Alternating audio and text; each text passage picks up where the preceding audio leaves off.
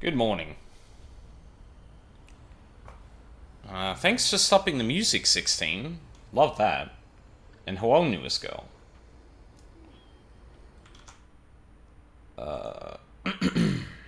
Why is OBS flashing?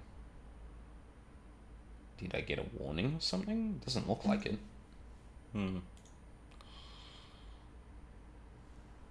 Weird.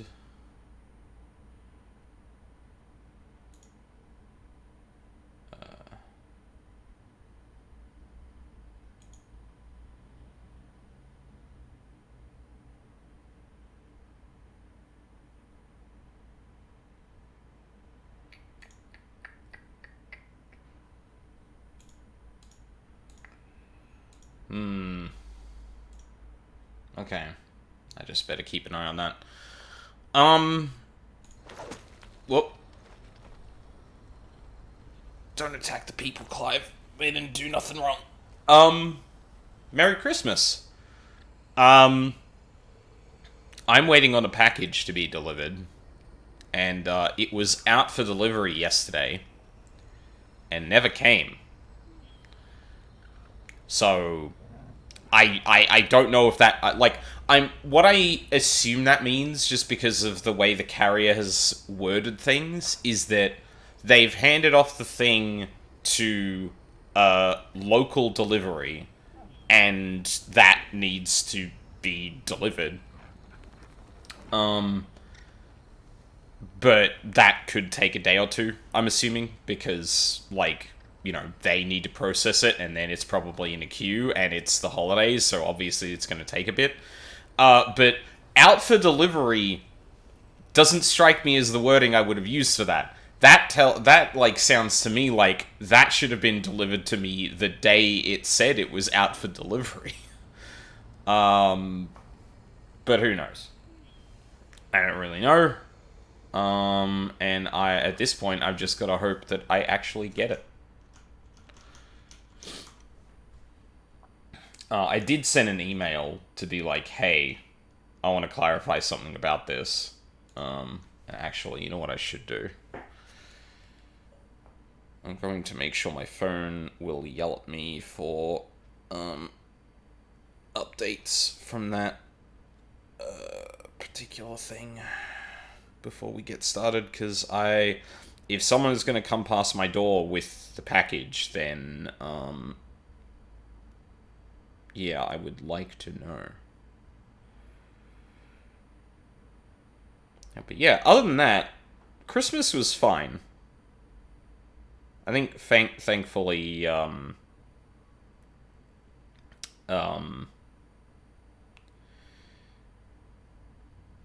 let me...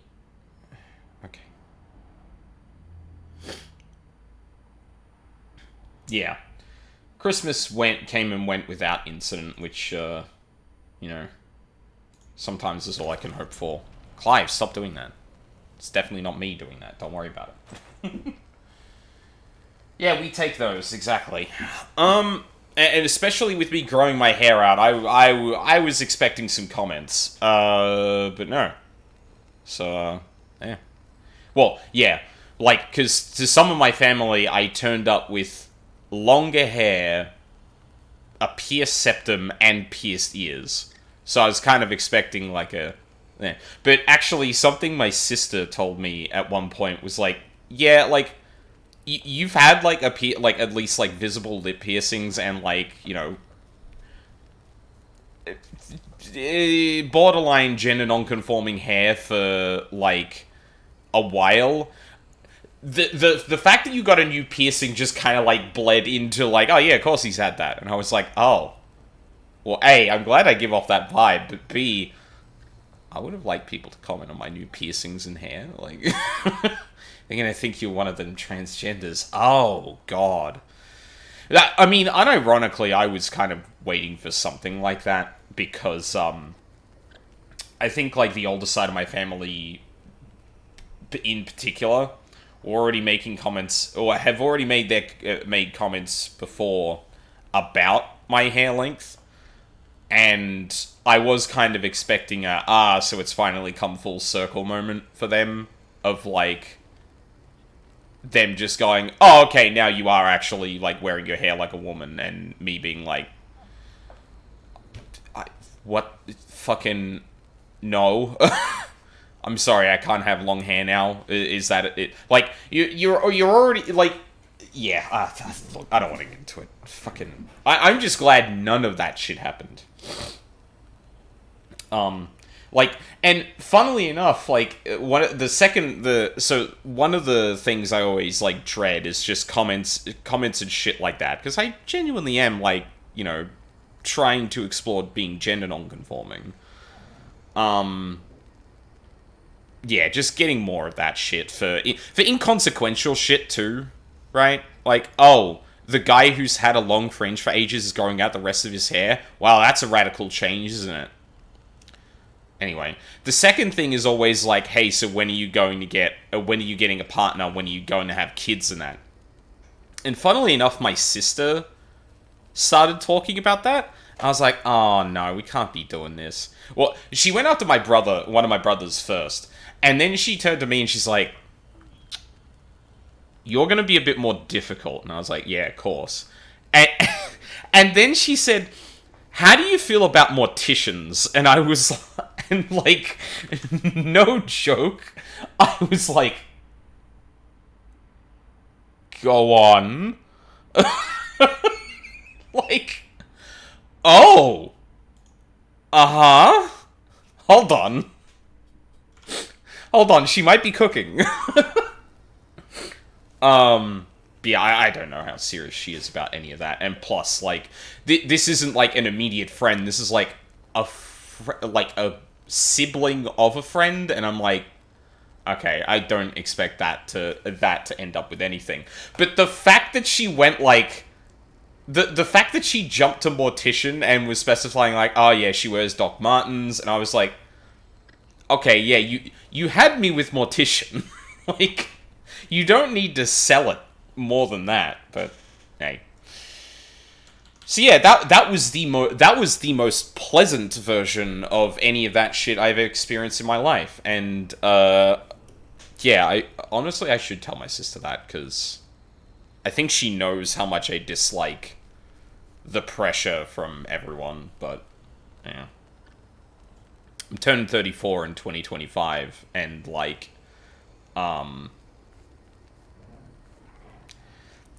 yeah, let's just say, like, almost everyone in my family had kids before the age I'm turning now, so, like, they're all like, yeah, what, tapping their watches, and meanwhile I'm pointing at the graph of inflation, like, I can barely afford a house. The fuck do you think I'm gonna do with a kid?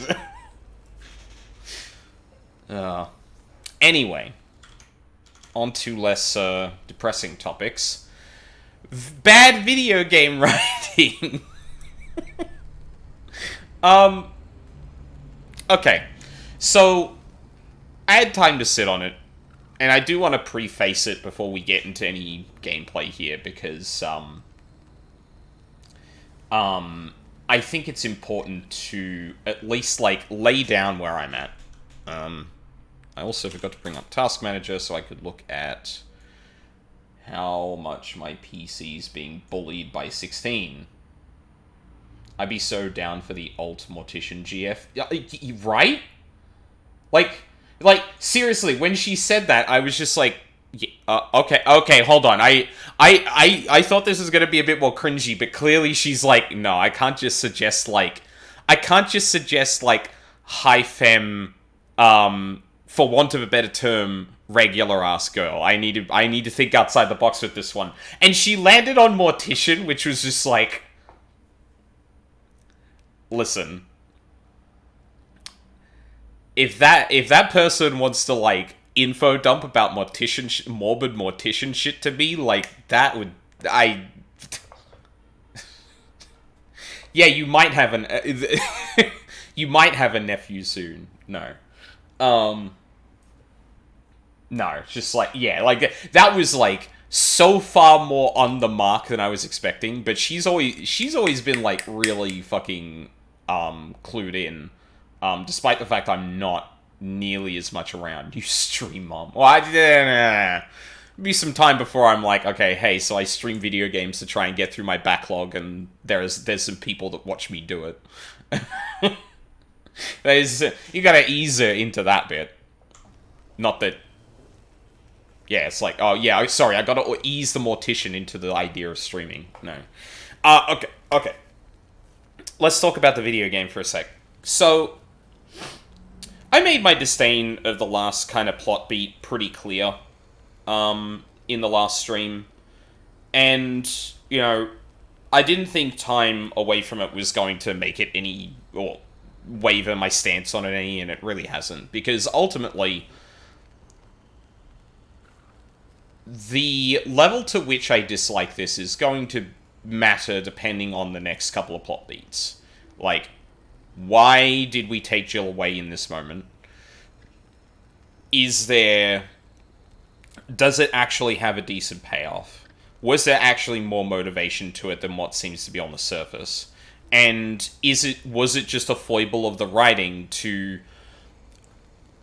for no one to really bring up the fact that Jill got kidnapped as opposed to the King of Waloed is getting away? I temper my expectations because I do not think that the game is going to do that justice, in my opinion. So yeah, we shall see. But I do have to mention... Actually, hold on. Sorry, I'm going to check sound settings for a second. I feel like I'm going into the red a bit more than I really realistically should be.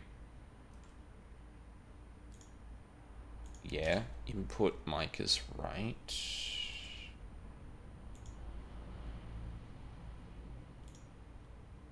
$69, okay. Let's bump that down a bit more. Ever so slightly.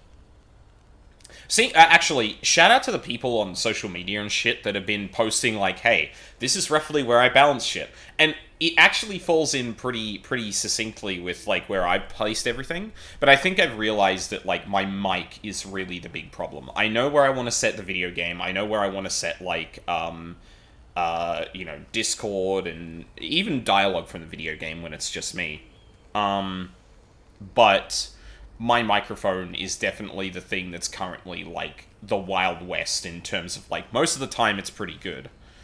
And the funny thing is that, like, I can't tell if it's just a function of the way the microphone is working and the way that it's, like, processing sound, but the start of every sentence that, I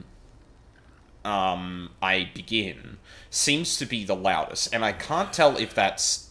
Clive? Calm down, mate. I can't tell if that's a function of the way I talk, because generally speaking, you do start off a little louder and trail off. Like, that's a general trend when you're just talking to someone. Unless there's a specific inflection, if you're just, like, flat out talking and describing something very flatly, your sentence will start off louder than it will end. And not by too much, but it's enough to, for example, peak the mic just a touch into the red instead of sitting into the yellow, where it will sit into the yellow for the rest of the sentence, unless I'm being deliberately loud. And I think I've got to do, like, honestly, the thing I may need to do, I may need to finally invest in something that actually, like, I may need to actually get, like, a mini soundboard or something. Ideally, what I'd want to do is, like, shape the potential volume of the microphone and, like, make it, like, plateau at a certain sound, so even if I get louder, the mic volume is not getting louder. That's ideally where I want to get, but I don't know the next thing about fucking sound, so... I don't know. But oh my god, I could have been in here with music the whole time. Fuck. Yeah.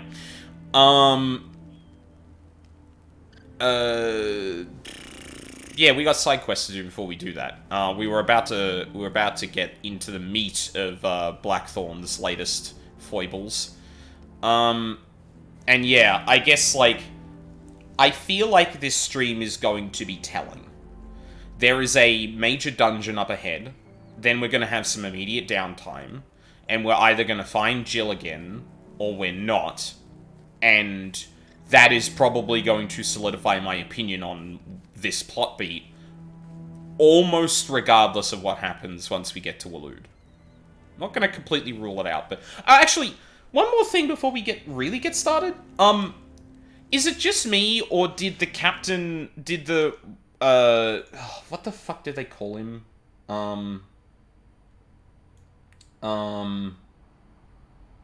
Lord Commander, thank you. Did the Lord Commander dying just feel a bit, like, unceremonious? Like, the fight was cool.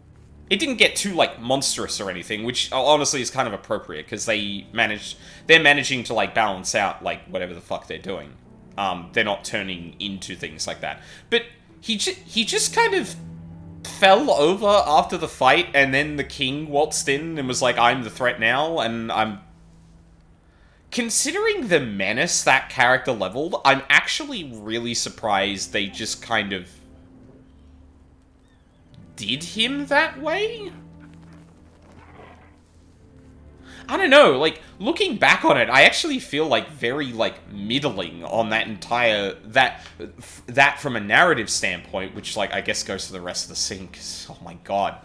But, yeah, it just felt so, like, legit, I hope he's actually not dead. If that was it for him, I'm actually kind of disappointed.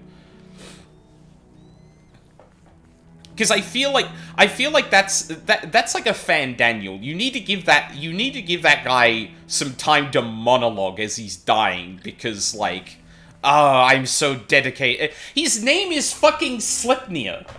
Like, and like who's to say? Let me guess. Zoltan told you to piss off. Well, me, I guess. As a personal favor to him, yes.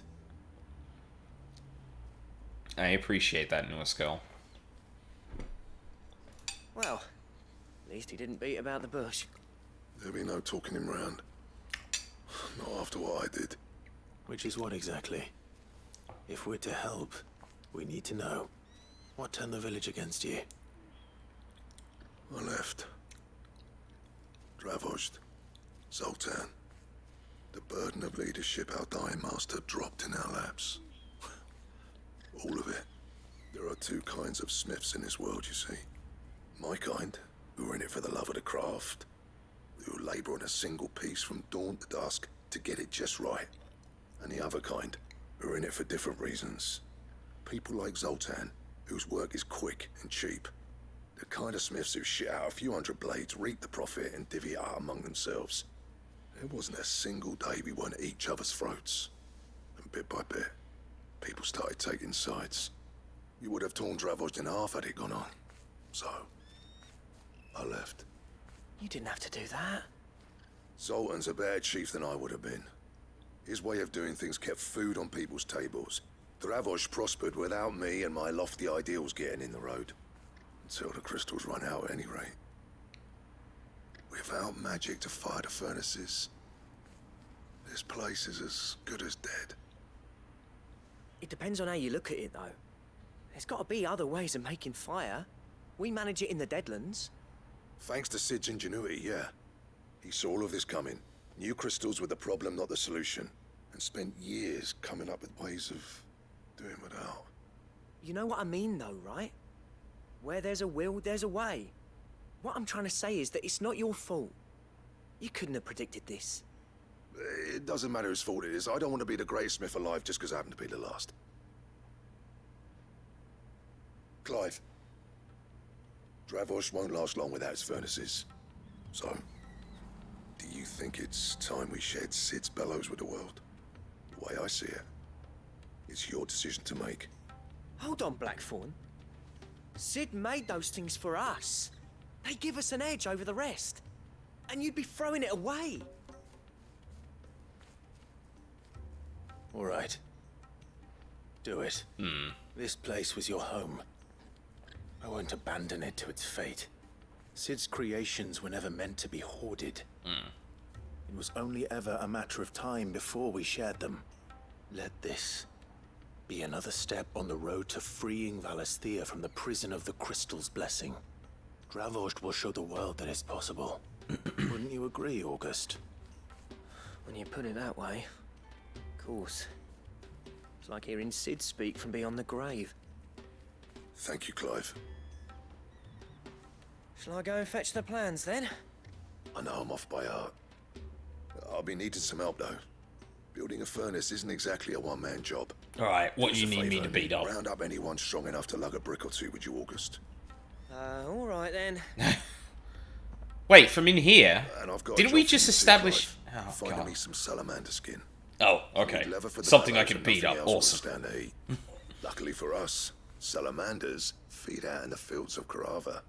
Time for a spot of hunting, then.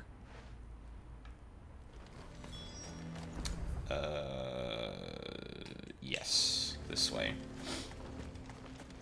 Out of curiosity, newest girl, like, how far do you think I am in the game?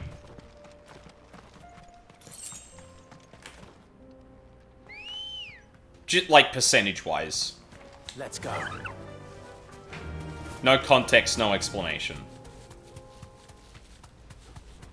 My concern is basically just, like, DLC purchase timing. Because if I'm getting close, I might as well, like, have a look. Oh, yeah, try and grab it, but...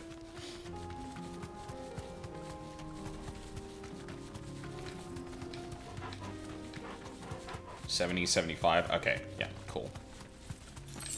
I'd say, yeah, so probably after these groups of streams, it'd be good to pick up.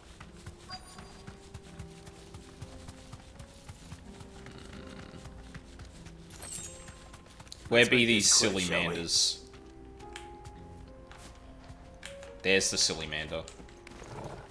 No holding back.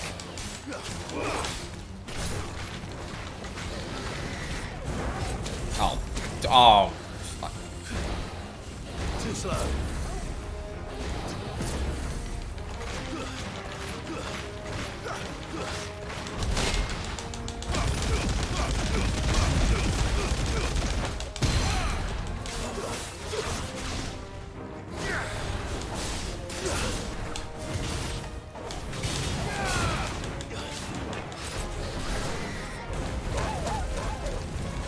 Torgal, no!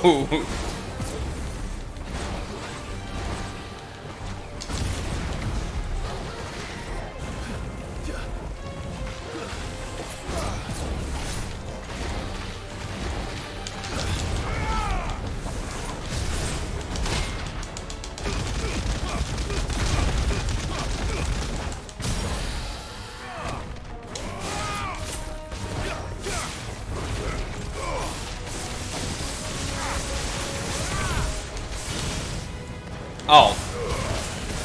Clive, you were meant to charge blade, you asshole!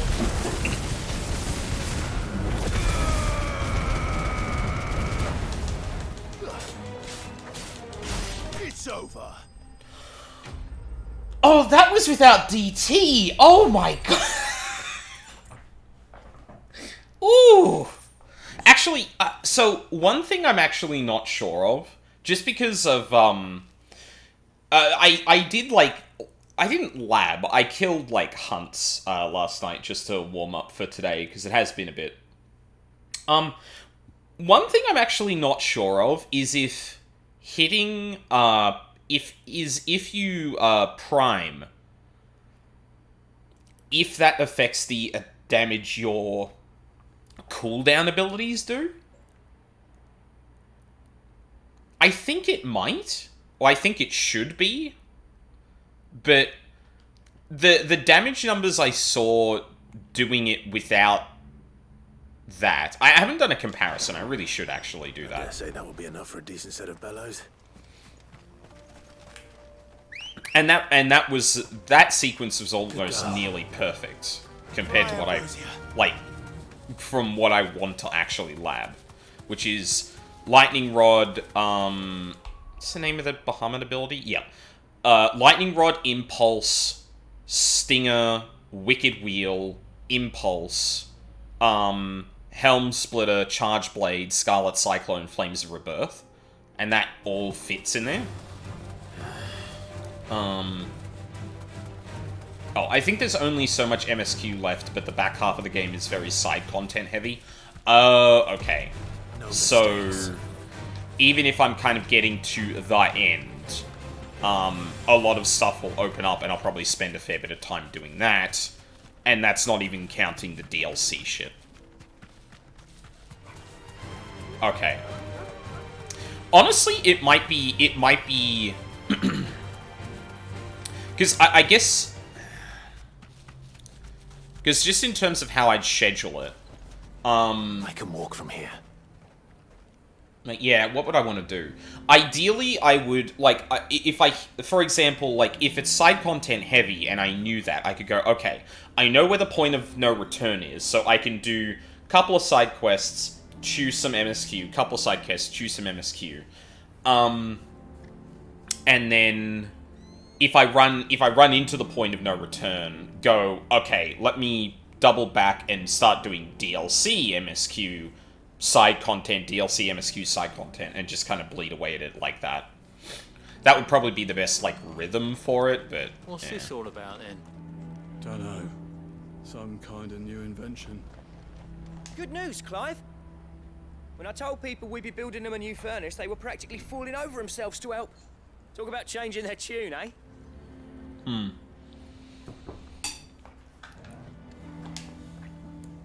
Any trouble finding the skin?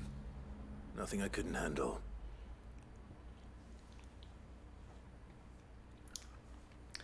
Some species of salamander are wont to shed their tails in order to escape predators. Alas, all of those sufficient. Alas, all those of sufficient size to provide the unblemished stretch of skin that Sid's bellows require have no predator but mankind, and are disinclined to part with their appendage.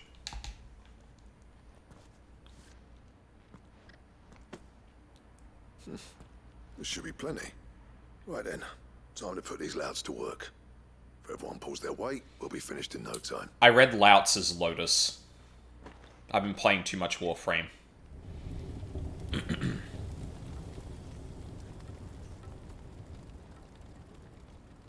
Well, I'll be damned. I honestly didn't think it'd work. But it's hot enough, all right. And without a single crystal in sight. You know what this means, don't you? I do, yeah. Dravost is saved. Let me guess. Sorry about earlier. Oh, there we go. Oh. Yeah? I take back everything I said. That thing you built us is an honest-to-God's marvel. You've saved our village. It's Blackthorn you should be thanking. He oversaw the construction. Give this to him, would you? What is it? Pet Cole's cinders. After he left, I spent years trying to eke the most out of our forges. That there was my answer. Chuck it in the fire, and your forge will burn hotter for longer, which will do wonders for your steel. Our secret for yours. Only fair. I've always envied Blackthorn. Since the day I became chief, I spent every spare moment trying to match up to the bastard. No amount of sleepless nights at the Anvil will ever bridge that gap, though. He's a genius. Plain and simple. The man Dravost needed. But he took all his talent and left. Gifted and free. Is it any wonder I hate his guts? The cinders would mean more coming from you. I need to forgive him first. And that's not gonna happen.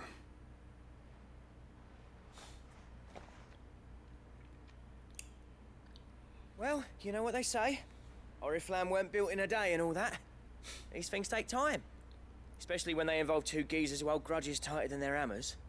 But what matters is, Blackthorn's got that twinkle back in his eye. And I'd call that a job well done. So would I. Oh, that's I reckon good. he's going to be at it a while yet, though, so why don't you head off without us? I'll see that the old git gets home safe and sound. See that you both do. I'll save the cinders till then. All right. It'll be a nice little surprise for him.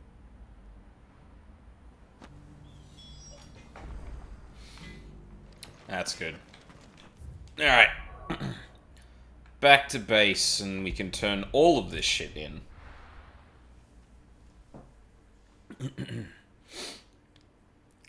I do appreciate that Sultan's like, okay, yeah. Like, I take what I said about Yol back.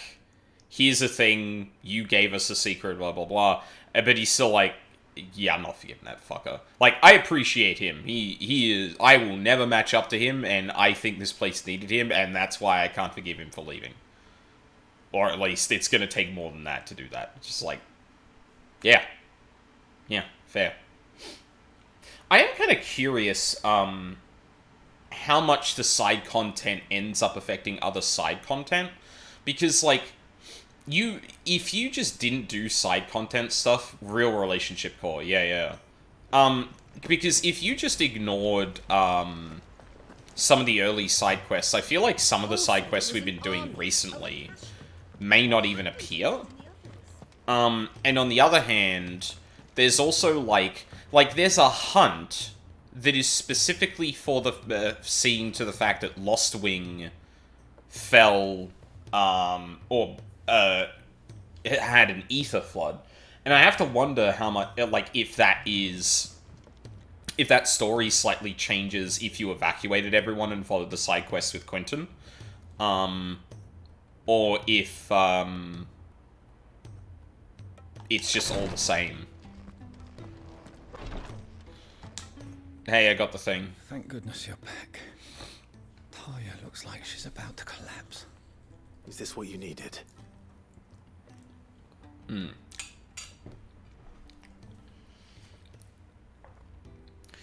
creature from whom this orb was plucked is of the order commonly known as Weeping Widows, whose venom is produced not in the salivary gland, but in the tear duct. Oh, I think I already read this. I think I read it when I got it from the battle. Thank you, Clive. I'm loath to give a patient Alicia, but Talia's right. Sometimes it's all we can do. A single dose dulls even the most agonizing pain, and all other sensation with it. It may be a gentle way to die, but it is death nonetheless. I wish there was another way.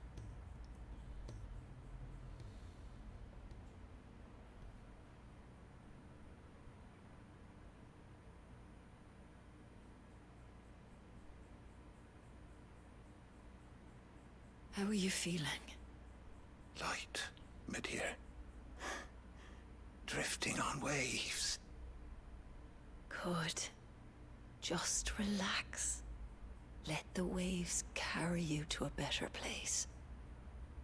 Thank you, Talia. I'm so proud of you.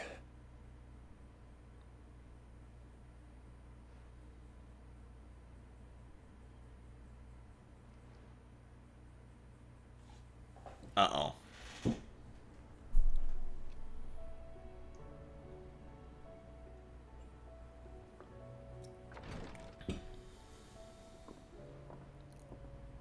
He's gone. Thank you, Rodrigo. And you, Clive? I'll see that he's properly laid to rest.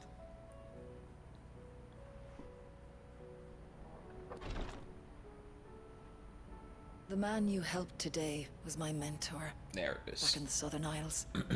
On the front lines of some meaningless war. I was still a child when they shipped me to their triage tents.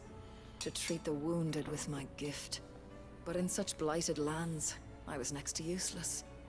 Until he taught me the true physicker's art, that is.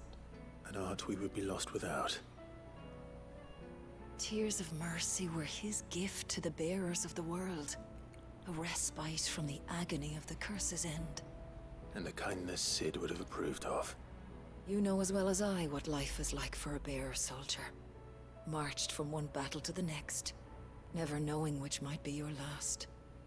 A commander may care nothing for the bearer spent in his service, but my mentor's gift gave the dying one fleeting moment of tranquility before the end.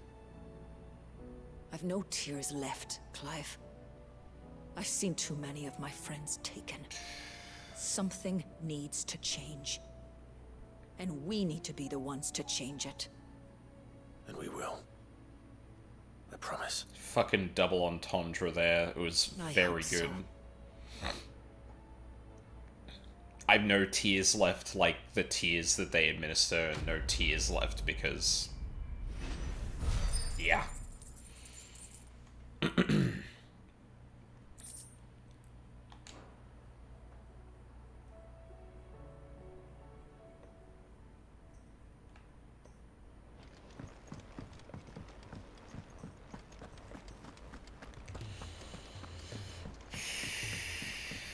Cole said it was an army of Akashi.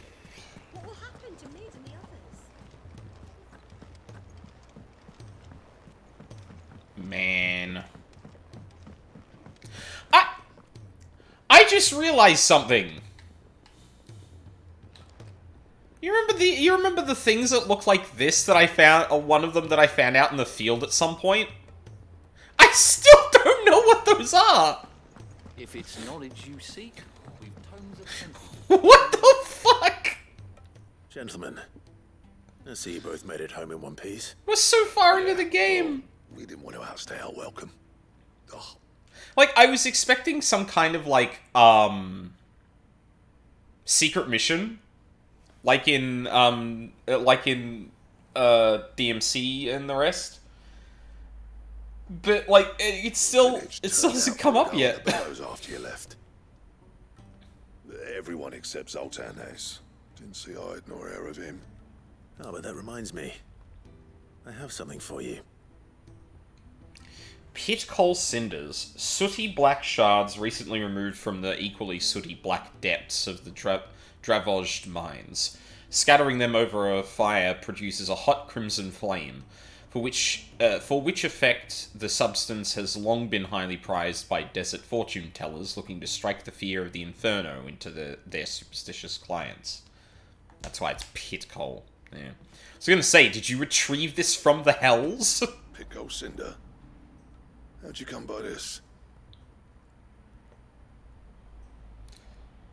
Zoltan, he says he doesn't forgive you, but... And you're sure he wanted me to have it? I'm sure. He didn't say so, but I think he wants to forgive you. Huh. Imagine that. Yeah.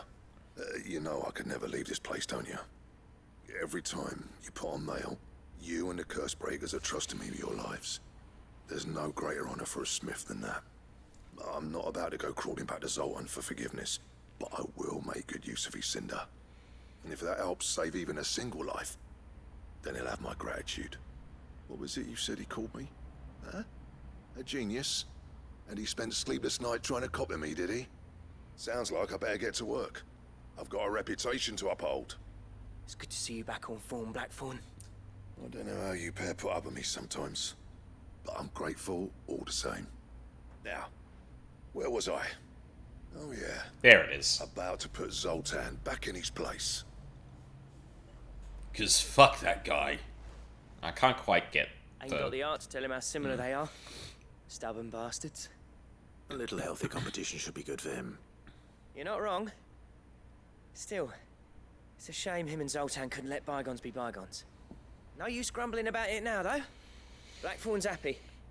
Or as near to happy as he gets. And that's good enough for me. Yippee.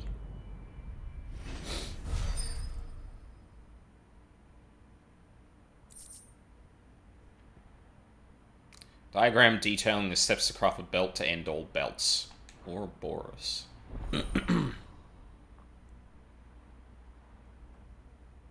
What? Are you about to tutorialize? No? Okay. Yep. What do you want? Oh, fucking... So shall the end feed a new beginning. Stone tongue, comet feather. Oh. Yeah, I did save a hunt. I did actually save a hunt for later.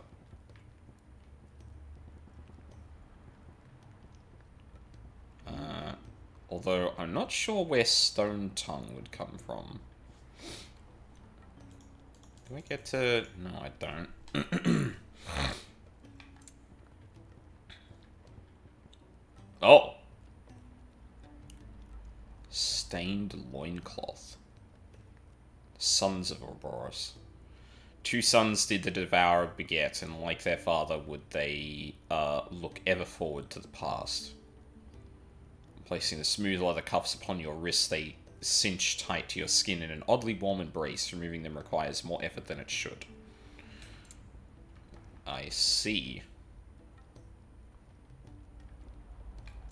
Well, we've already got the orichalcum I need. Anything else?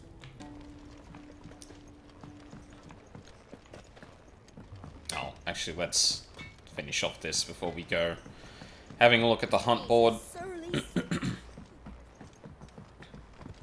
Oh, sir! Holy shit! The realm's crops are all being Can't just teleport in front of a man like that. God damn. We need to make certain that our seeds last.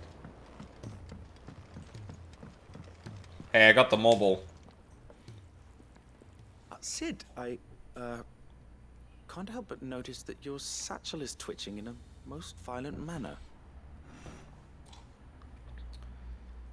Extending from the underside of a morble's body, these tendrils mainly serve the purpose of locomotion. When times are lean, however, they also can serve as temporary roots, drawing ethereal energies from the soil. Yeah. It's your problem now. What an amazing specimen. The flesh positively throbs with vitality. If I can successfully graft this to the Morganbeards...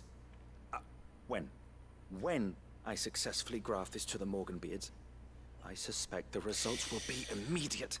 Yeah! I shall begin at once. Immediate is a word... Yeah.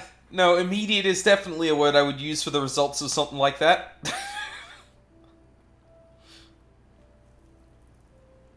You can get plants attacking us next time I'm around here.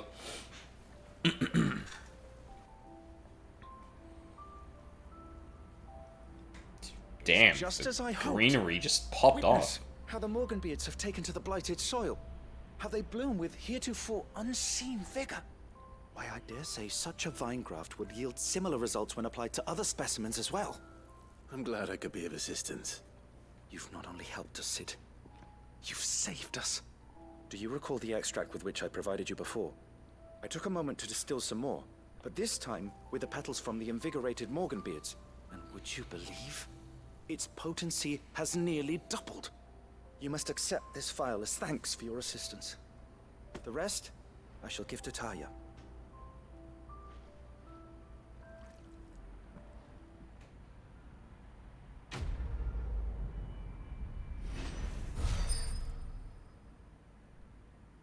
What else did I get?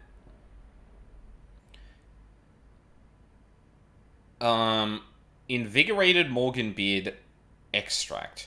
If adding the extract of Morganbeard petals to curative or performance-enhancing potions increases their potency, then imagine what adding the extract of Morganbeard petals fortified with the vigor of a Morble gripped with madness might do. Do I just get the increased? Yeah, okay. Maximized. Yippee.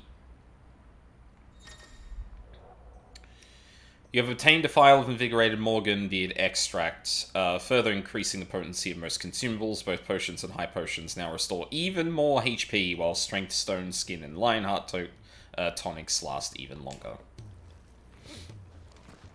Awesome. We do it. Alright, I did see there was one side quest around, but I think we're gonna go straight for a dungeon.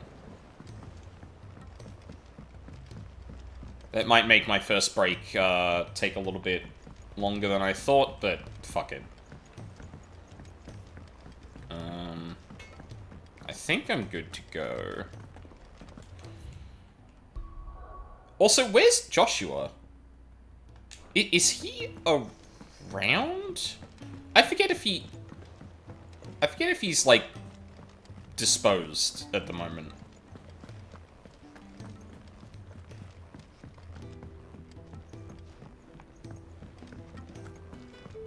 Oh, there's a thing. Hi, Desiree. Welcome to the Patron's Whisper. Is everything we've received and everything promised? Just a whole bunch of shit. Ring of Swift Shot. Lowest charge time for magic by 0.2 seconds. Increase damage dealt to enemies by 5. Huh. Fallen Enigma.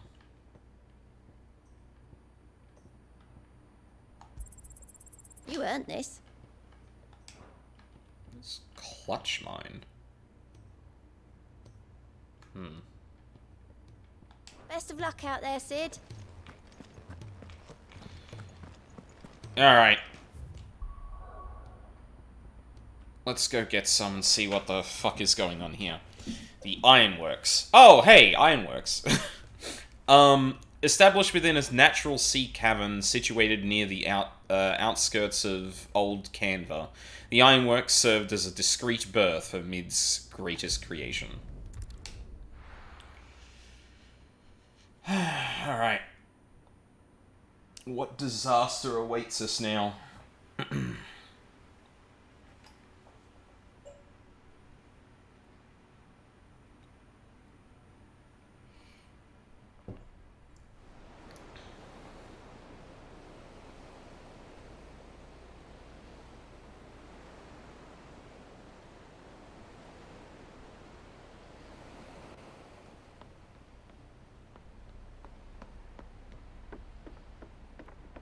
Bubby. Are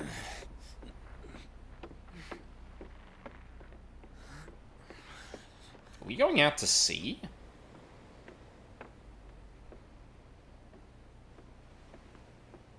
This is gonna land us in fucking Waloed, isn't it? Oh, there's Joshua. I were right, Clive. My dad had it all worked out. He'd be proud of you, Mid. His writings may have helped, but this achievement is all yours. Can we catch them? The Ainayar's one of the largest, fastest vessels ever built. And it won't help she has the wind at her back. Any other ship would be hard-pressed to keep pace with her, let alone reel her in. But this isn't any other ship. This is the Enterprise! And the world's never seen anything like my dad's engine. It certainly hasn't.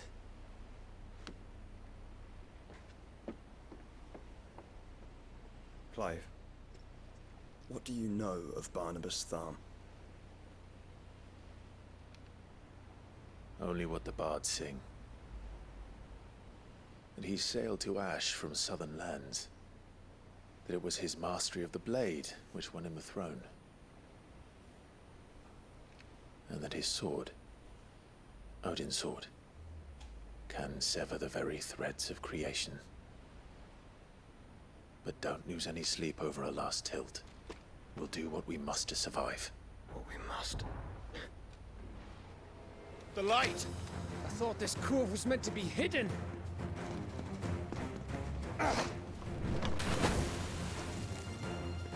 Mid! Company! Eh? We'll hold them off until the ship is ready. But hurry! Bollocks! All hands! Man your stations! Get to work, Toggle.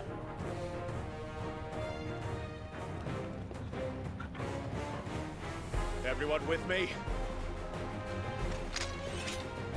I love that his uncle is just throwing down. God damn. Oh. Great.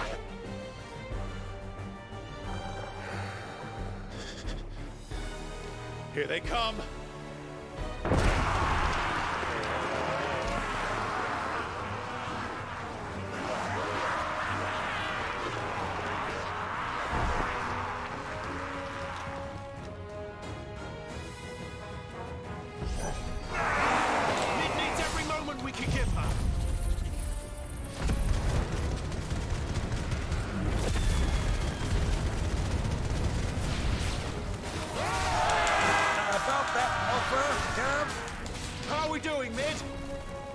thought you said that ship was fast!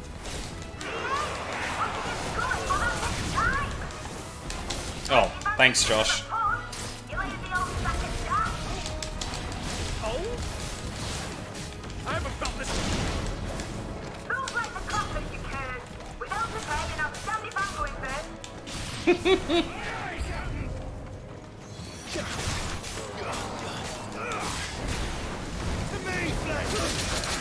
Oh, fuck you, bud.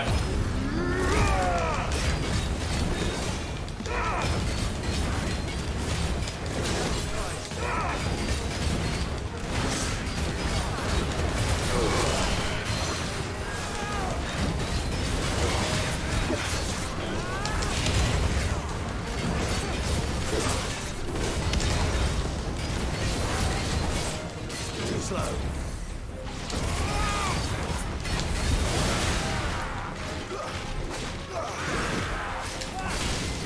Oh, I thought he was gonna... Nope.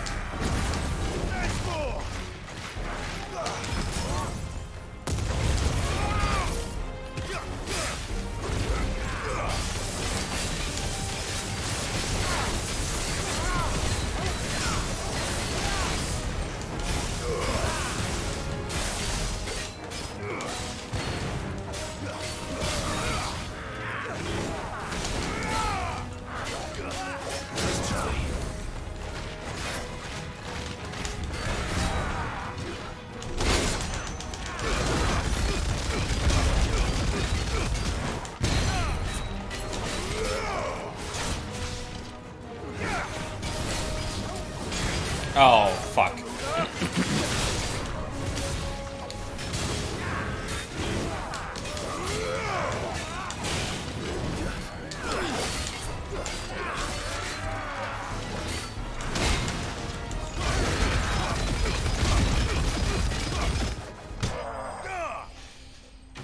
Die.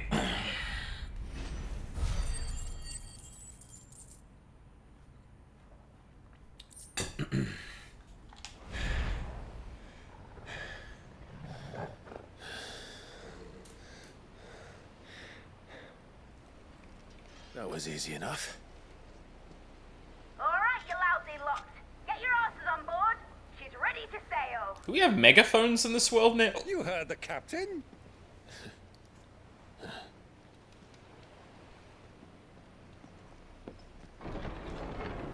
Clive? Oh! He is alive. But I thought he was. Confound it. Then it is as I feared. Sleipnir is no man, but a creation of Odin.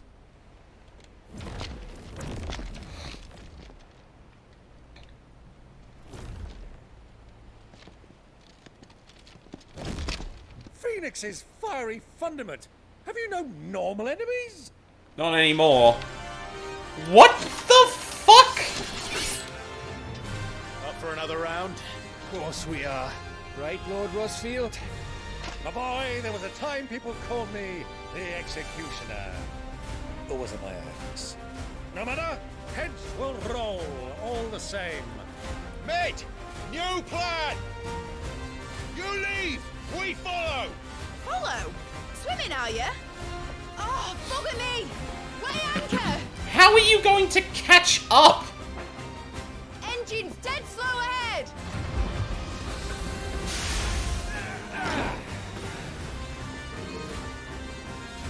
Have care, my friend. 'Tis not blood that runs through an Eggie's veins. Oh, Eggies, huh? Die. These foes will not fall easily. But they will fall. Like oaks before a woodman's axe. Good thing I brought one!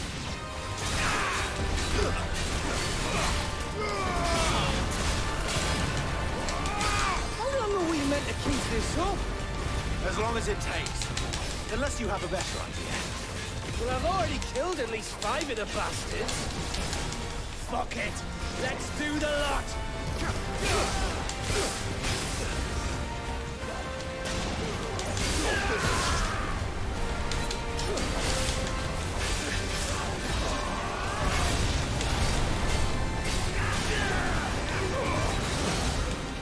Oh, god damn it.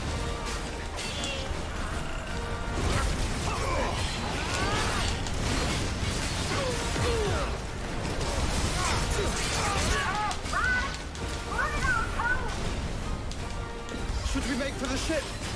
Not yet. Wait for my signal. I knew it.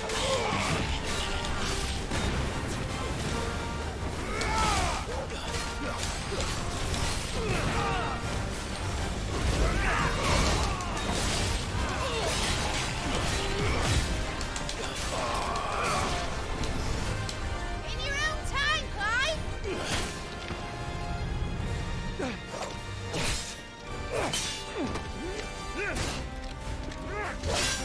Right, run for it!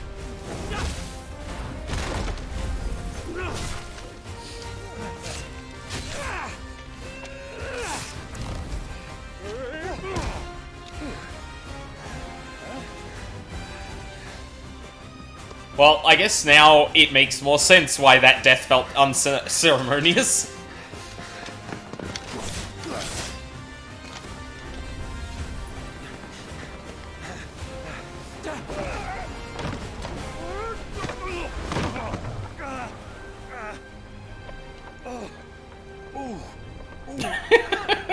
Oh yeah, I bet that hurt.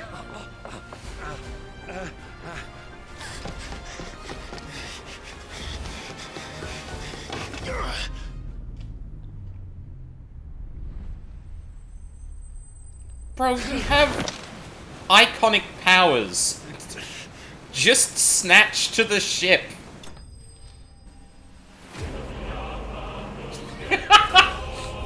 Oh, that's good.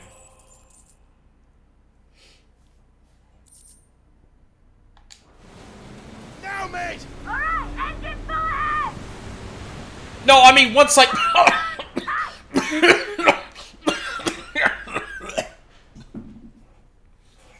Fucking face full of exhaust.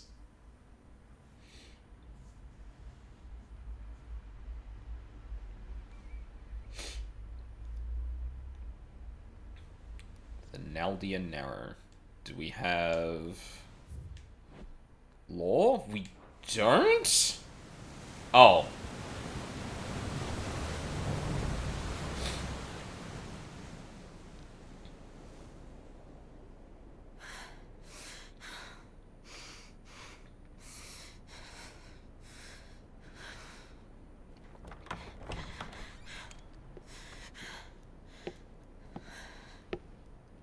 What do you want? Why are you crouched like that? That's quite a mess you've made. And wholly unnecessary. Me at the writers. You are my offering to Mythos. I would not see you damaged.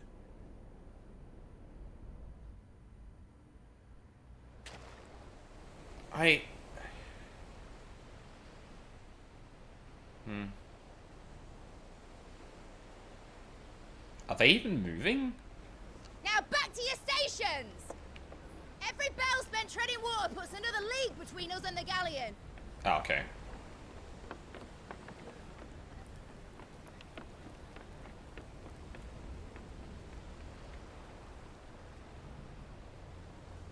They dropping... I Oh, don't yeah. suppose Mid has a spare engine? Since you rose from the grave, my fortunes have plummeted. Are you absolutely certain of this quest of yours, Clive? The foes you face are as terrible as they are numerous. Aye. And they'd have us live and die on their terms, which should answer your question. Ah, Do we have anything on... No. Okay, so again... Actually, no, let it play out. you have that same stubborn look as your father did when he set his mind to something. On the battlefield, I am but a single axe. A deadly one, mind, but a single one nonetheless. Yet what you require is 1,000, and I believe my old friend in Brandalar can provide them. Oh. Take care, Clive. I have many more tales of your father's exploits to share. And I cannot very well do that if you're dead. Again. Good luck, Uncle. And may fair winds attend you. As for you, Joshua, take care. I shall do my best, Uncle. Farewell, my nephews. When next you see me, it shall be with an army at my back. Oh, oh, there. Oh, oh, oh.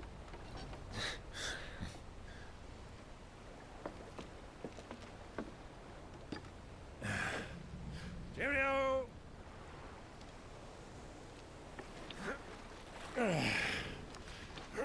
Oh, yeah.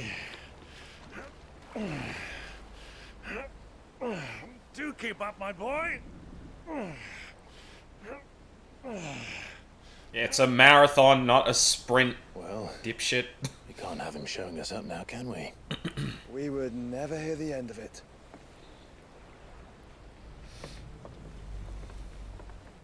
Okay, so again, absolutely no one has mentioned that, actually, where does Randall? Oh, really? I suppose, like, those who still remain there would probably be looking for coin. But, again, no one has mentioned that, like, you know, one of the motivations for chasing after the King of Elude at this point is Jill. And, like, the king can offer up, oh, you're a thing for my tribute to, or my gift to Muthos or whatever. As, like, the only real motivator, but, like, that could also have been Joshua, and I feel like it would be a more serious issue if it was Joshua. But even then, like, you didn't need to job either of them out. You could have just, like, injured Jill or just, like, made it so Jill, yeah, comes out a little scathed like everyone else, and just, we kind of move on because we have to chase after the King of Elude. Like, the fact that the King of Elude has taken Jill at this point has absolutely no admitted consequences. Fucking, what are we doing here?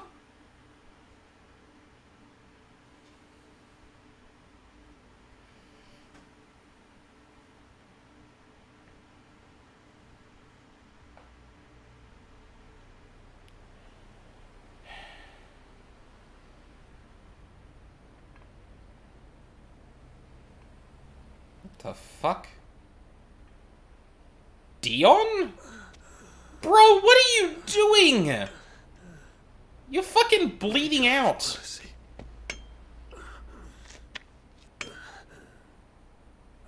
Did you actually travel back to fucking Oriflamme? Sorry, where are we? Oh, no, he's at Twinside. Right, yeah, okay, that, still, but at least that makes a little bit more sense.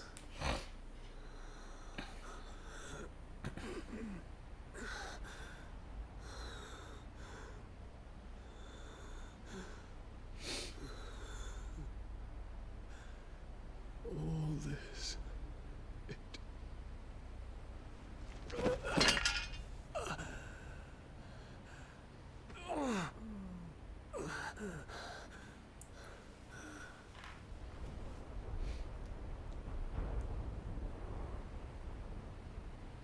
What have I done?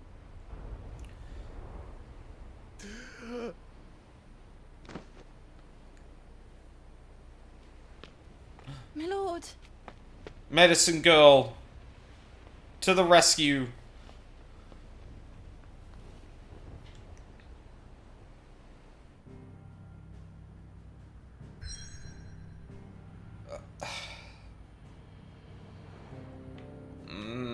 Okay. Jeez, we're taking our time with this one, actually. I'm kind of surprised we haven't abridged some of this, but I imagine they probably got a idea for an interesting encounter here. But then again, we're probably going to end up, like, somewhere around here, I imagine, heading up toward the kingdom. That would be my guess. Oh, yeah, and look, there's a, you know, there's the fences lining the gateway to where we're going to go. Yeah. I'm going to take a quick break here, because I did finish my breakfast, and I want to get some more water. So, when we return, we'll see what more of the... That is an odd instance, and it's probably the shortest instance we've had so far, where, like, it's just 2 rounds of combat, and not much else. Like, it's just like a big crowd control encounter, which I do appreciate. There hasn't been a lot of encounters where, like, that's been a boss fight. And it didn't quite get as crazy as I thought it was going to get, just seeing a bunch of them just appear. But, yeah. Interesting that they did that, but yeah, I guess we'll see what we'll do with the next bit. Because I have to assume that first bit is its own instance and dungeon. So if I go to replay it, it's going to be that and then this thing. But, yeah, I guess we'll find out... I'll find out later. So, yeah, I will be right back.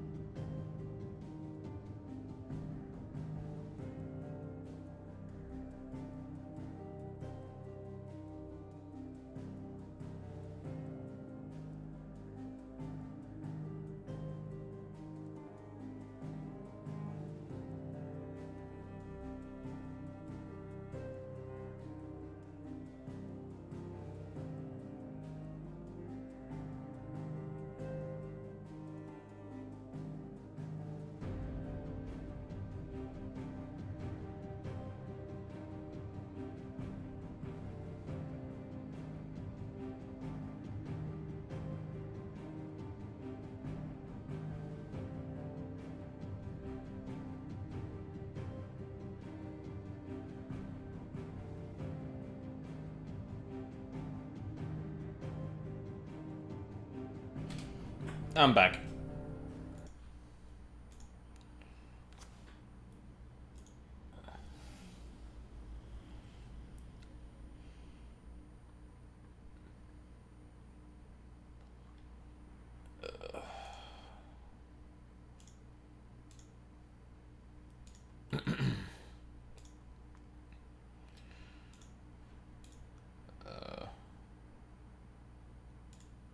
Whoa.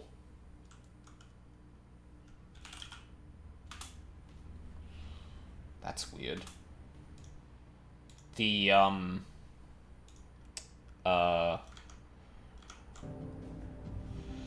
So I had mod view open in Chrome since the start of the stream, and it did something weird where it started playing back the start of the stream, even though it looked like it was a live feed. I'd never seen that before. Alright. We got round 2. Let's see what you got, video game. Blessed with mild currents and warm waters, the Narrow allows for swift travel to the Dominion, Oriflamme, and Stonehere, without having to circle through the dangerous Outer Sea.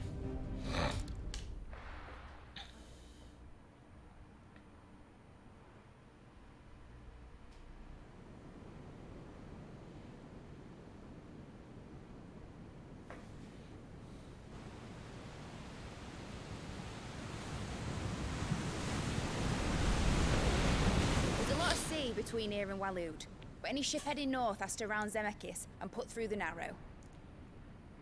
Maintain our current bearing north-northeast, and we'll catch the Black Galleon before she vanishes again. What's to prevent her from circling around Ash from the south? With these winds in those waters, it'd take him forever and a fortnight to reach Stonehere. Stonehere. Mid knows what she's talking about, Clive. Better than any of us lot, anyway. I say we do as she tells. Sails on the horizon. She's ours.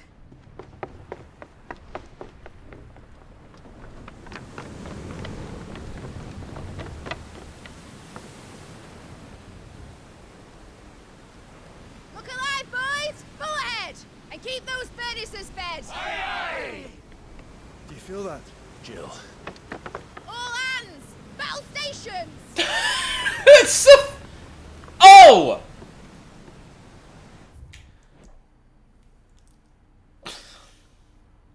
She's a fucking tracking device! But no, well, I mean, no, it's not even that. Like, because Odin should be one, because he's also a dominant. Oh my god, I love that that's the first fucking... God.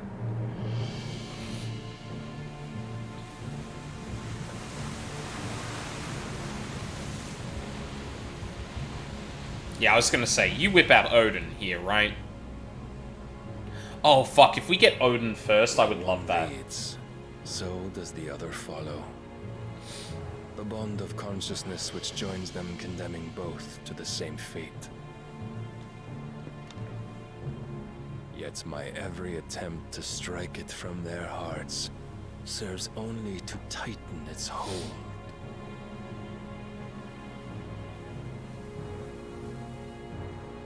Fascinating.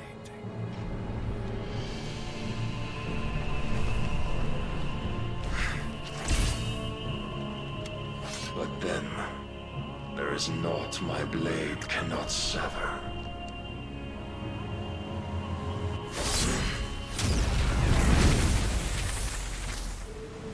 Oh, that's bad.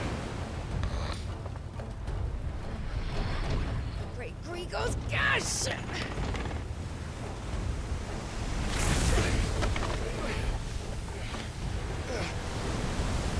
Barnabas.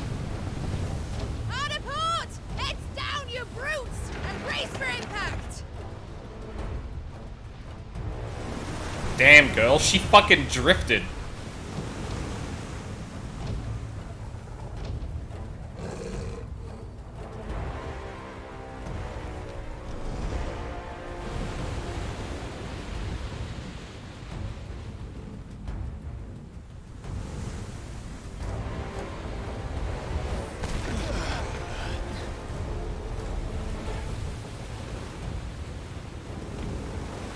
Why are you letting them approach? It's now or never. I'll find her.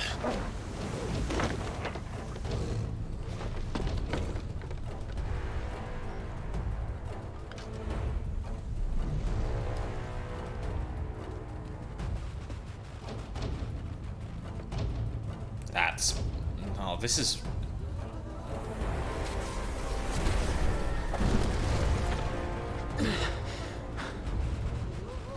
Bloody hell! How to stop it! Why?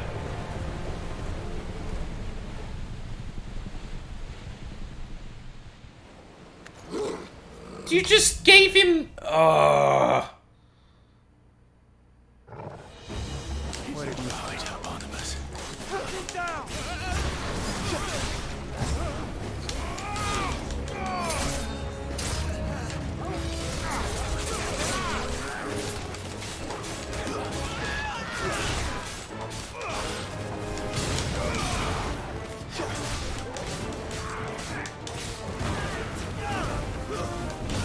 It's over.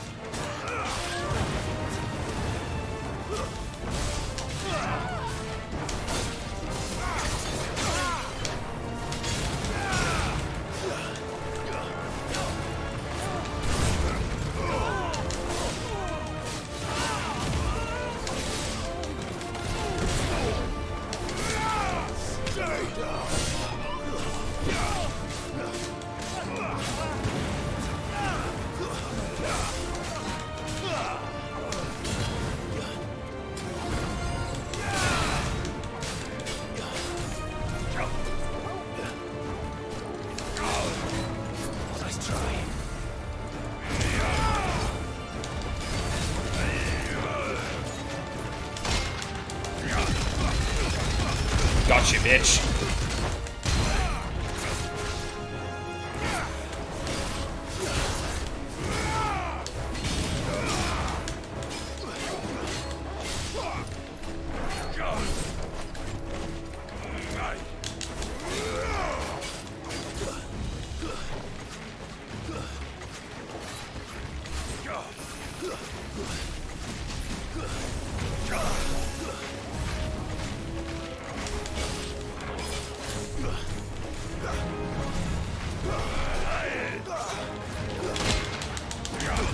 Oh.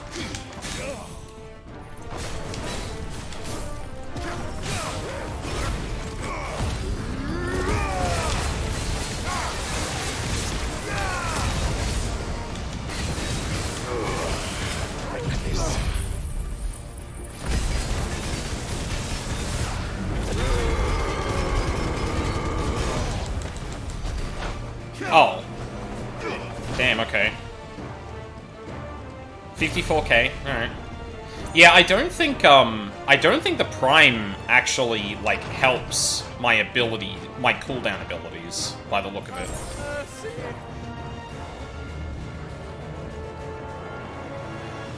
Proper fight at last. We're going to die. Butcher's bill. Jesus. Where is she? Where is Jill? Clive, pull out the Batman voice. Toggle? Toggle. Toggle? Toggle, boy. Christ. Explosion.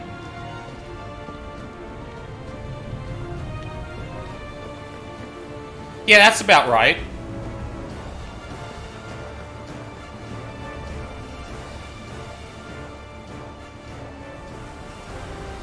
Oh?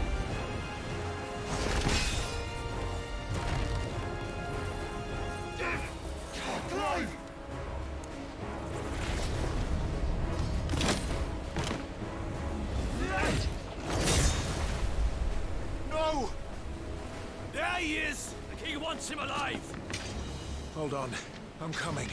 For both of you. Why did you let... No.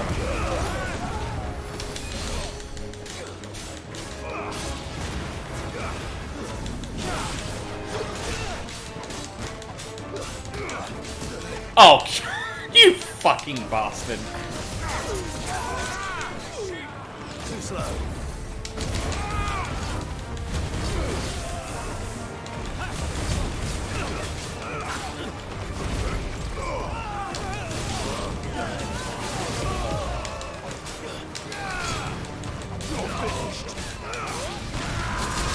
Oh my god.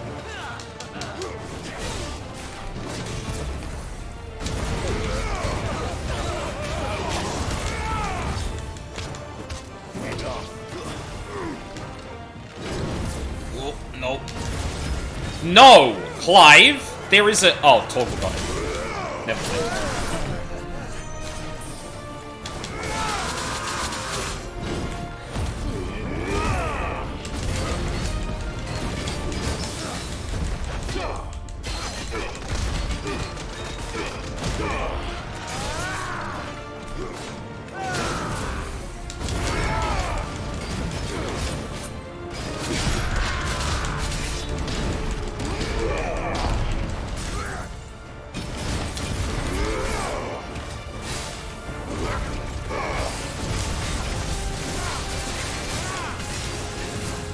Oh, that's not enough time. Okay. That's probably why.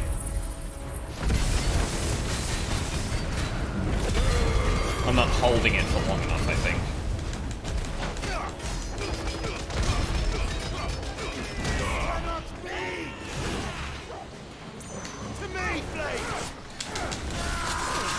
Oh my...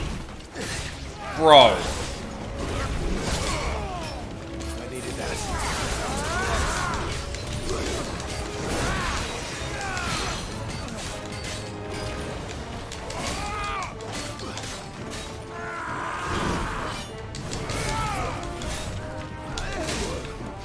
Oh my god, that was a second off. Fuck you.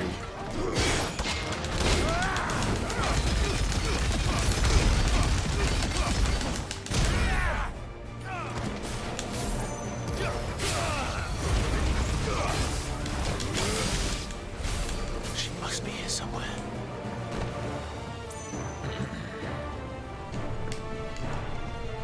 Give me this. I'm back. Wife and I were getting into it a bit. Oh, good.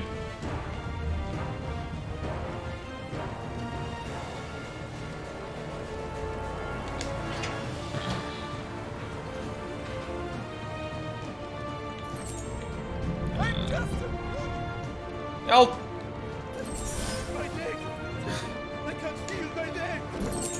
Tell me where she is.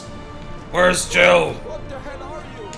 I can't do the proper Batman voice, otherwise I think I'm gonna fucking ruin my voice.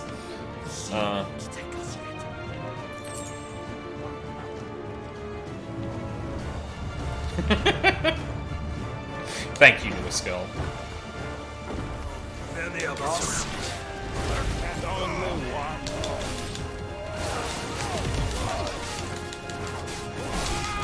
Gotta learn to time that a bit better, I think.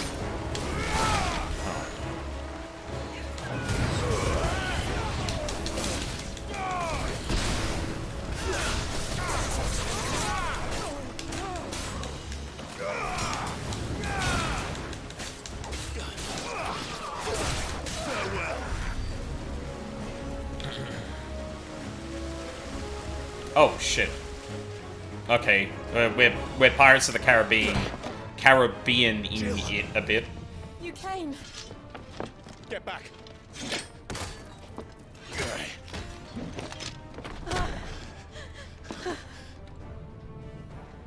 Clive, how did you... I'll explain later. Hands.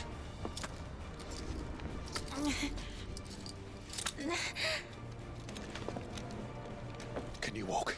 Out of here I can.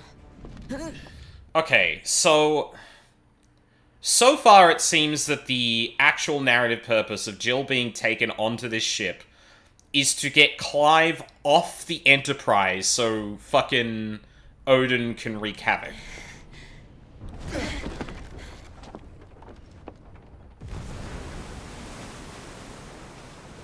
Stand still! Phoenix. Are you not the dominant of fire? I see naught before me but a guttering flame.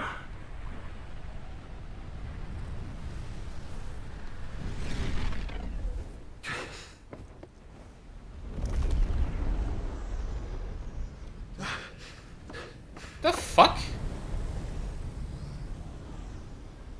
Bro, you're not even on... Oh, no, now he's on his horse. I was gonna say.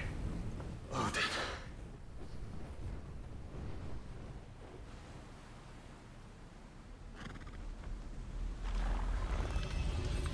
In earnest, then.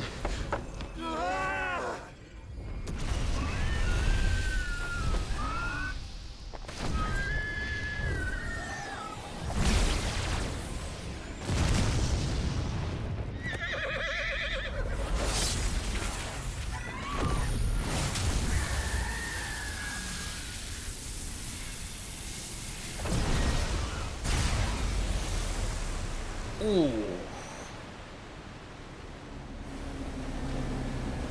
Oh, shit.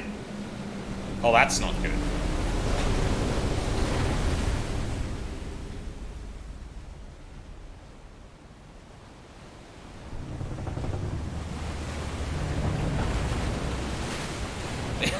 Yeah. Yeah. But see, that's the kind of... Yeah, all this is reminding me of is the fucking fight with Shiva and... Oh. Hey... Jill and Clive, are y'all... Oh my god, are we gonna have a fucking fight at the bottom of the ocean with the waters parted? Oh my god, that is what we're doing. I just picked a pimple. Perfect time for it.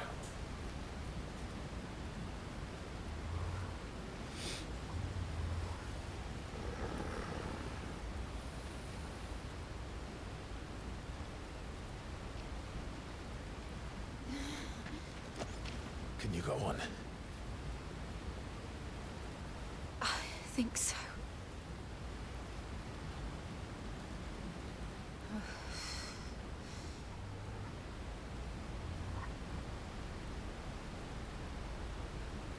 I don't think that's how that's...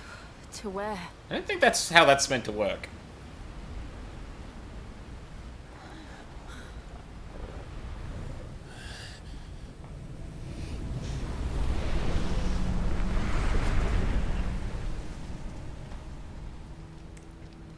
Alright. Alright. Alright, guys, don't fail me here. You. This is a sick arena for this. What did you do to Joshua? The Phoenix? Oh, I expect he will survive. This consciousness in which... Does he not know? Wait. Hold on. Time out.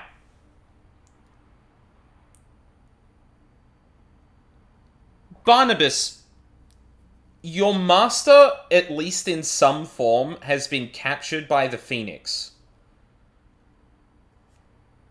Why are you...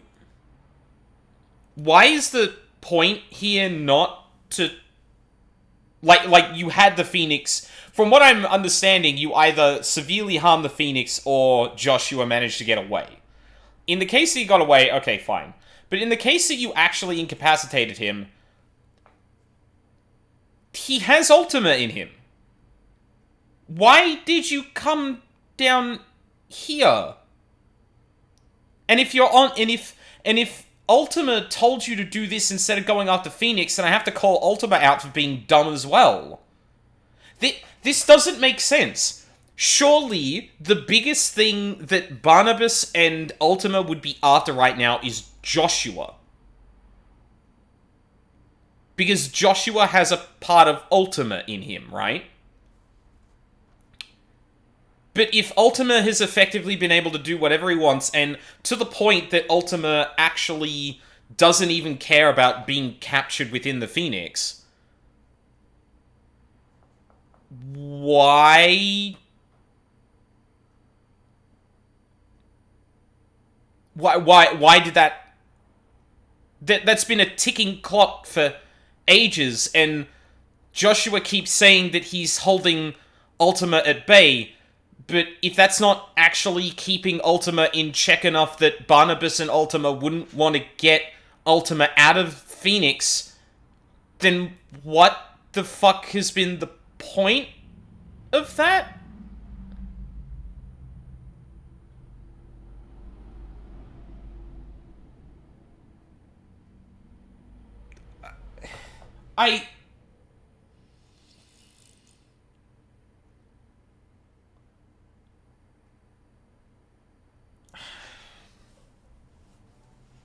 I don't like this.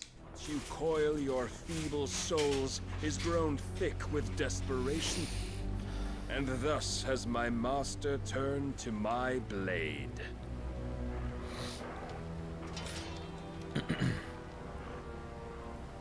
The world will soon be painted in black, and all that live shall gather in death's autumn wake. Not if we remove the cause of this misery. Not if we destroy the last of the Mother Crystals and restore balance to the world. Come. Do you truly think it's so simple?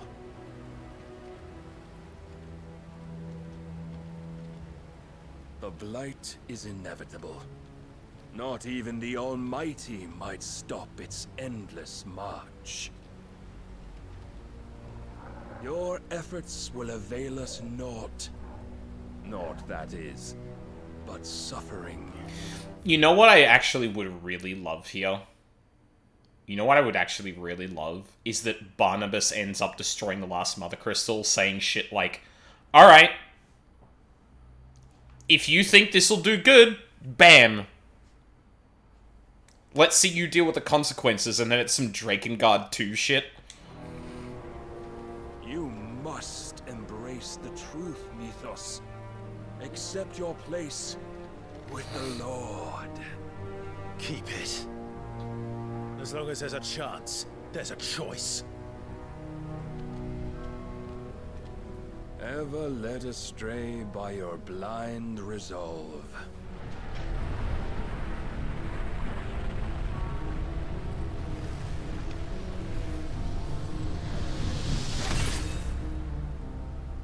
Now, it is time you learn the inevitability of your divine fate, however much it may hurt. Get as far away as you can. Clive, no. Trust me, Jill.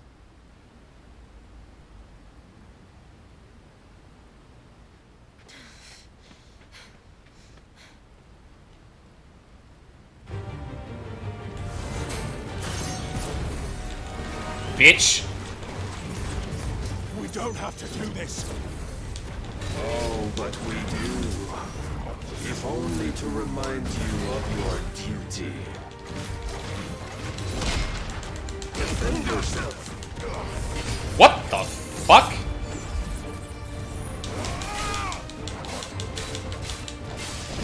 In the short time. Did I block the one he was going to fucking teleport away from? God damn. I fear my lord will still find you lacking.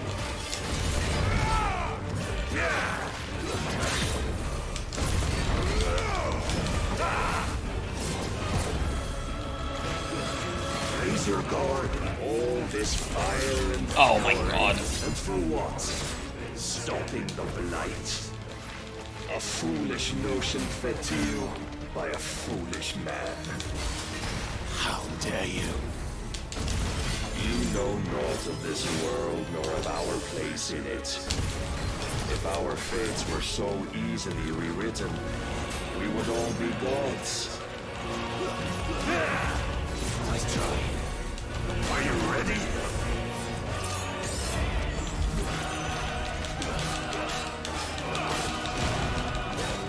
Rise, Mythos. Oh my god. Thank you.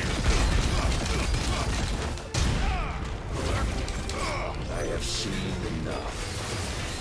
If reason cannot sway you, there are other means of persuasion that might.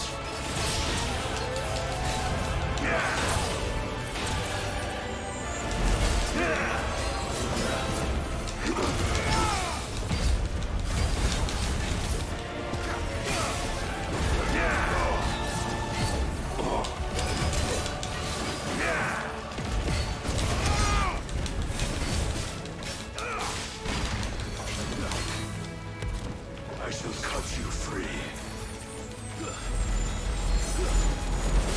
Cast off your chains. Oh my god, dude.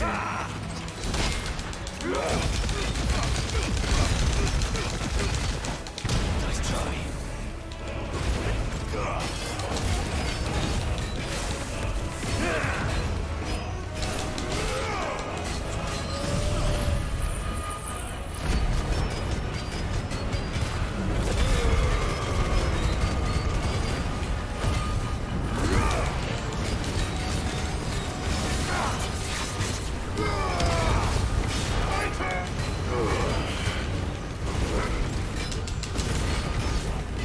You will assume the mantle you've been given. Okay, I guess I was never gonna get it. The light of hope severed.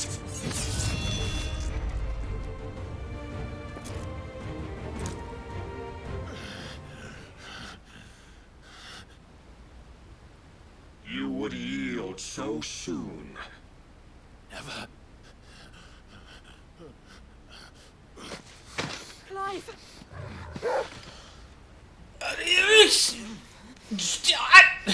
Where? Why? You was. Do you not see?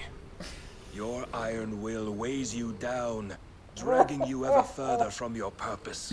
And what is my purpose? Mythos. Who are we? What are the dominants? The breath of the Creator still warm on our lips. We carry his light that we might guide the masses in his name. We are but mighty acts of God. We are more than that. You would be nothing without what he has granted you. The power we wield is his, and yet every time we draw upon it, it wears away at our very being. It breaks us, it unmakes us, that its immaculate aspect might reveal itself. The icon. It is too much for even his chosen few. Apart from you, Mythos. You wield the might of many, yet your body does not answer for its avarice. What are you saying? What I am saying is that we dominants are a means to an end. We were created for you, that you might drink deep of our strength and thereby fulfill your divine purpose.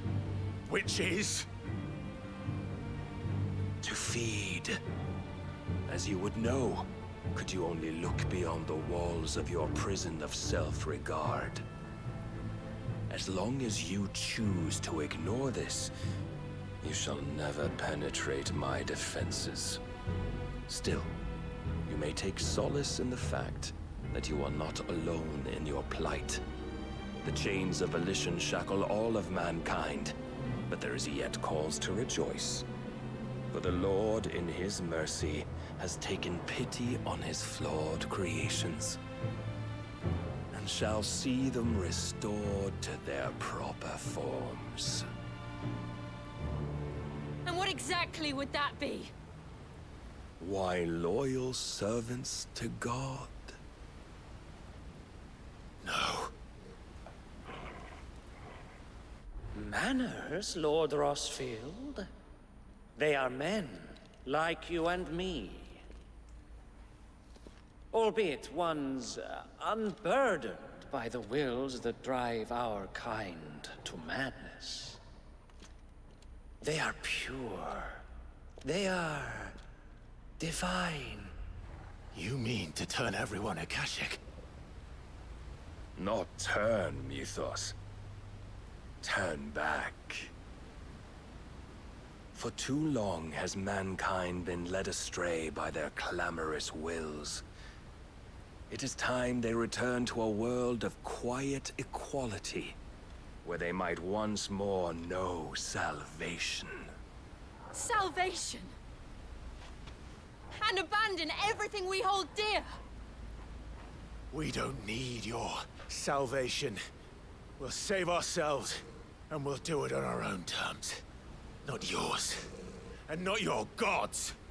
With every defiant expression of your will, the tighter the chains of consciousness become. But perhaps that fact may be put to use.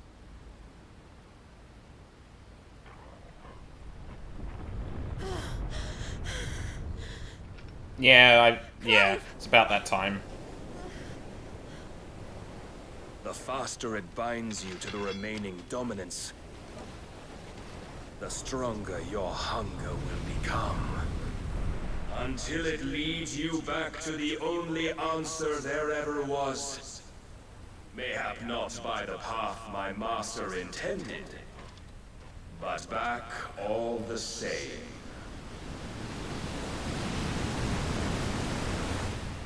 Ash is not far. I could freeze a path.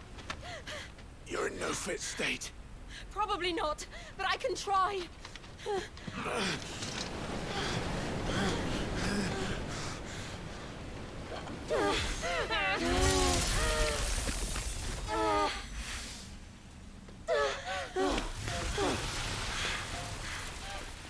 Don't look back!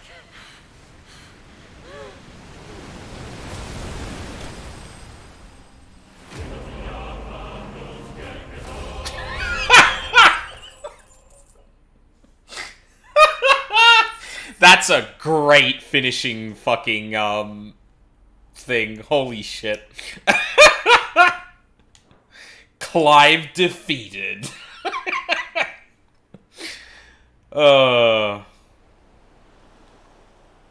Okay, so, yeah, real quick.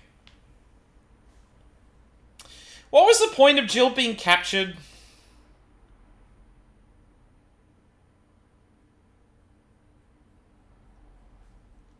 Anyone? Anyone? Beulah? Like...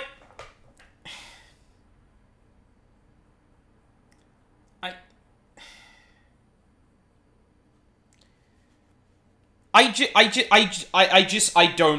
don't see the vision. I genuinely don't see the vision. You have Clive face off against Odin for the first time in a cinematic where he's clearly, like, you know, struggling as is, and he gets completely bested. And both Joshua and Jill look at each other and go like, yeah, okay, we need to get the fuck out of here. So Joshua tries to take Clive away. Jill tries to stop Odin. And she tries to stop Odin by basically tanking him, basically, which doesn't work out. And then, so you have Jill do that. You have her get defeated by Odin, which, like, of course she was going to get defeated by Odin. Clive couldn't stand up to Odin. Clive still can't stand up to Odin. Like, that sets power level. Sure, she gets blown out, the ice isn't effective, whatever. But you specifically write it in a way that, like, undermines Jill's position and... Sorry, really doesn't utilize Jill and her abilities in a way that could, like, get them out and fend off Odin. Which, to be fair, like, that counts to Joshua as well. I don't think this game is very good at trying to escape a situation, only how can we deal with the situation at hand. And it very much is like a black and white, either you win or lose, and there has to be a cost for that. But, like, I refuse that premise. You could have had this be a stalemate. Or something, right? But on top of that, so like, that's not just a Jill problem. But this is the second time you job Jill out specifically to have her captured by Barnabas. And at that point, I was like, okay, I don't like that you jobbed her out, But sure, taking her as a MacGuffin might be a thing. The thing is, it makes much more sense for Joshua to be captured and for that to be a ticking time, a time bomb. Like, we have to get Barnabas back before he manages to get Ultima out of Joshua. So, if you wanted to raise the stakes with that, you picked the wrong person, first of all. Second of all, even if you were going to raise the stakes, you didn't actually do anything with the stakes being risen there. And I suppose we haven't gotten to whatever has happened to Joshua just yet, but I have to remark that, like, at no point during this does it even matter that Jill was on the ship, other than giving Odin the ability to jump onto the Enterprise and cause problems without Clive being there to confront him. Like, that seems to be the purpose of that. Genuinely. And that is the lamest reason possible to job out one of your main characters.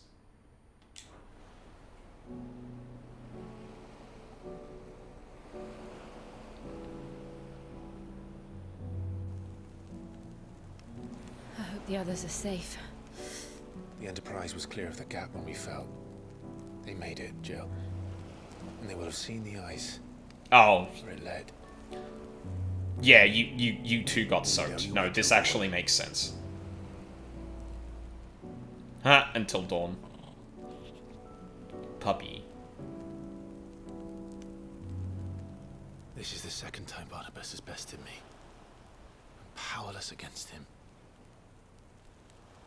And maybe there really is nothing else for it but to give yourself to his master.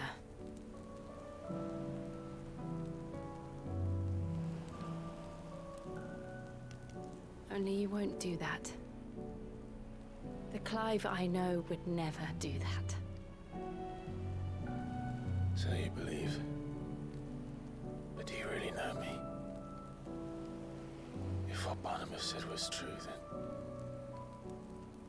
I'm more monster than man. And each time I summon the flames from within, I burn away the things that make me who I am. Do you, though? Think of what you've used that power for. Of all the people you've saved. It doesn't matter how or by whom it was granted, only how you choose to use it. And you've chosen to use it for good, haven't you? I've also used it to kill.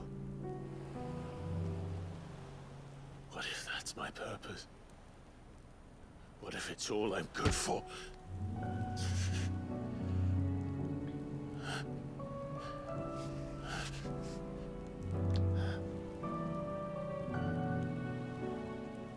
You're still that same boy I grew up with.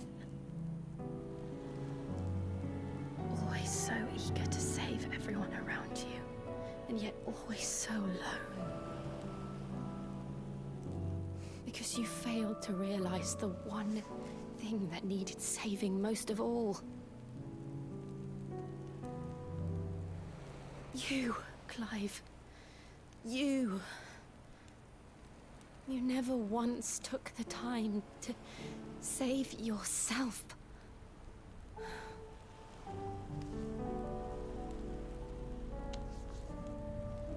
Hello, Kettle. Myself. I think I might be beyond saving. God, fuck, that's... Ah, man, see, that's such a good scene, because, like, Clive literally goes through the exact thought process that Jill did. And Jill just has the answer, because she went through that shit. She sees through it. That's a really good moment. No one is beyond saving. Provided they want to be saved. You fight to survive. And you survive so that you may protect those you love. It's what you do. What you've always done.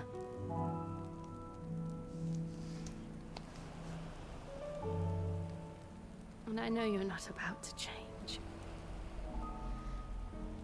So I'm going to help you. To give you what you need to protect us all. No. No. Please, no. Jill. Are you sure?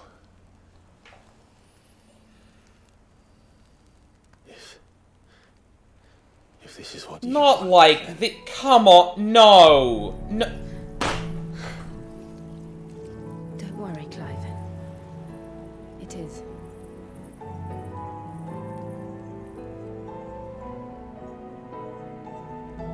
Oh, fuck you!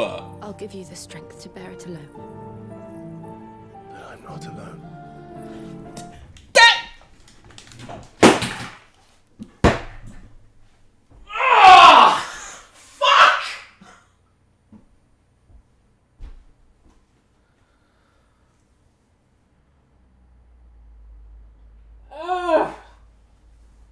Bro!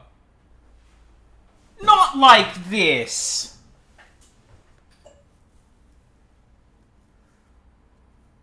Oh, fucking come on, dude!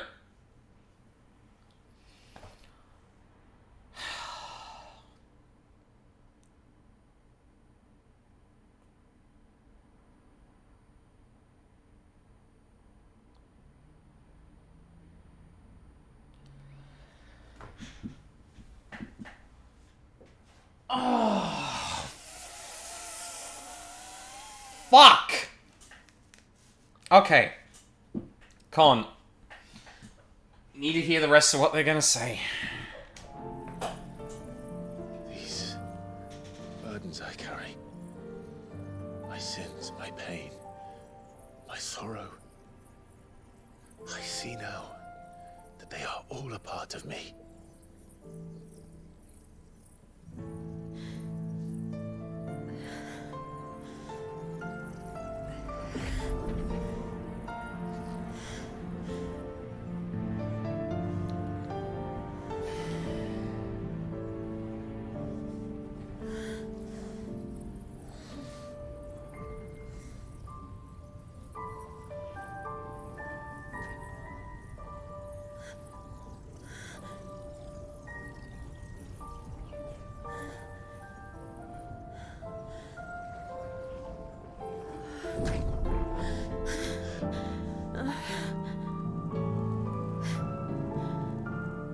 If I'm to continue on, having pledged my life to those I love, then I will gladly bear your burdens too, until my last breath. Clive.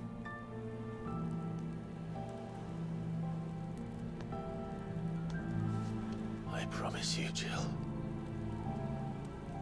we will find a way to escape this fate.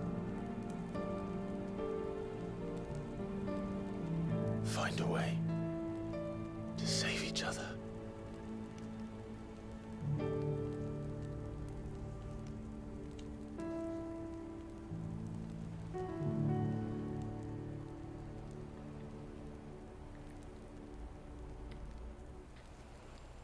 That we might one day look upon the moon again, together.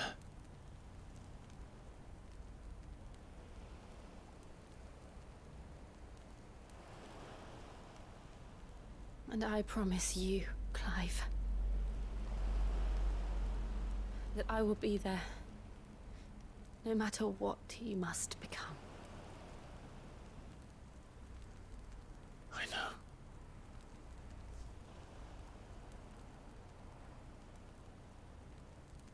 I never thought a smile could bring me so much joy.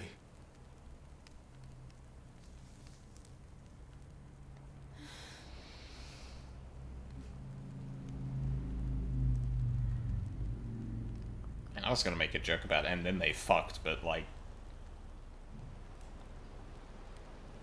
I don't know, maybe that is actually happening. Oh man.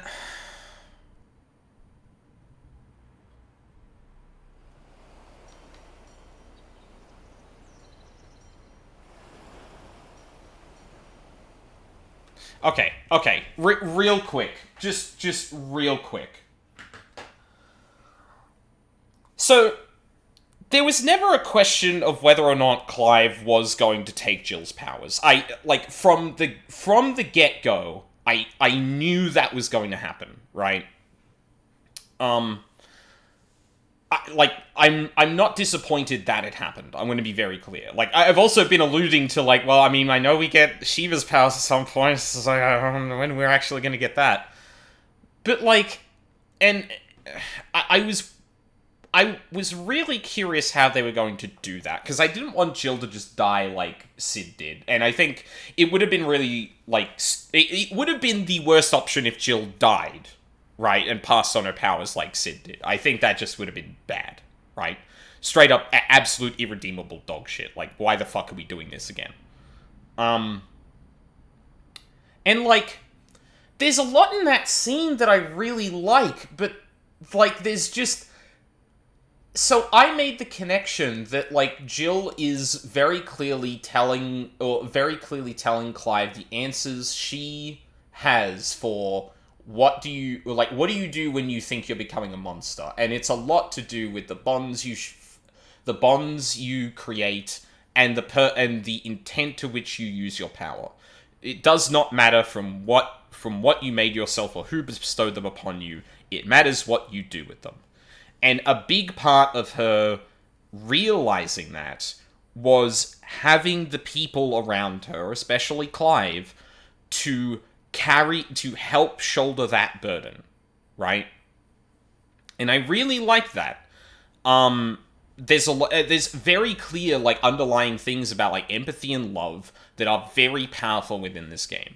And I think it focusing a lot on the bonds between everyone gave me a bit of hope of, like, okay, so, like, I feel like if we're going to end up in the situation where Jill palms off her powers, it's going to be as a last resort, right? Not that it needs to go that way, I want to be very clear. But for me, I think a neat way to have gone about this is to go, well, you know, there's a, once, like, the mystery of Muthos has kind of been confronted, Jill and Clive turn to each other and we're like, okay, I guess at some point this is an option. And, like, maybe there's a discussion of, like, so... Like, maybe they're sitting here in this situation going, like, so do you want my powers? Because, like, that would obviously help you. And, like, it doesn't need to be that blunt. Like, it doesn't need to be that, like, utilitarian. But in terms of the narrative, there could be a conversation where this comes up. Like, at what point does Clive take Jill's powers? And I would really have loved a moment where they both go, you know what? Jill needs to keep her powers for as long as is reasonable. We need to be able to have multiple people capable of a lot of stuff, because as we've seen, Clive tripping and falling over creates a lot of problems. If Clive can't fix the problem, then we need to have some backup plan, right? And having both Jill and Joshua, yeah, like, from a narrative and logistical standpoint, it makes a lot more sense for Jill to keep her powers for as long as possible until it's, like, right at the end.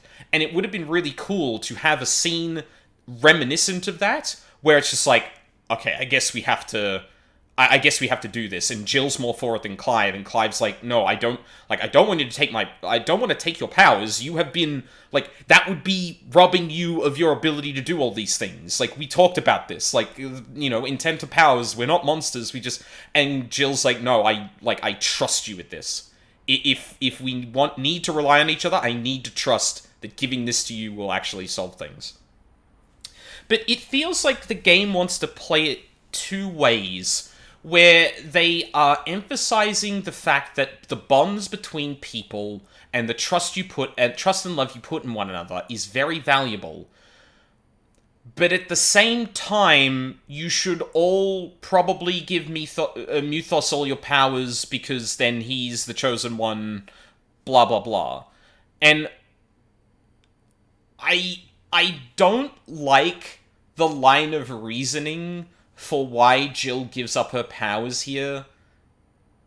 Oh man, yeah, I really need to go over the dialogue in the cutscene that just happened again, like a couple times over, because there's, like, I really liked the dialogue, but a lot of the thematic stuff that's happened, and particularly with Jill's arc, it rubs me the wrong way, and I'm having a little bit of trouble articulating why, but I feel like it's this contradiction between, like, relying on Clive for everything and emphasizing that the bonds between you and other people are important. Like, I feel like there's an argument to be made there where if they truly realize their power in this as opposed to Ultima, they would be having each other's powers all to each other, and then if all goes to shit, we have the shot in the dark of just giving funneling all your power to Goku. Just give all your energy to Goku, and then he can try. But, like, it's doing the Dragon Ball Z thing of, or actually, not necessarily Dragon Ball Z, but it's something that happens in the Dragon Ball movies a lot, where they resort to just giving Goku their powers or energy just, like, on a whim. Like, okay, shit's gone bad pretty quickly. I would like to clarify that Clive's suck doesn't steal their powers. Both Garuda and Titan primed after Clive gave the suck. Right. But Garuda and Titan could not use their regular powers after that. Garuda specifically talked a lot about the fact that, and newest girl, I'm getting to that. I'm getting to that because the thing I'm talking about right now is not the thing that's pissing me off. So,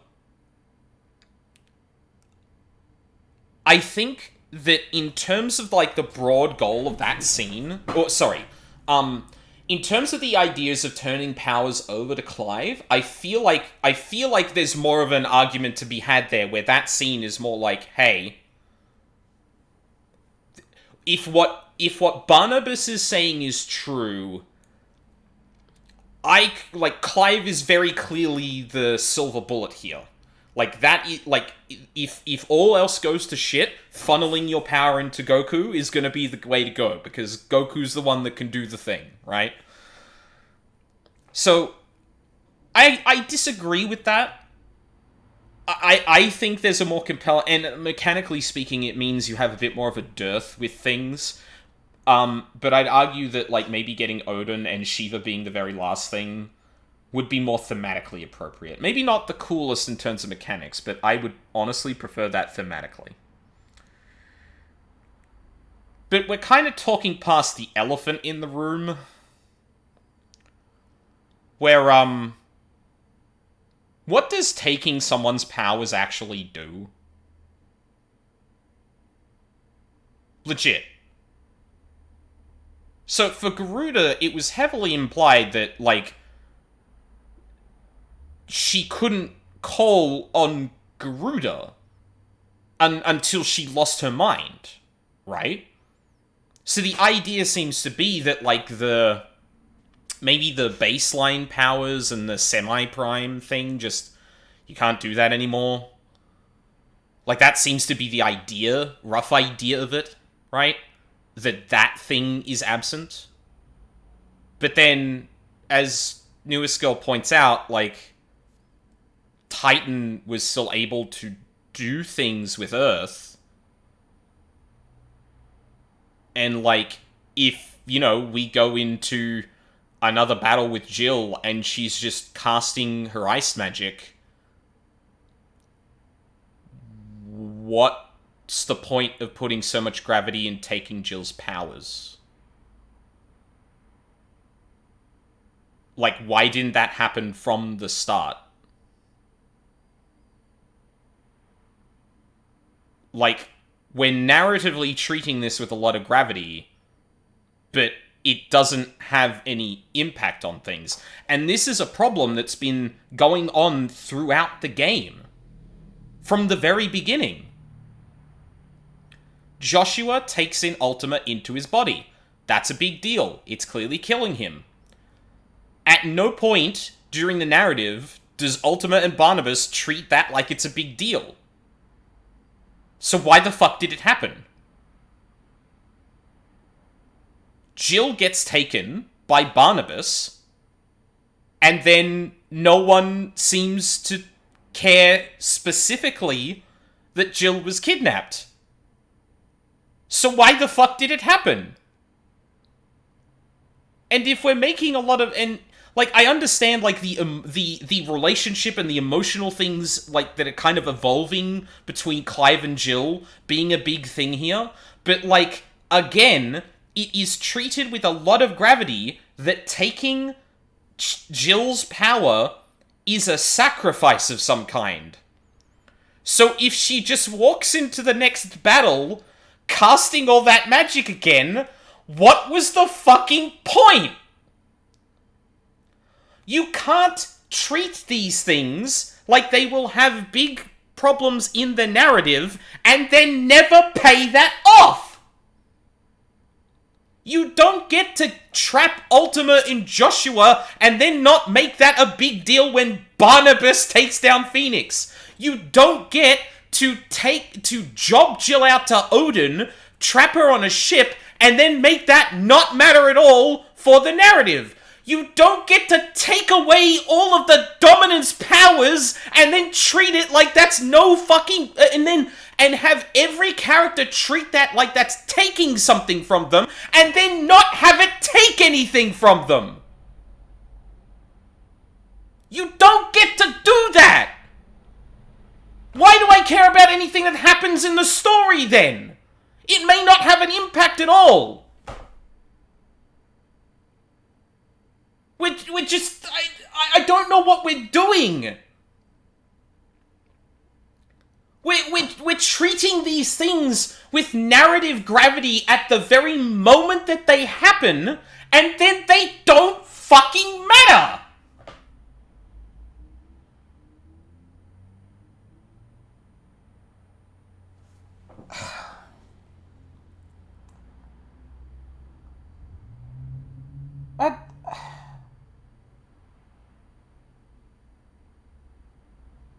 So, and the thing is, it really undermines the emotion of the scene we just saw. If...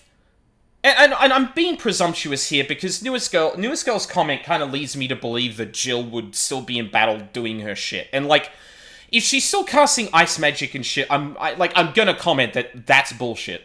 But I really want to emphasize here that, like, that doesn't... Like... The whole point of the gravity of the last scene is a mixture of a bunch of different things. It is the narrative, the seeming narrative importance of Clive taking people's powers, the growing relationship and trust between Jill and Clive, and the battling that each of them has had to do with becoming a monster, or perceiving themselves to be a monster, simultaneous with taking that as, taking that to mean that they must sacrifice themselves to other people to continue to be who they are, right? Like, Jill points out that you are not protecting them, you are protecting everyone but one of the most important people, and that is yourself, right? You are sacrificing so much to keep those around you safe, and you still think you're a monster. But then Jill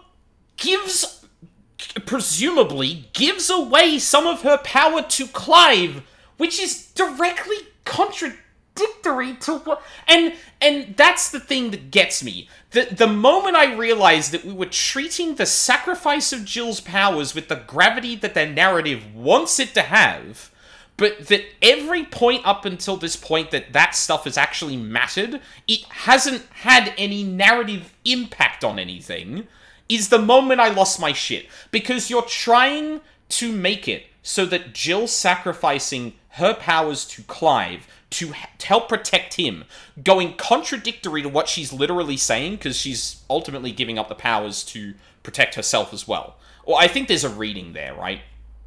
But more importantly... Like, that sacrifice means nothing if it doesn't mean anything. If it doesn't have any impact on the story.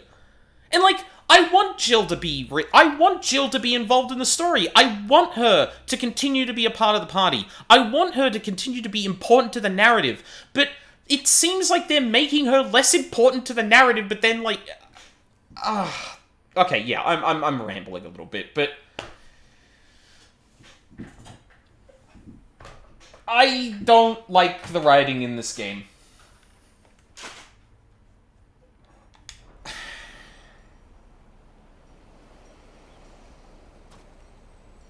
God fucking damn it, dude.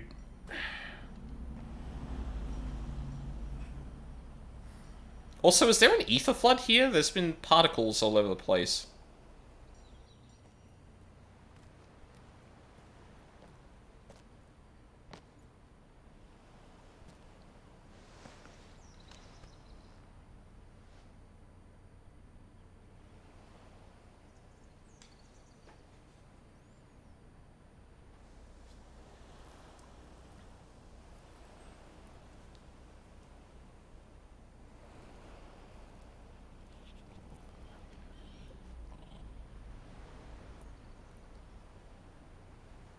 What of Barnabas? Do we pursue him? No. Our paths will cross again soon enough. Whether we like it or not. Besides, there is something we must do first.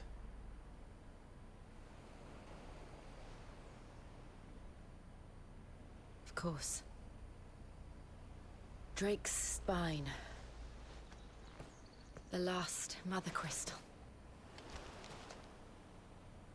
The Einherja is at the bottom of the sea. Waloed won't dare move on Storm without her. But they know we're coming now. We'll need a plan. And a damn good one at that. Then let's go home and find one. Ash will have to wait.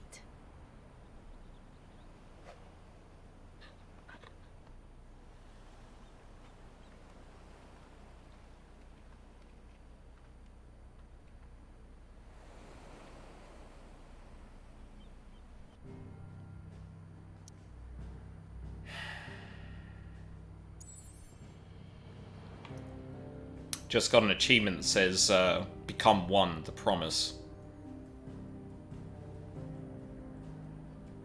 Man, like, and on a more personal note, rather than me reading into the story and shit like that, I would have actually really appreciated Shiva being the last one. Like, I know, like, Odin's powers are gonna be fucking sick, and having that be the last one seems appropriate in terms of all that shit. But, like, man, it would have been narratively really cool for Shiva to be the last powers, because, like, that's our emergency, right? That is our ace in the hole, and we need to make sure we sit on that until we really need it. So outside of all the narrative criticism I have, I'm also personally bummed that this is when we're getting Shiva's powers.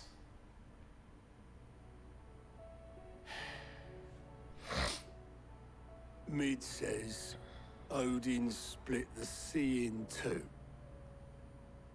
She's always been partial to a tall tale. But there's tall, and then there's tall.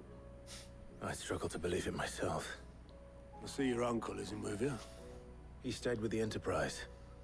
After our brush with the Einherja, she was in urgent need of repair. And my uncle knows a shipwright in Randalar. We're to join him there when we're ready to sail for Ash. You sure that's wise? Last I heard, the place was still overrun with Akashic. Show me a city where that isn't true. Ultima's plague is spreading. We're running out of time, aren't we? We've done our best to shore up that hideaway. But I doubt a few planks will stop what's coming. Still, we'll keep at it. Every little helps, I suppose. Let's hope so.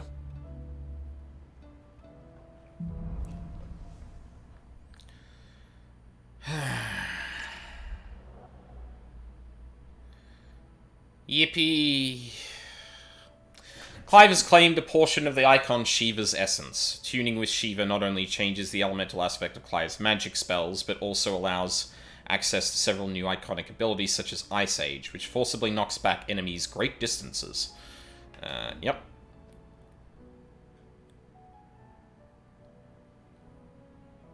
Oh, Shiva's iconic feat Cold Snap can be used to swiftly move left or right, left, right, forward, or back to either dodge attacks or close in on enemies. Ooh. Okay. I should visit Joshua. Assuming Talia will allow it. Hold on.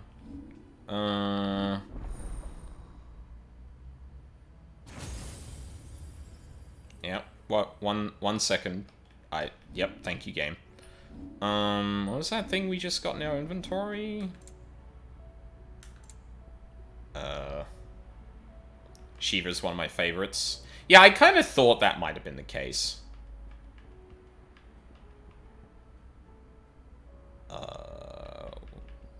Am I blind? Where's the ice thing we just got?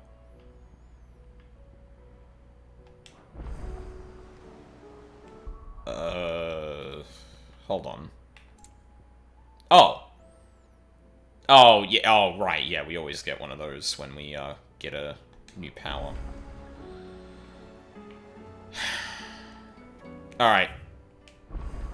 Let's at least cheer ourselves up with some new abilities. Cold Snap. Slide effortlessly across the ground in any direction. Attacking with LB while sliding can temporarily freeze enemies. Okay, hold on. Let me...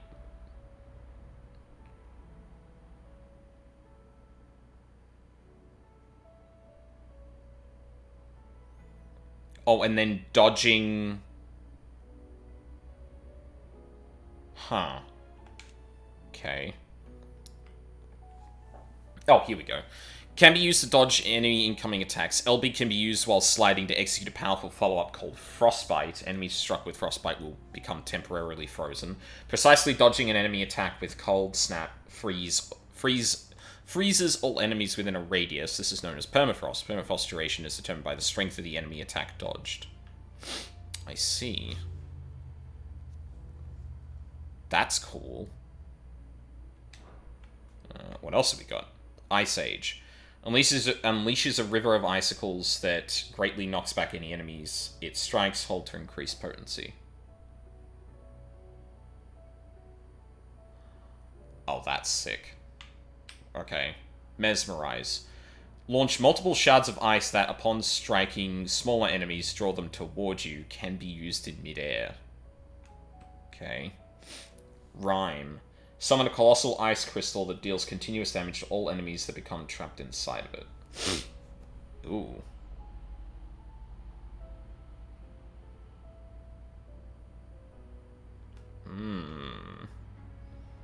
Diamond Dust. Summon a winter storm that freezes enemies in place within a radius before knocking them back. Okay.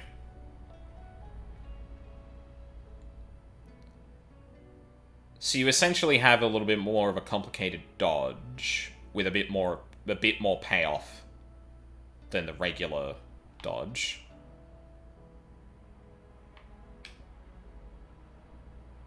Mesmerize pulls things in, and then there's Rhyme.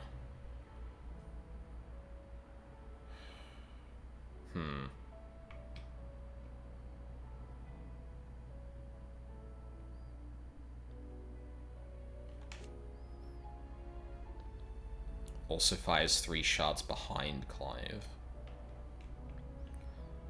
While used in air, enemies are pulled directly beneath Clive. Okay, so you can't pull them into the air with that.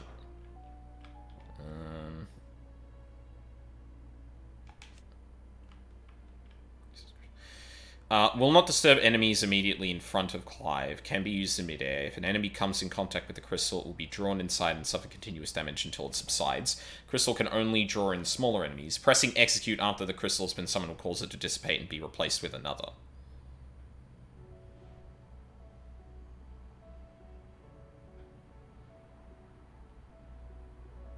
So you can shuffle it around a little bit? Okay.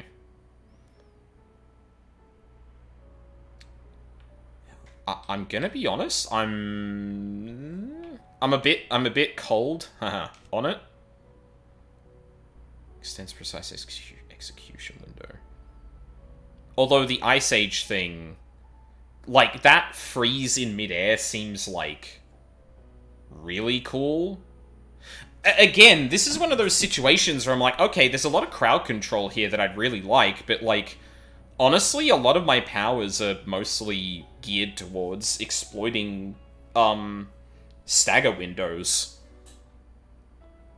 So, like, all of this is competing with all of the other shit I already have, and all the other shit I already have is, like, really good.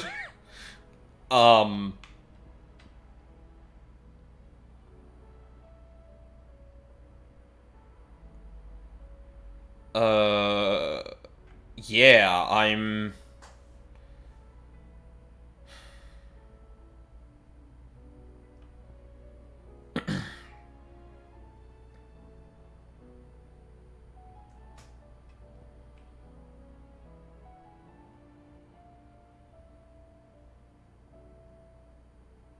Like, Rhyme just seems like another lightning rod.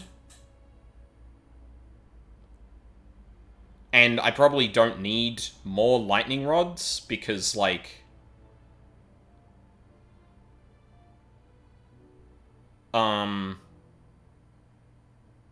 like maxing out the multiplier during the hit windows.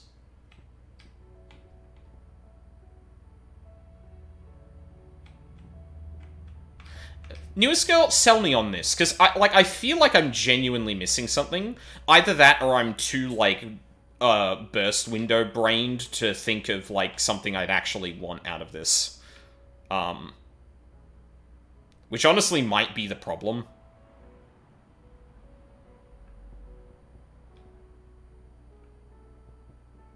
Still kind of want to get Giga Flare too. I do like Cold Snap, but it's fun. Dang it. Yeah, I don't know.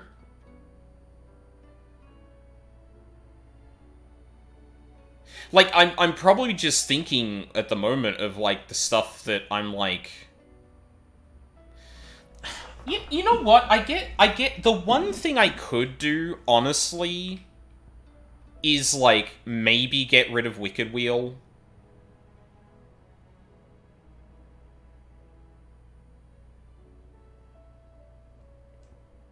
That's, like, the only ability I think that's, like, kind of... just kind of there at the moment.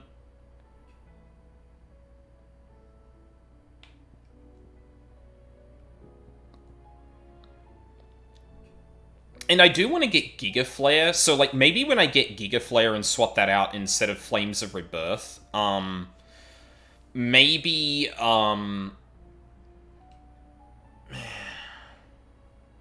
didn't like the Bahamut stuff very much. I really love the freezing.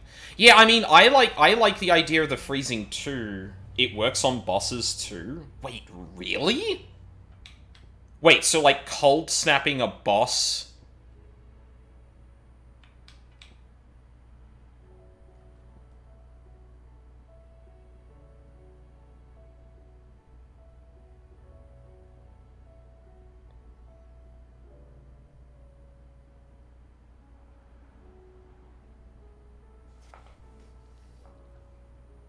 Okay, hold on a second. Wait a minute. As iframes too. Well, yeah, I'd hope so. I mean, usually the way this game has been functioning with the precise dodging is that you hit it with, yeah. It's used as an offensive dodge, which, like, I mean, yeah, that's the thing. Even then, like, I have an offensive dodge, but it's but like, well, no, because like at the moment I'm working with Titan and I've got both of his blocks.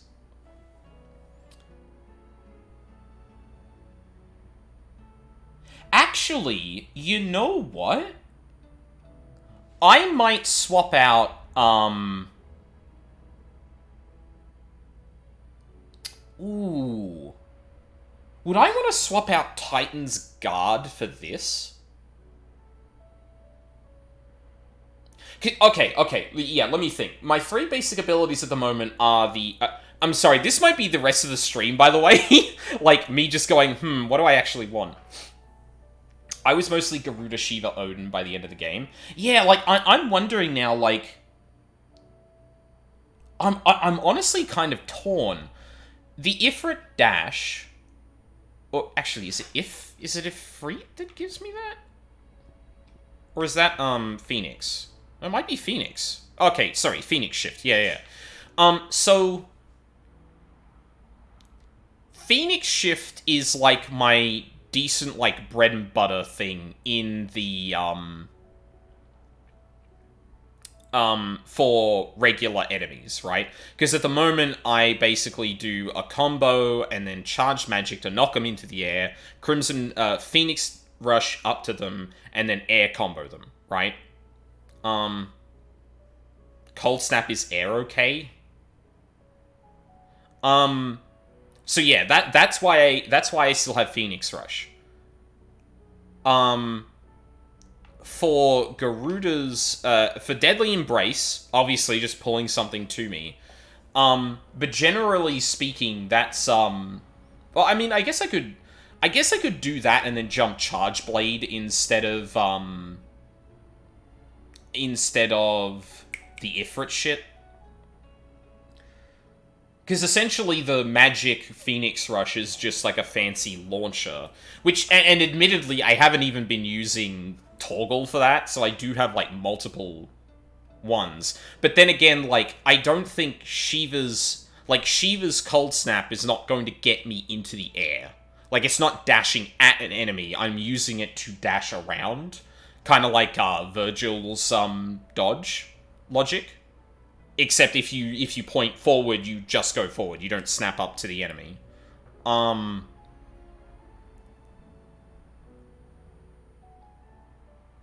So, like, yeah, Deadly Embrace keeps me engaged. I would mostly use Snatch on heavies to pull myself up. Yeah, that is true. That is true. But I'm thinking of, like, because if I give away Phoenix Rush for Cold Snap, what am I doing for regular enemies, right? Well, I'm probably using Impulse. I'm probably using Crimson Thing.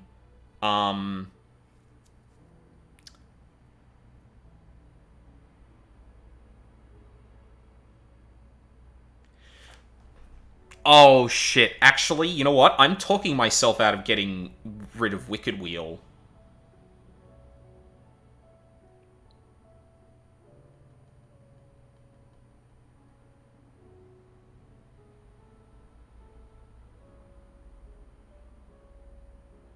Because Wicked Wheel is just... Yeah, actually. Yeah. Because that is what I used to launch people before I started figuring out the tech. And now that I have the tech, maybe I don't actually need Wicked Wheel. And I could throw in, like... Ice Age. Because that's something I'd throw out against enemies. It has a pretty quick cool... That has a really short cooldown. Oh my god. Hold on. And yeah, see, this is the problem though, because with Ice Age, the perfect timing of Ice Age freezes enemies in the air, which I really like with Phoenix Shift. I ran super low cooldown time stuff. Yeah, that makes sense. And I guess, like, I guess the other thing, too, is that, like, I could, honestly, like, Scarlet Cyclone's cool, don't get me wrong, but, like, but then Mesmerize and Scarlet Cyclone's such a good fucking combo. And all of Shiva's shit is, like, really low cooldown, too. What the fuck? How long does Lightning Rod... Lightning Rod is 55 seconds, Rhyme is 20.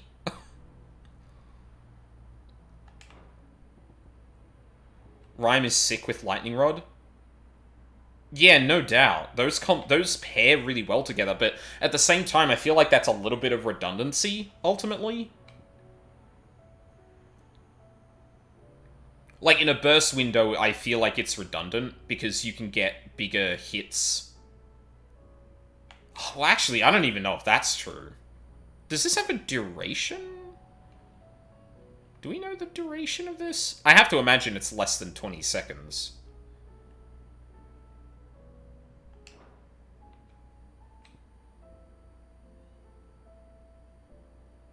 But yeah, like, so, this is what I'm thinking, right? Because, like, okay, I want to, like, let's get rid of Wicked Wheel for this. But then that plants enemies in the air as well, which I'd want a Phoenix Rush to, like, you know, continue the combo, right? But, if I get rid of Phoenix Rush, then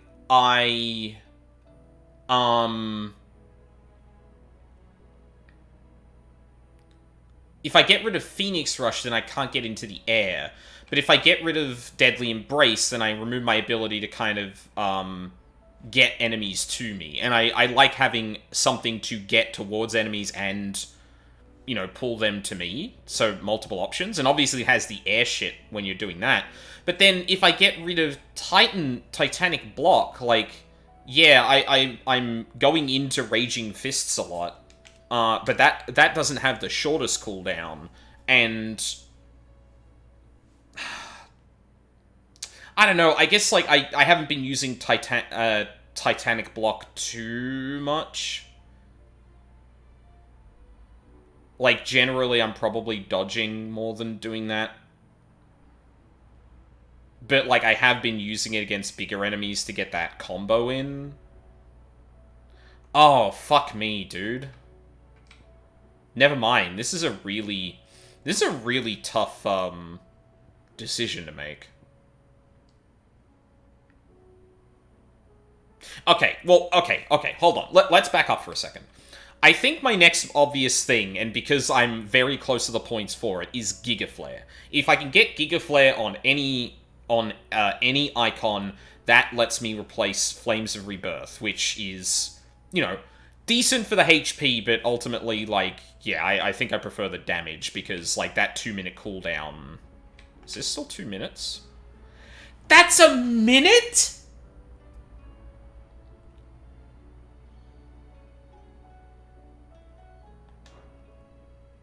What the fuck?! Check Diamond Dust CD. 75 seconds, yeah. Giga Flare is 60! Huh?! I guess it is a lot more, like, focused, so, like, it's a lot more easy. It's a lot easier to fuck up.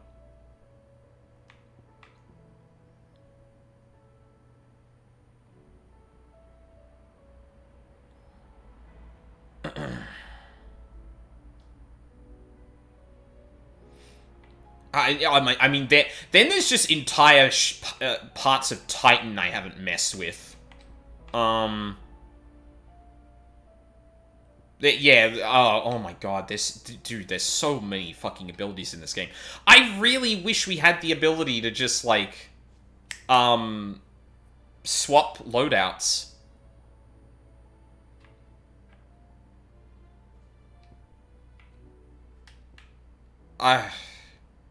Man.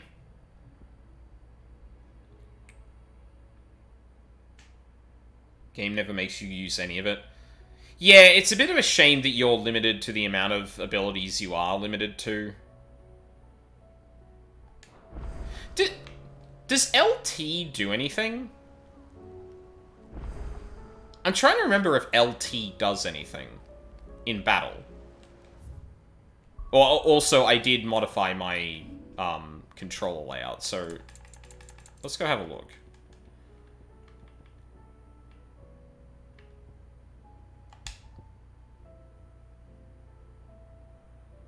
Oh, it cycles icons, right.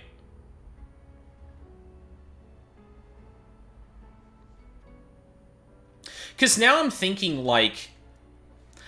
honestly, I'm thinking, like...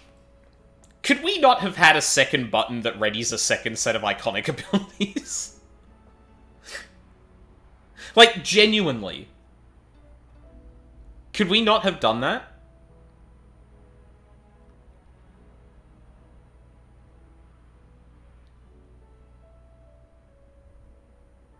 Just like you end up with the FF14 crossbar of iconic abilities of just like, okay, if you hit LT, you've got these. If you hit RT, you've got these. And then if you hit LT, then RT, you've got these ones. And you hit RT, then LT, you've got these ones. I think we should have had access to all iconic feats and like 2 per icon for a max of 12 buttons.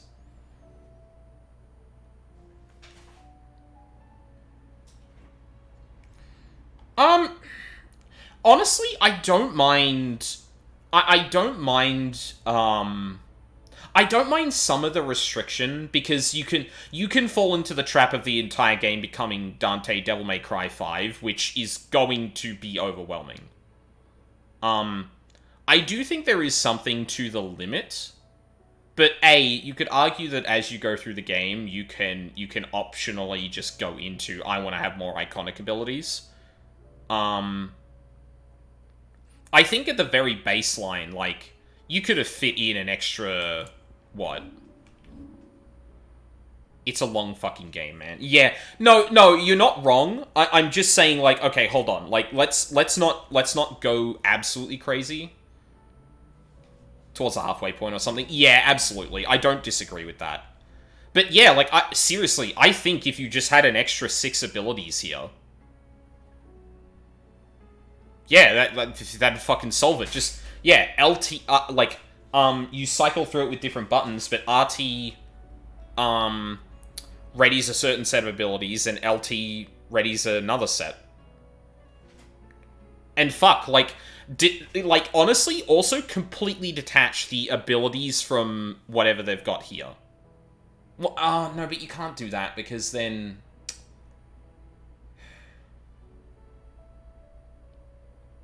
Yeah, I don't know, like, maybe at the end, like, obviously, like, at the end I'll probably feel a little different, because I'll be like, oh yeah, why the fuck not just open it up as much as possible. You should absolutely do that. And I am definitely grinding up against the game being, like, the game's, I'm chafing against the limitations of the game at this point, because we've been given so many tools that I can't really use any, and it makes me feel like I'm entrenched in the ones I already use.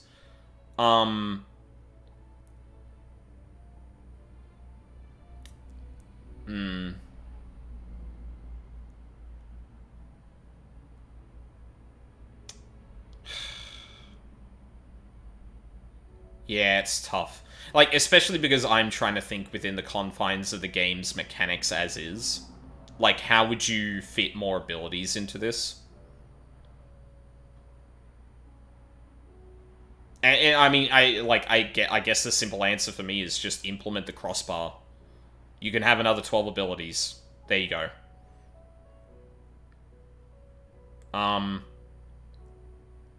It does limit you still to 3 basic, to 3 feats.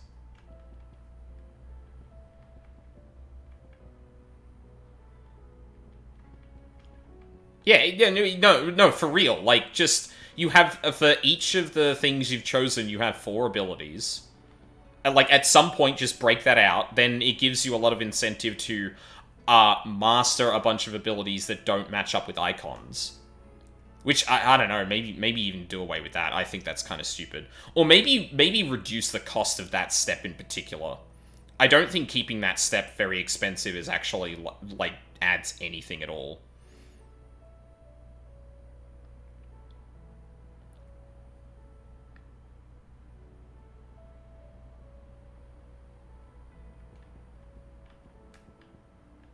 Yeah, I don't disagree that something should have been done. But the thing that I'm worried about is the cross-hop bar never gets the respect it deserves. They really figured out how to make a tab target MMO playable on controller. Yeah, exactly. Yeah, 100%. But to your point earlier where you said, I think we should have had access to all the iconic feats, I just don't know how you actually do different ones or switch between any.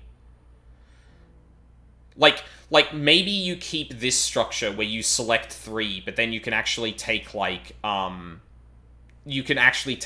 or 2 other feats that are on dedicated buttons, so you can switch out certain sets you can switch out certain sets, but you always have some available. I think you have to make a weapon wheel for it. Yeah, but if you have every single one of them, that's so many to cycle through. That becomes untenable. Like, that becomes worse than DMC5 Dante with every weapon. Like the Switch version of DMC3's style switching? Yeah, right, but that's, like, dedicated to the D-pad, right? Well, I get, honestly, like, at some, well, actually, fuck it.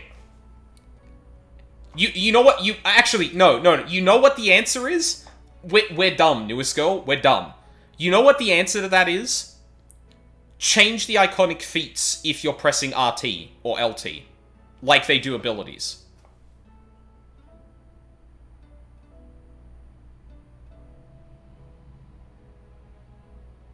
Like, you generally have 3, and then if you hold RT, you have another 3. And if you hold LT, you have another 3. And if you want it to just operate the way it usually does, you set up each of the, you just say, hey, don't switch my abilities, just pin these. Done.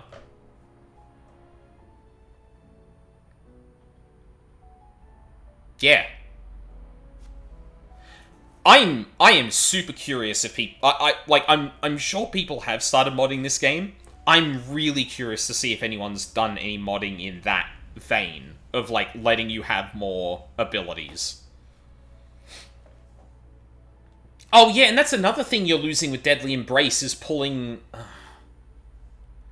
No Limits mod would be sick, yeah.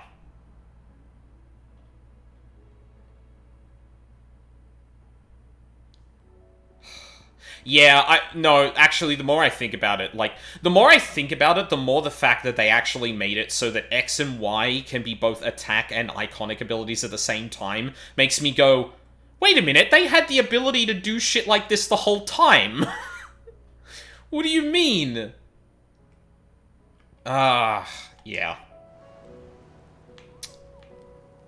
That's a shame. Anyway, I should probably take a break, because I can feel my voice is going a bit, because I did just yell at the game a lot. Yeah,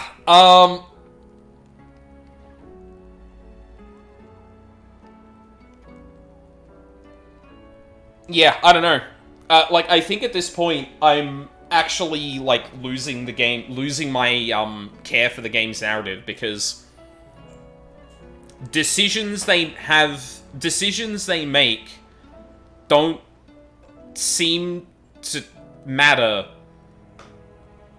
because we undermine them at every point, or they just don't matter in the grand scheme of things. And I'm like, well, what the fuck? I like them for character moments, but you shouldn't it removes the stakes when you keep doing that. And I'm suddenly like, well, I don't know, okay, Jill's kidnapped. Who gives a shit? She's clearly gonna go back.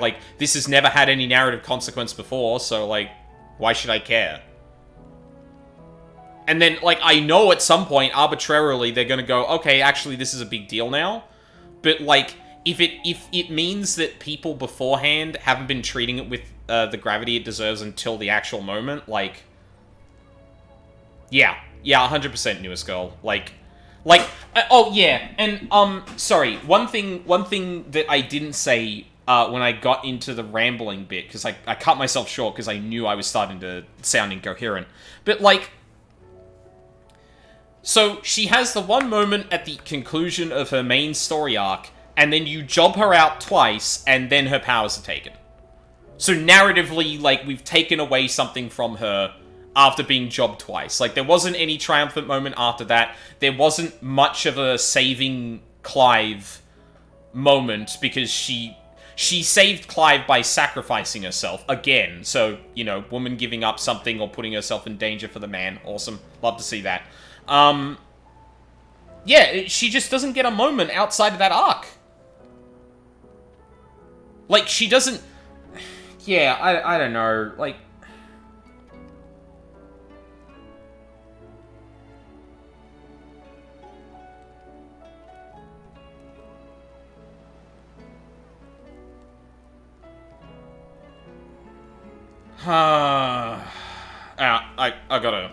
gotta sort through my feelings on that. So, I'm gonna get a drink. We'll be right back.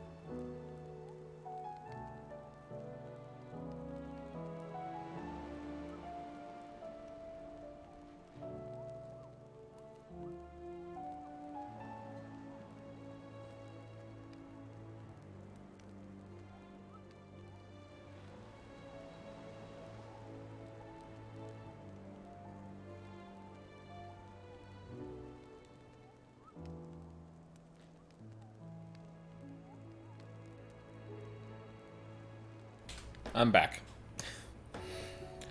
Fucking eye drops directly into my eye, right? I press one on my left eye, and it shot out. It shot out to the left. It fucking hit me in the corner of my eye. I'm like, oh fuck, what was that? And I felt the water on it. I'm just like, what the hell? Jesus. Ugh.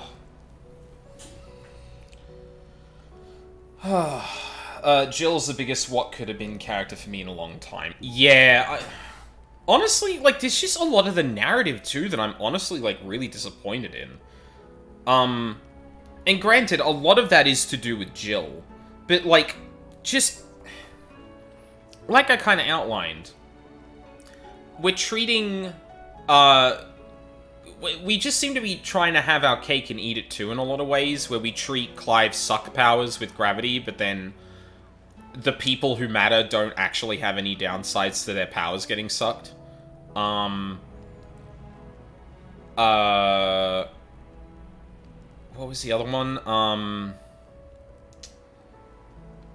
Fuck, I forgot my second example. Oh yeah, Jill gets kidnapped by Odin. And, like, I don't know, man. Like, that fight between Shiva and Odin could have been Jill napped. Yep, exactly.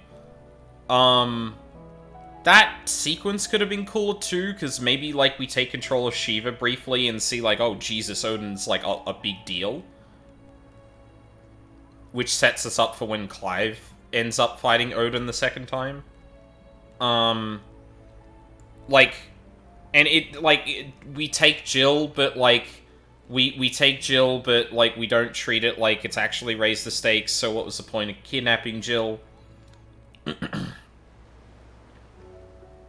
And, like, the whole sequence, like, going up to Odin 2 is like, okay, so if I'm to read this right, the reason we got Odin to kidnap Jill was so that Clive would have his adventure on the ship, while Odin had free reign on the Enterprise. He gets held off by Phoenix until he can't. And then...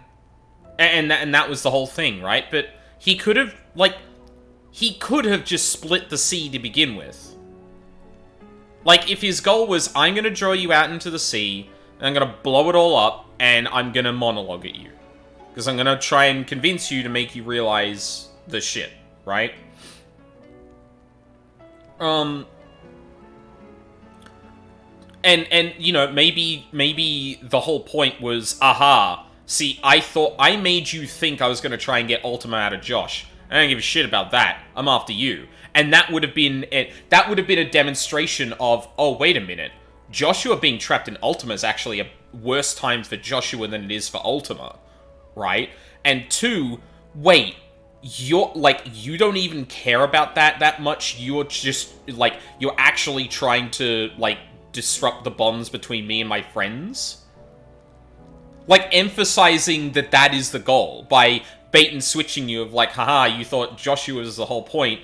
I'm gonna let you try and get on the ship to get him, but actually, I'm gonna use that to trap you in the sea, away from your friends as much as possible, because Joshua would still be there, and probably Torgal as well. But I'm going to trap you in there, and then be like, hey, you know, you can't stand up to me without, like, actually acknowledging who you are. Like, take it upon yourself to take the powers for yourself. You will never match up to me otherwise. And then, you know, maybe either you have the Enterprise sunk, and Jill goes up to try and save Joshua while Odin's distracted, or you have it so that Clive actually saves Joshua, and then Jill comes down before the waves crash to save them. And that's where the discussions of, like, okay, I know we're having the power thing. Power's being distributed here is really good, but, like, I feel like at some point I'm probably going to need Jill's powers. What do we do about that? Like, when are we going to do that? I would have actually really appreciated them having a frank conversation about, like, so it's inevitable you're taking my powers, right? And Clive's like, yeah, probably, but I don't want to do that. Like, you've been invaluable. And you could even write in, like, it's been really inconsistent how the suck works, but I don't want to potentially have that endanger our plans, because one less dominant that's as powerful as Jill could be a really bad thing when we're going up against Odin.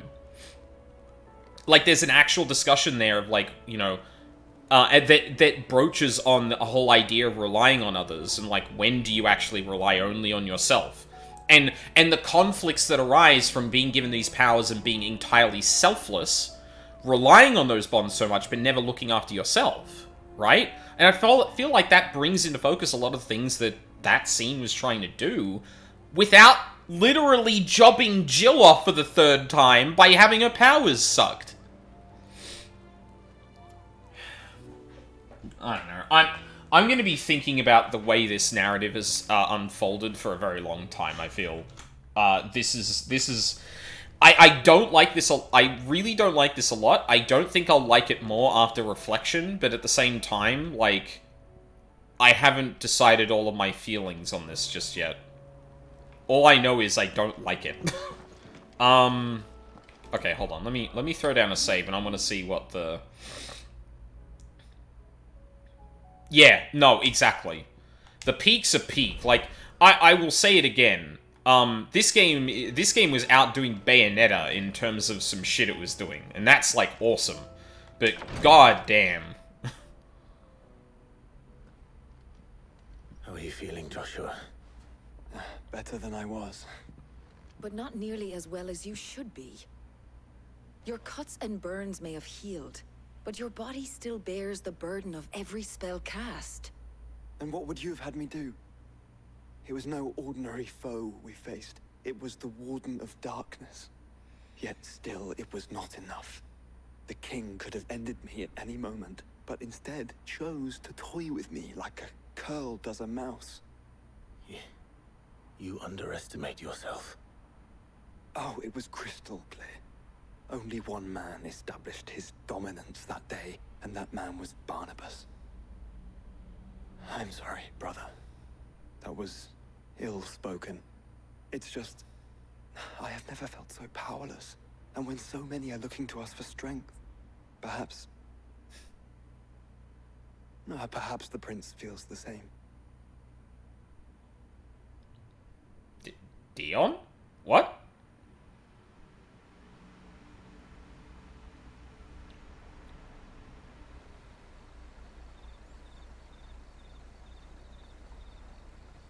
Meanwhile...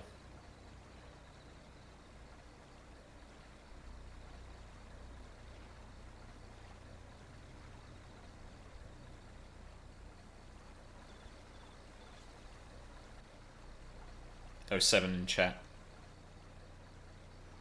At least I assume those are lanterns for the dead. That would be my guess.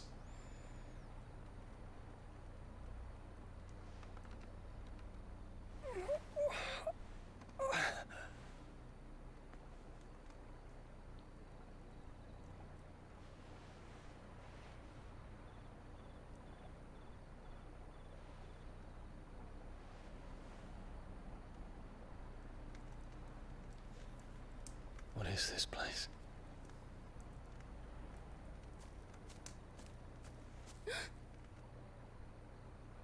Don't move.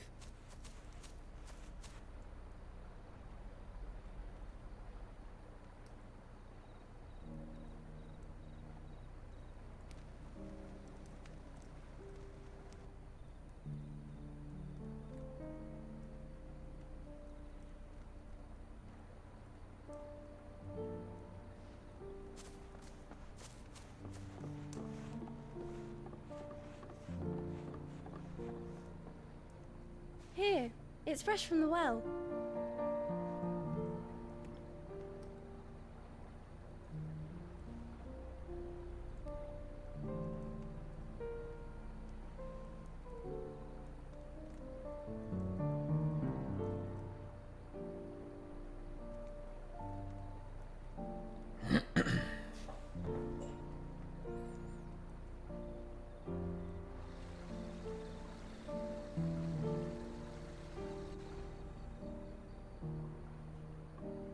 Grandmother told me spirits sometimes get lost, and that the lanterns guide them to their proper place. I set one on the river for her when she passed away.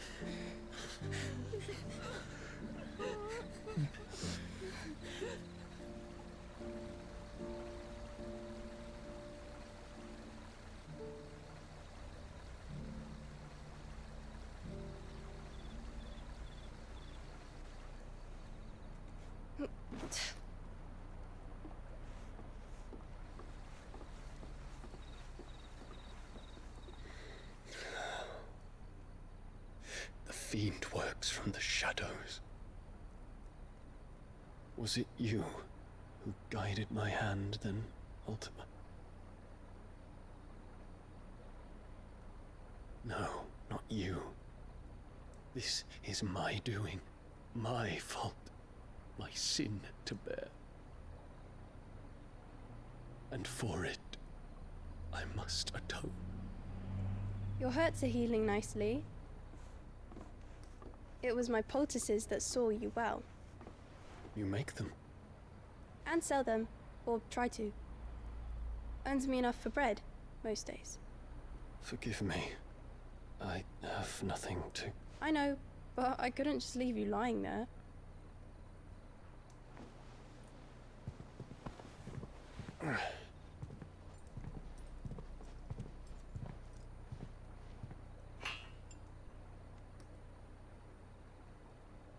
You're going then? Of course. I'm healed. Thanks to you and your poultices. Will you promise to come back and visit?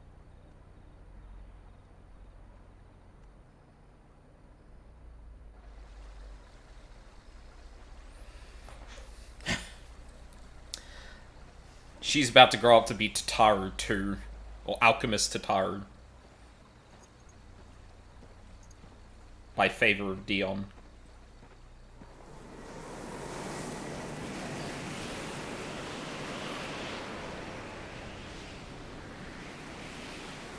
Well, Phoenix, it would seem that I owe you my wings.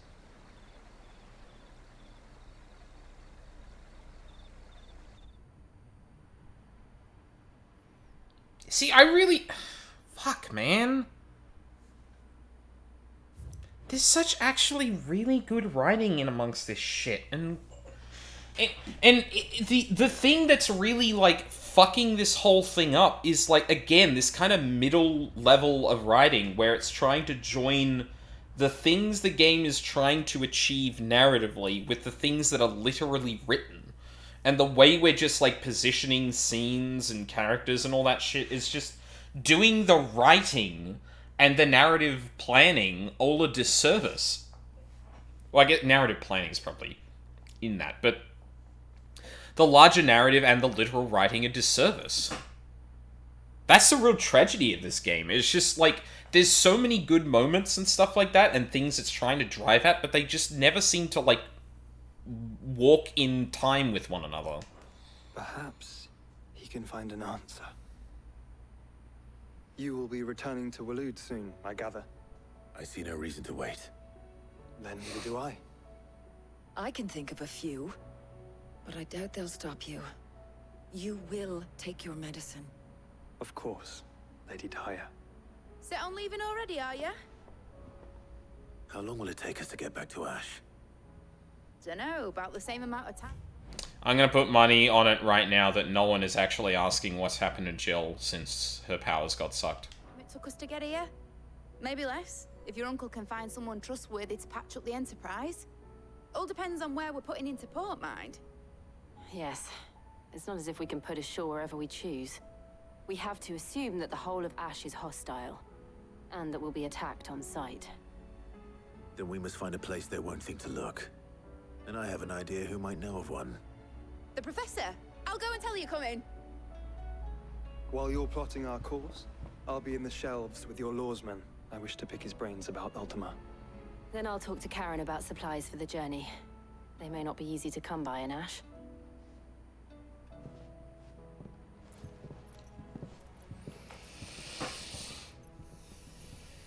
brother's body won't take much more of this recklessness. You know that, don't you? I do.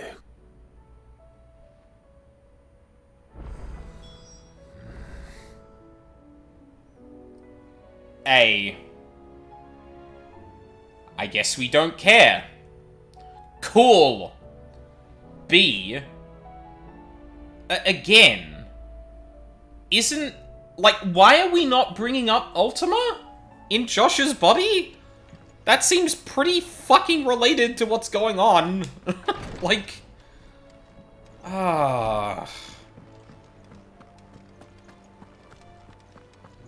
still say it were a compliment. Say it all you like. It doesn't make it true. Oh no, Mid, what did you do? And, like, I don't need it to... Again, I want to be clear. I don't want it to be, like, you know, hand-holdy and, like, very blunt with all of this shit. But I feel like just... Even some mention of, like... So are we gonna talk about Ultima? And then someone being like, that doesn't matter right now. Like, Joshua standing upright is the thing we gotta focus on. And being, like... actually brushing it aside rather than not mentioning it. Yeah. Ah, Clive. I was wondering when you'd arrive. Please tell me you've come to take our young prodigy here off my hands. I'm not here for Mid. Yeah, and you know why that is, newest girl? It's because she gets to be a plot device positive. I need information on Ash. She's essentially a Stola in terms of she gets called on to solve narrative problems. Go on. As soon as the Enterprise is ready, we'll be setting out for Drake's Spine. And we're going to need a safe place to land. Preferably one that won't see my ship blown to shit and splinters. If it were that easy, do you think Waloed would have resisted invasion for so long? Very little is known of Ash, and the information we do have is spotty and outdated. We have the good King Barnabas to thank for that. Waloed's borders have been closed to outsiders since the day he seized the throne. If there is anywhere safe to land, you won't find it on my map. Then tell us what we will find. I'm sure you know better than we do. But no splinters. All right, if it will get you out of my hair. But interrupt me, and it's over. Understood?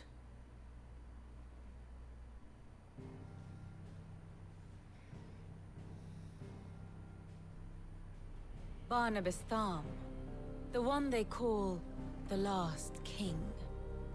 Understand him, and you will understand the kingdom of Waloed. Barnabas was only a boy when he arrived from beyond the southern seas, and barely a man before he united the ragged tribes of Ash.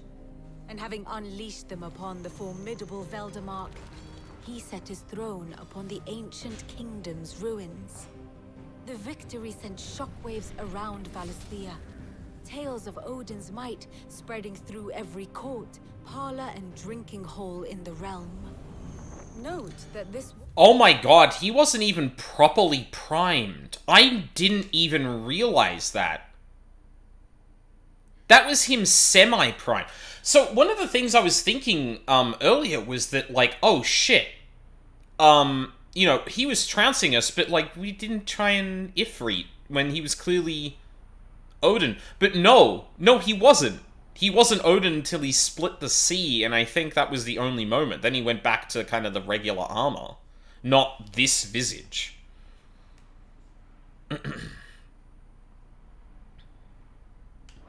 Fuck, okay.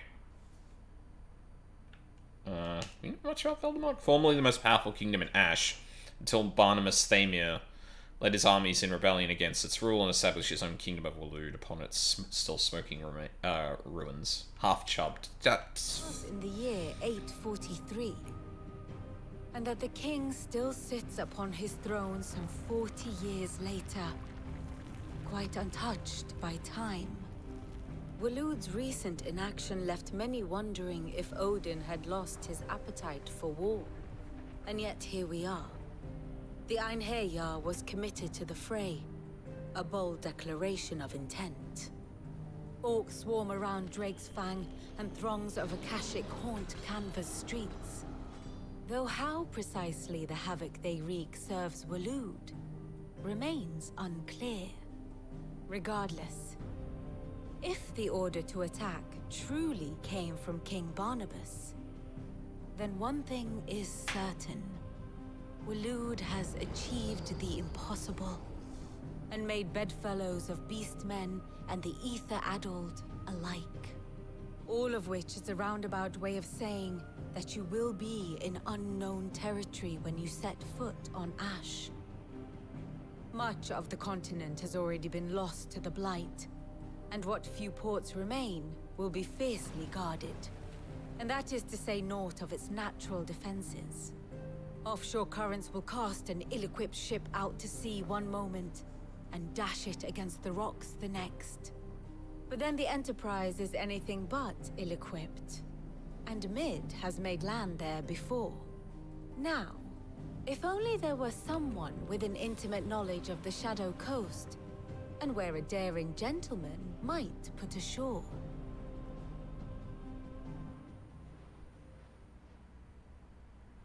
Yeah, that tracks, newest girl. You see, Clive, you had the answer all along. Do you think you can get us back to that beach, Mid? Picked you up from it, didn't I? Not that it were easy. The currents were a right bastard. But then, if it wasn't hard, it wouldn't be worth doing, would it? Well said. Actually, I don't think that's how natural currents work. If a few morsels of common knowledge and a sprinkle We're not in some of video talk game, are worthy of your thanks. I wonder what genuine intelligence might earn me. Probably more visits. Mid, I need everyone in the ale hall now. I'll fetch Joshua from the shelves. Aye, aye, Captain.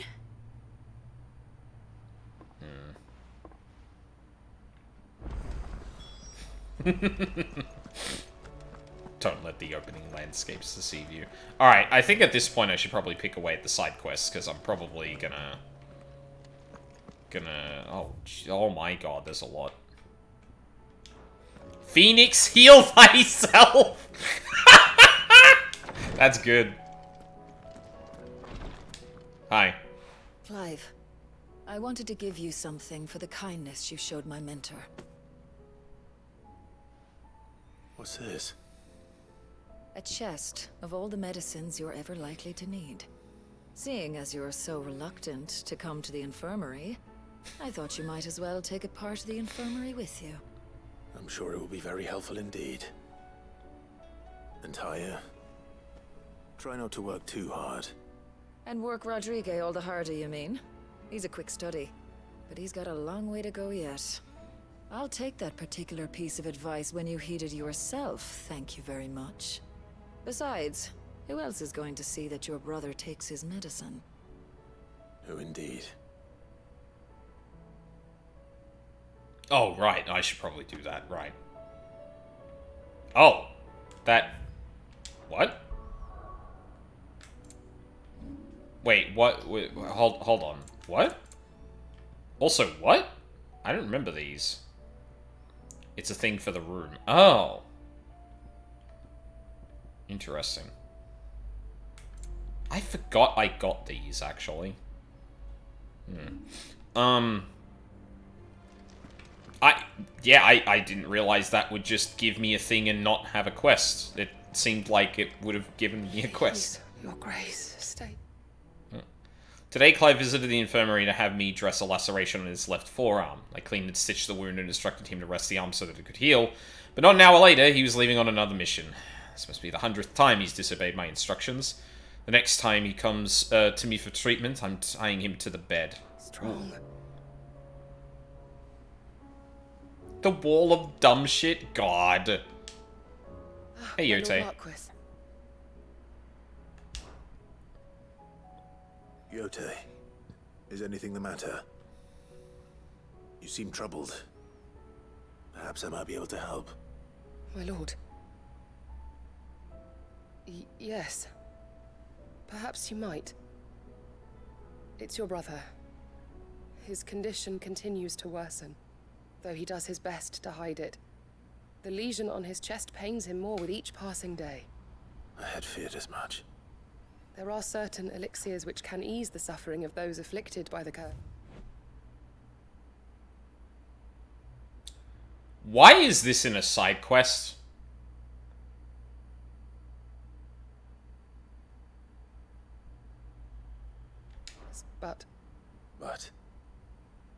But His Grace's case is severe. The drafts I have been able to prepare for him thus far have ceased to have any real effect. So I consulted with Talia and certain of my comrades among the Undying about the possibility of finding something stronger. And thankfully, a recipe was found. The only problem being that the critical ingredient is exceptionally hard to come by, and our supplies are almost exhausted. Unless we can secure more soon, your brother's anguish will likely become unbearable. My lord, I know that I have no right to make demands of you. But would you help? For Joshua's sake. For Joshua, anything. Thank you, my lord. So, what is this critical ingredient? A rare herb by the name of stonerwort. It grows only where the ether is densest. The vigor it stores in its stems helps to counteract the curse. We discovered a patch near the aqueduct in Rosaria. But alas, yet more ether has erupted from the earth there recently. My lord, partaking in this concoction will make the cage surrounding Ultima that much more resistant.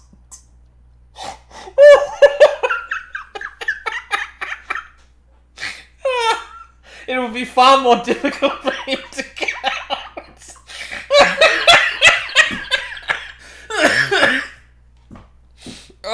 Leaving the whole area flooded. The search continues for a new source. Oh my god. One that we might reach without being turned. So it's only that you can't reach it. The stonerwort itself is unharmed by the flood. Yes, but... Then I shall go in your stead. But, my lord... You've yet to find another source, correct? So for now, the aqueduct is our best hope. Besides, I'm a dominant. The ether can't hurt me. God. Well, if you're sure, my lord. Stonerwort is easily identified by its blood-red blooms. Search around the aqueduct, and you're sure to find some soon enough. I shall remain here and prepare the other ingredients. Oh man, I hit a fucking wall, I think. Between like a bunch of the emotional exertions I've had today in terms of the story just turning to shit, and then that fucking joke just killing me.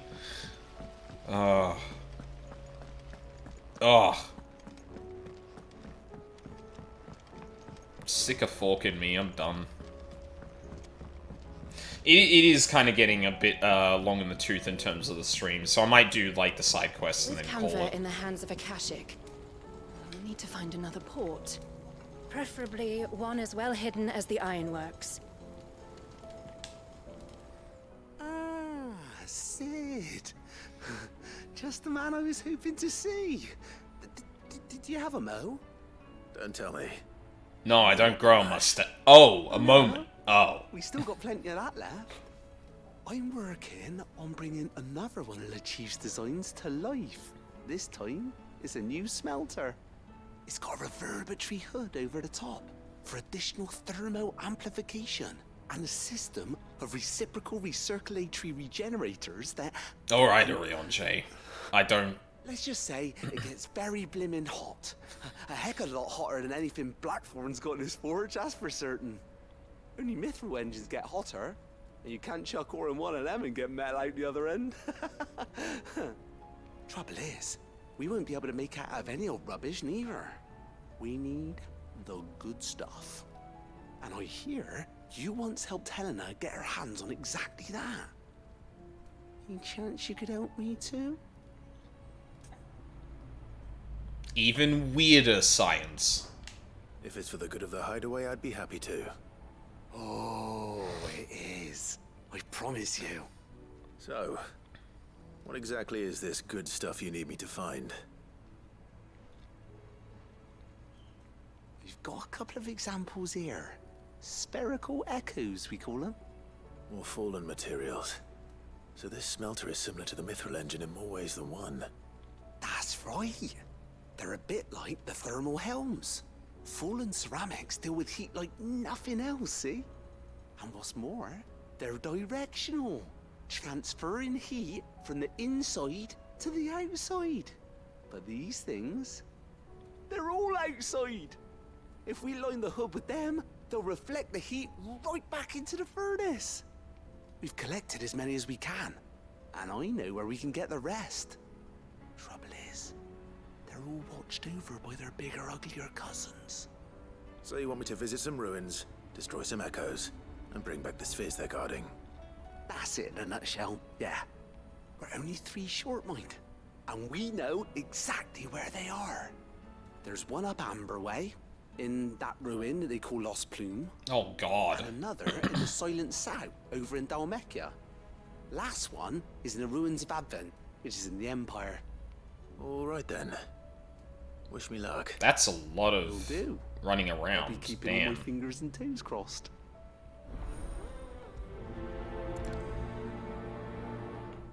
Like, a lot of running around.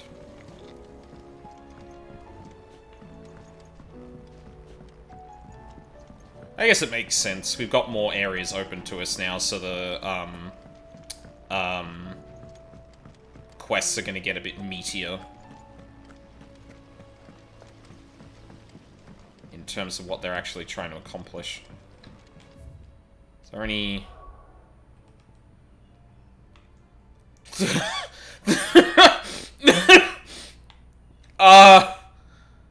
Okay, that's a lot of quests.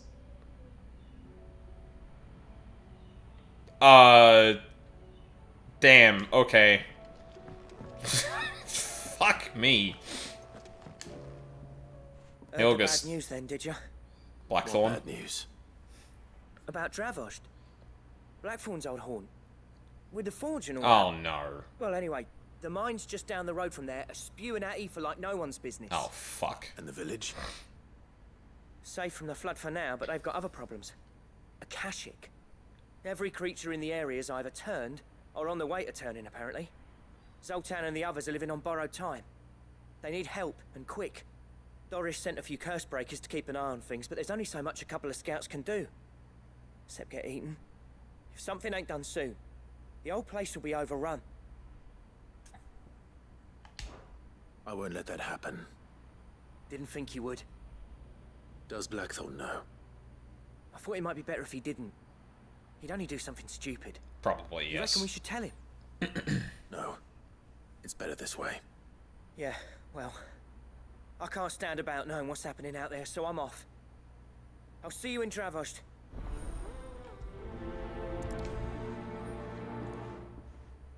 And this line fucking goes. Alright, that's 3. I should probably stick with these for the time being.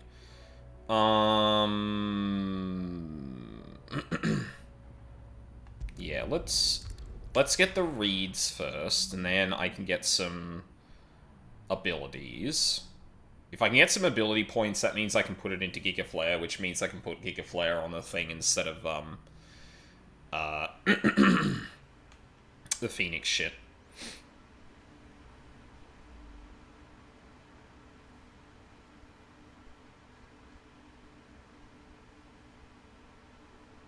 FOR.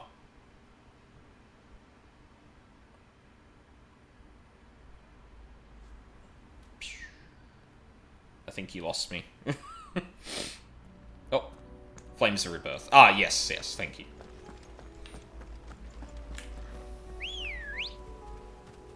Is it just toggle? Oh, okay. Come on. I probably won't get confirmation about Jill until we actually set out for the next quest. To be fair.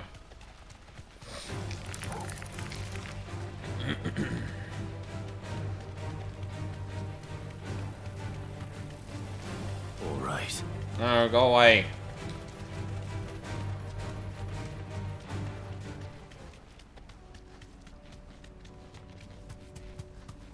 Hold on. Where am I? Oh, there. Back the way we came.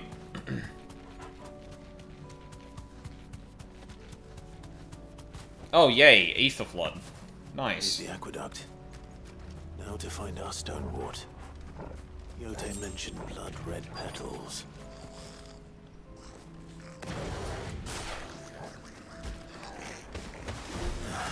Just my luck. Well, God damn it. I won't be picking anything till they're gone. There's only one thing for it.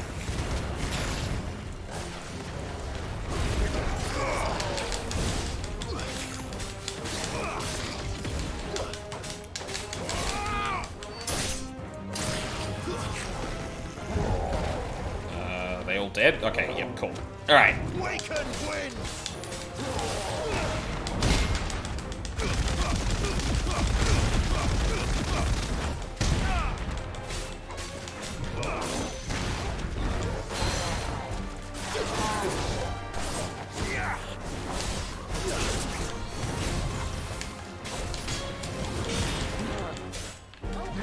Oh, god damn it.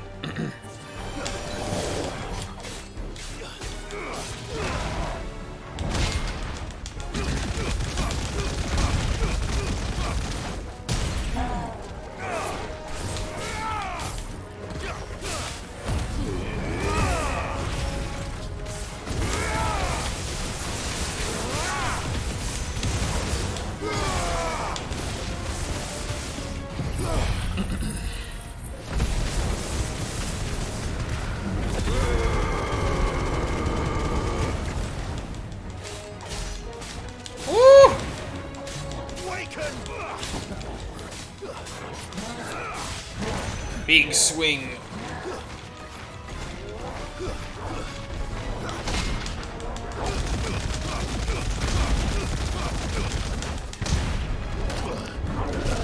Oh, god damn it.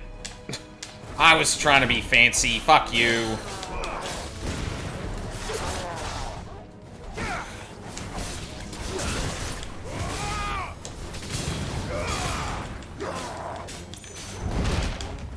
Oh, come on! Fuck off! Are you serious? That actually had an AoE to it, god damn. Here it is. Better collect as much as I can before reinforcements arrive. Did I get any... Right. That should do it. Any ability points for that? I didn't. Let's get these back to Yote. Oh.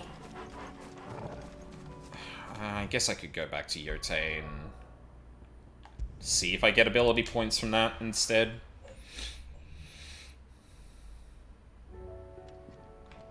Yeah, we can load in fast. Oh, hey, Jill. Karen says she'll provide what she can for our voyage to Ash, and has even agreed to forgo payment. Until our return, that is. Yeah, even Jill's silver tongue can't get us out of that. It's a wonder they can still walk.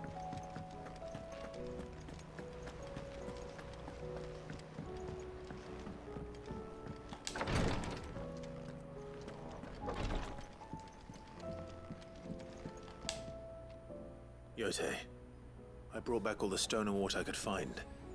Will this be enough? One of the few varieties of flora capable of resisting high concentrations of ether, this herb is most often found in and around ether floods, where the fauna that would feast on its nutritious roots oft fall prey to the to their akashic cousins if they don't turn themselves.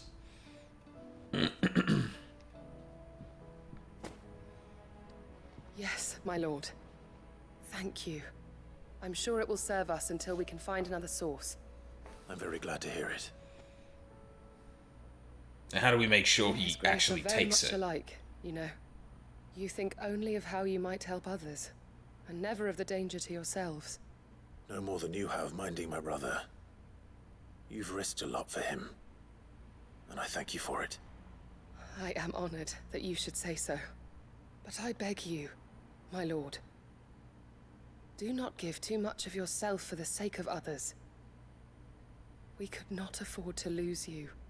I'll keep that in mind.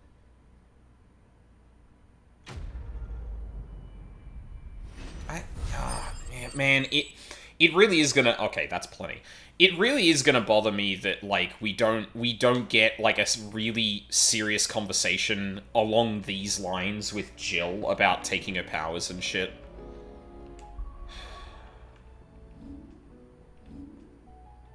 Yeah. Alright. Move over, Flames of Rebirth. You're finally being replaced.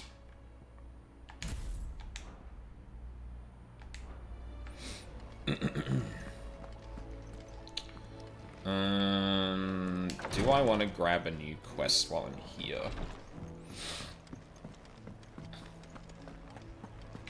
Was it another... Oh yeah, the missives, right. How do you split the sea? Reckon we're better off not knowing. Yeah.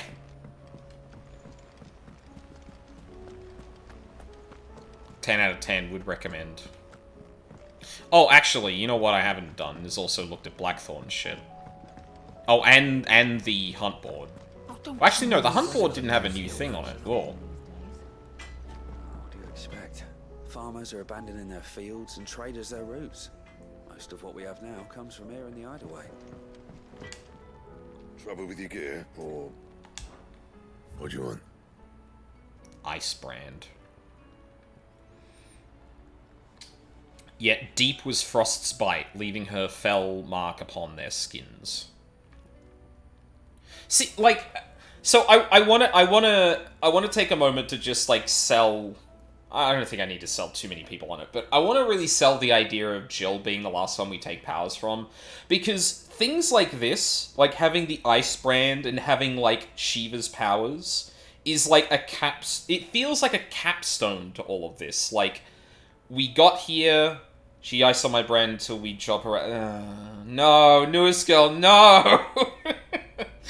But I honestly, I think, like, even, like, I think there would have been something to even striking down Jill, not every single time, but a few times like they did, having her still get up and be like, no, I'm having these powers, I am helping you, Clive.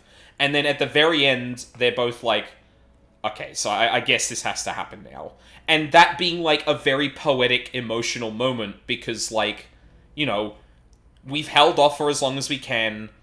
Jill wants to be as useful as she can for as long as possible. Sucking her powers potentially endangers that. We don't want to do that unnecessarily. And then they reach the point that they can't avoid it anymore, and she does actually give it up. Not because she doesn't feel like she's incapable of helping, but she needs to trust Clive and release her powers to him for him to potentially win. Like, Not bad, if I do say so myself.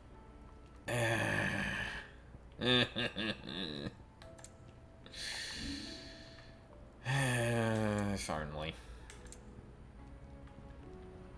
And?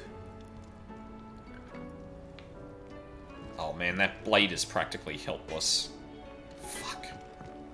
The stew's awfully thin. Because, like, imagine if it was a narrative moment that you get Ice Shard and stuff like that. Like, the stuff you'd usually get from a boss that just gives you a weapon. It's like, Clive is going into battle and acknowledging that he has Ice Brand.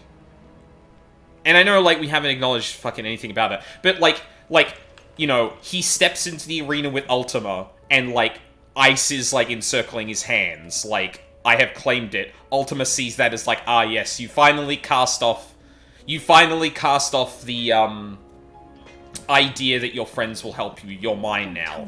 Where, in actuality, it is a symbol of the bond between them being stronger than ever. And we're not gonna get that because we had to have her sacrifice her powers way too fucking early. I honestly, I am probably going to be insufferable about this. I am probably going to be completely insufferable about this. I despise the way that Jill has kind of been been treated in this game. Missives, that's what I was going Forgot what I was here for.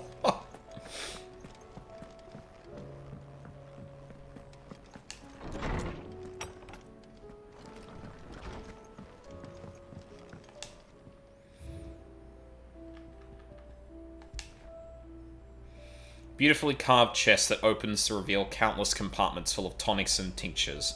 As Clive often proved a difficult patient, reluctant to come to the infirmary, Talia commissioned this curio that he might take part of the infirmary with him. Oh.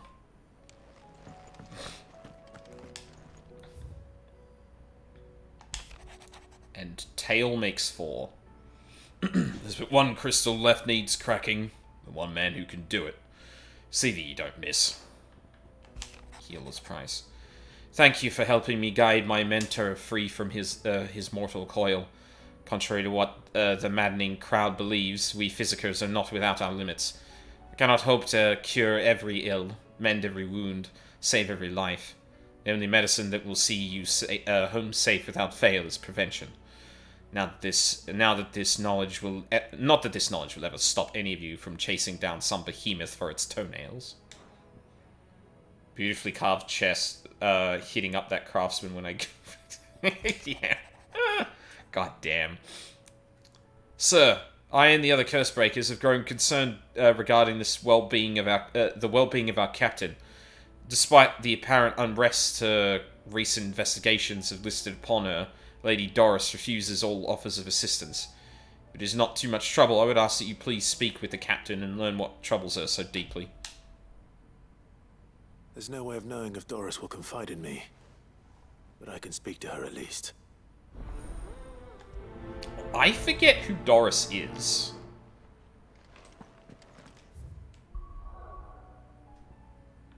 Who Doris?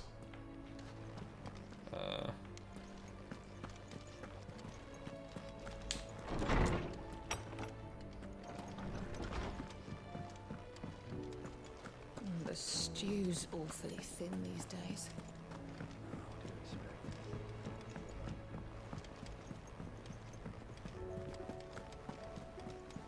Covered in nicks and lumps, the lot of them. It's a wonder they can still walk. Oh?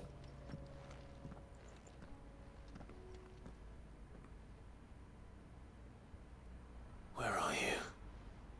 Can I help you, Sid? I'm looking for Doris. Is she here? I'm afraid not. She's at Martha's Rest on a job. My job, actually. When she heard what the mission was, she insisted on going herself. Alone.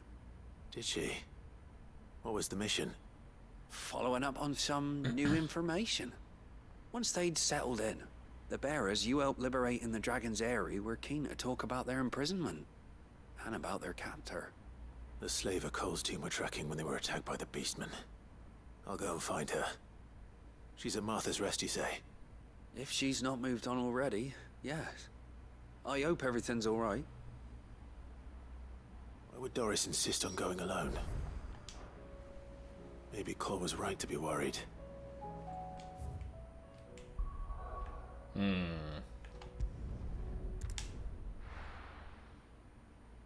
Oh. What?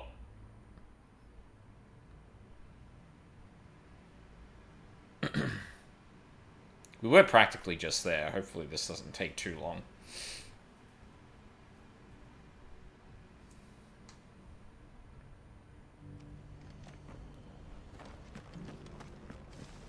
Doris should be somewhere nearby. Assuming she's still here.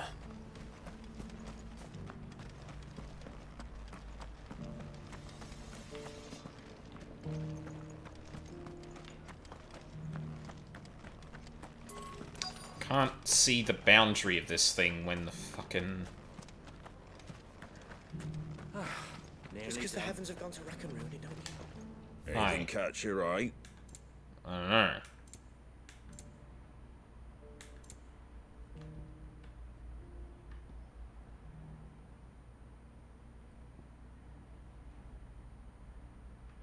Kind of like Breath of Light. Much obliged. No.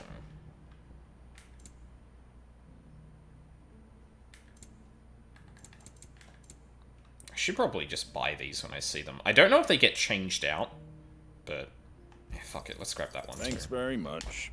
Take care out there, eh? Is she in the inn? No. Okay, well, it would be great if I could see a map. Thank you. Why didn't they show me the map in this situation? Seems odd. It doesn't still hurt, does it?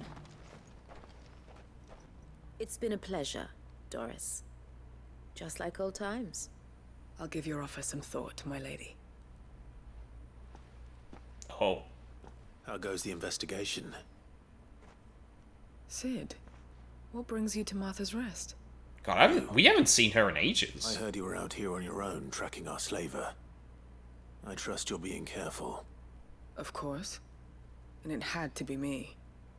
The bearers from the Dragon's Eyrie confirmed a long-held suspicion of mine that the slaver we've been tracking is an old acquaintance. She's no fool. If we'd come in force, she would have spotted us straight away, and then vanished without a trace. That was her just now, wasn't it? So, was it a fruitful reunion? I'd say so. She tried to recruit me. Seems her time in Rosaria is coming to an end. She's abducted bearers from across the region and is looking to smuggle them back into Sambrek. After her brush with those beastmen on the road to Northreach, she hired herself an Imperial escort, which she wants me to join.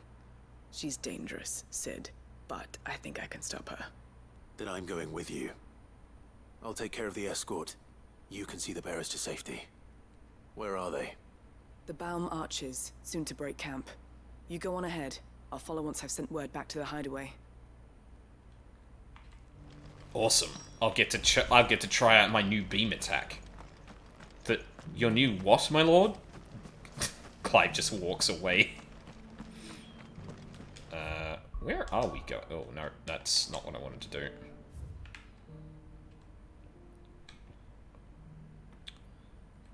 Alright.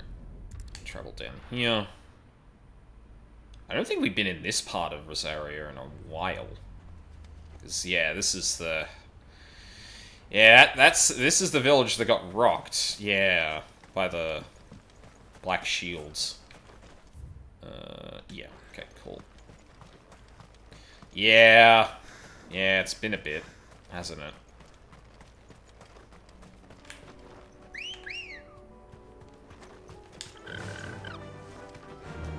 Why does that sound like a cat calling whistle?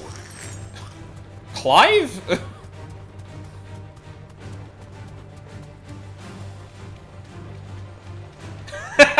Yeah. Like, I didn't say it the first time, because I was just like, oh, that sounded remarkably like that one. But that one was like, no, wait a minute. Yeah, no, that is what it sounds like. Hello?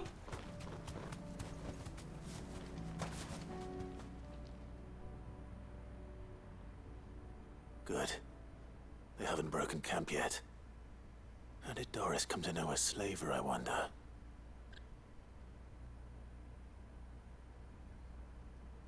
We've waited long enough. She's not coming. Ready the bearers. We're leaving. Back to civilization, is it, Mom? With all haste, lest any of you lackwits start talking like these feckless bumpkins. I presume your men are ready.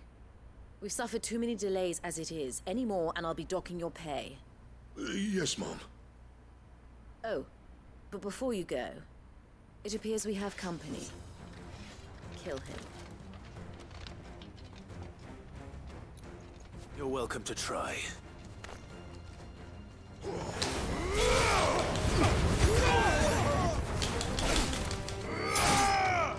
Oh, hold on. This is perfect.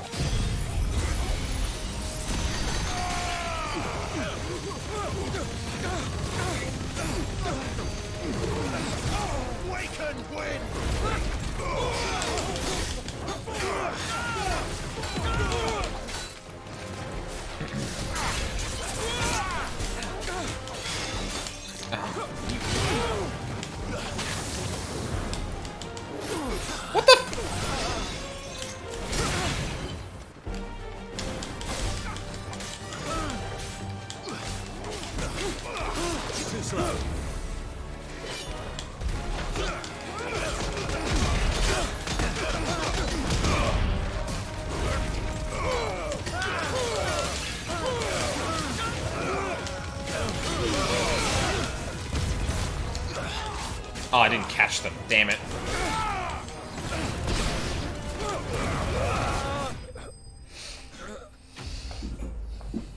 My headcanon is that Ben Starr only knows how to whistle in the context of a cat call. God.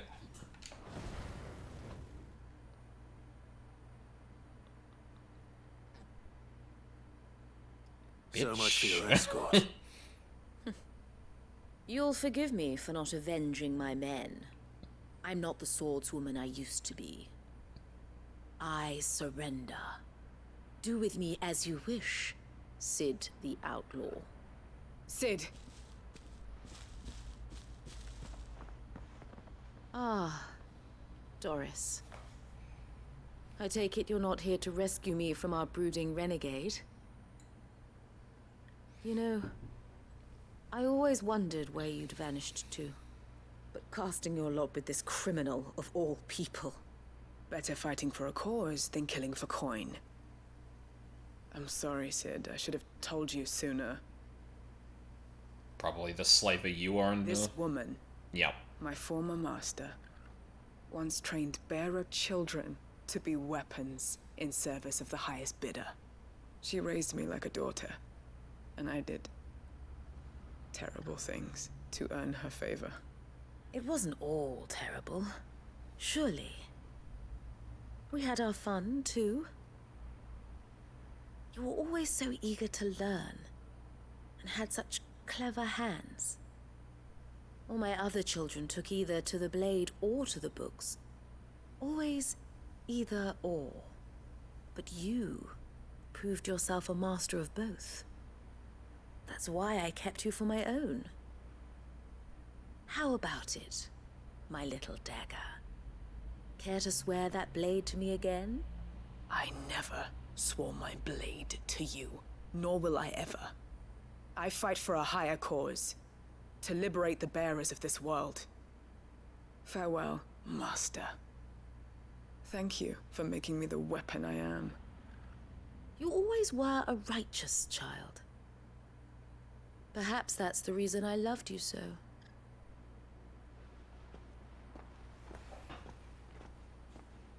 Kill? What do you want to do with her? She's still in snatch I am not the range. killer she wanted me to be. Not anymore. I'll do it. And she no longer has friends in high places. The Dame does, though. Her connections at the Imperial Court will see that justice is done. All right. If you're certain. Or we could... I am. And thank you for everything. Now, I better let these bearers know that they're safe. At least we talked about it for once. And I should head back to the hideaway and put Cole's mind at ease.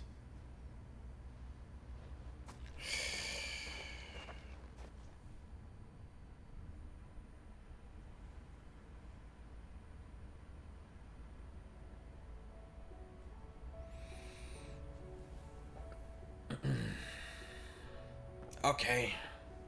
Welcome back, Sid. Doris's message just arrived. I hear you saved more bearers from being smuggled across the border. With any luck, they'll be joining us in the hideaway shortly. Oh, and your letter. You don't need to worry about Doris anymore. I'd been hoping as much. She mentioned one or two things in her report. So the slaver we'd been chasing all these months was her former master. Wish I'd known. She's been arrested, by the way, over in Sunbreak. Went quietly, or so we're told. And she won't be getting off lightly. The Empire may have no love for bearers, but it's none too fond of black market traders either. Can't have been easy for Doris. I'm sure it wasn't. But don't worry.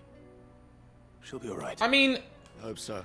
I'm not gonna lie, I do not trust the Empire to exact justice here. Like, one thing that is, like, kind of a big thing that's been bothering me, too, is the, like, shaky state of all of the existing political bodies that we've kind of, like, visited natural disasters onto. Or magical disasters onto.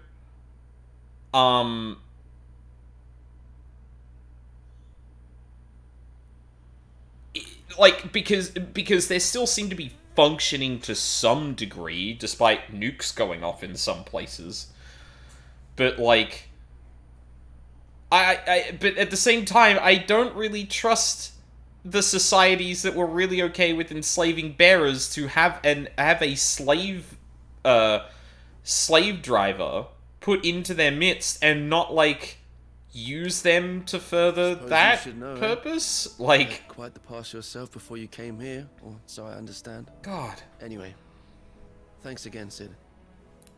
The Cursebreakers would be lost without Doris. And you, of course.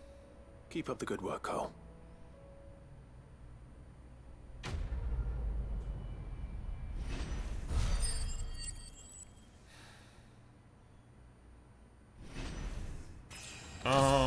Level up.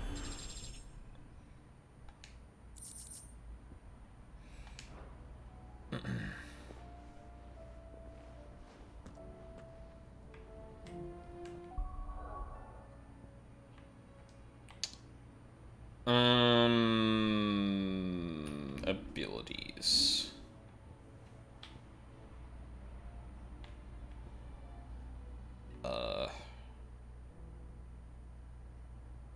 What does this do again? Increases permafrost duration.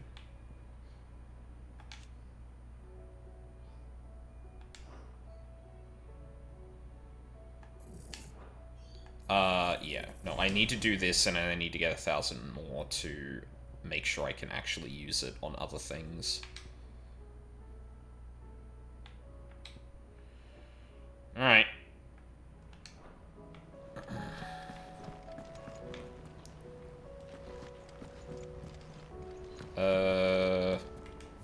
Oh, yeah, okay. Then we'll go and do you. You can refund the Flames of Rebirth if you want. Oh, yeah, I could do that. Yeah, would I want to keep the ability points in there? Probably not.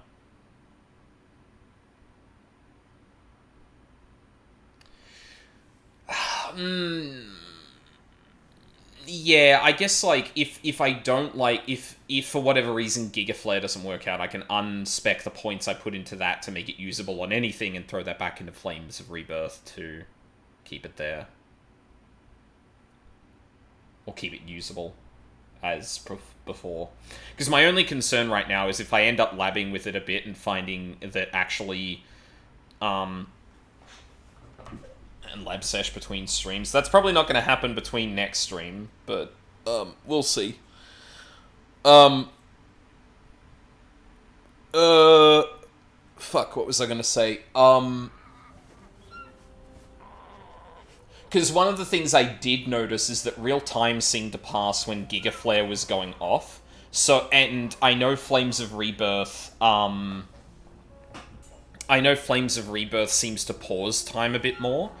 And that's important because if Flames of Rebirth can go off and pause time, it means I can use that at the very last second. But if I have to allow time for the entirety of Gigaflare to actually go through, then yeah, that might be a problem. But if that actually does work out and Gigaflare ends up doing more damage, that might free up more of my abilities if the burst window is taken up mostly by Gigaflare. So Dravost is still standing. For now, at least.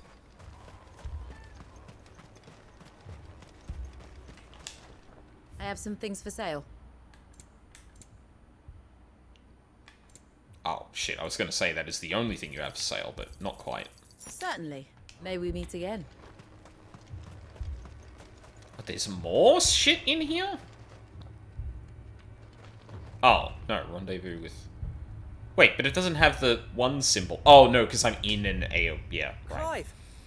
You're here! And the Akashic? Mostly off to the north still. But I spoke to Doris' scouts and it turns out things are worse than I thought. There's swarms of them out there. Told old Snotty to be ready to seal the north gate. That should buy us some time if we need it. Enough for the villagers to barricade themselves inside their homes at least. Well done. Welcome back, Sid. I'd never have guessed, you know. Not if August hadn't let slip. Thanks, August. Who'd have thought that the savior of Dravost would turn out to be the realm's most infamous outlaw? Keen to help us out again? I am. Thought you could sneak off without me, did you? Yes. Blackthorn. Oh, what are you doing here? One of the scouts couldn't keep his voice down. Unlike my best mate who didn't think I deserved to know. Zoldan, how long's it been? Long enough for us two to turn into a pair of old codgers, I see. That your idea of an apology? Prick. Don't listen to him. You only did what you thought was best.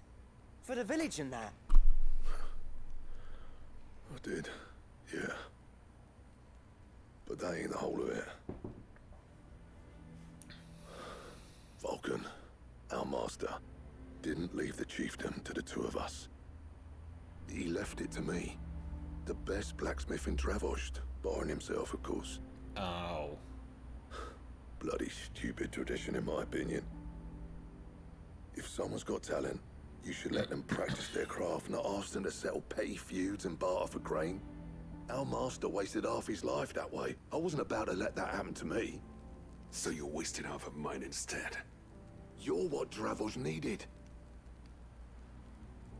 Under me and my precious ideals, this place wouldn't have lasted a year. So I left to devote myself to the work and spare you lot the consequences. I may be a selfish prick, but I only did what I felt I had to. What you had to do was your duty! Even if it meant we all starved? Enough. This is no time for bickering. You can finish beating each other up once Dravost is safe. Fine. I've said my piece anyway. Yeah, so have I. Sorry, Clive. I shouldn't have stuck my nose in. We're short enough on time as it is. Still, give us a mo, would you? I need to get my head straight before any of them Akashic try to bite it off. Oh, so we will actually make it obvious when you're about to enter a battle and stuff.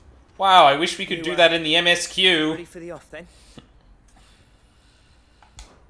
We can't afford to waste any more time. Right you are. Might be worth having one last word with the scouts, though.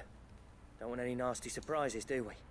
Oh, and Blackthorn, you and Zoltan might be better off staying inside the... Akashic on the move.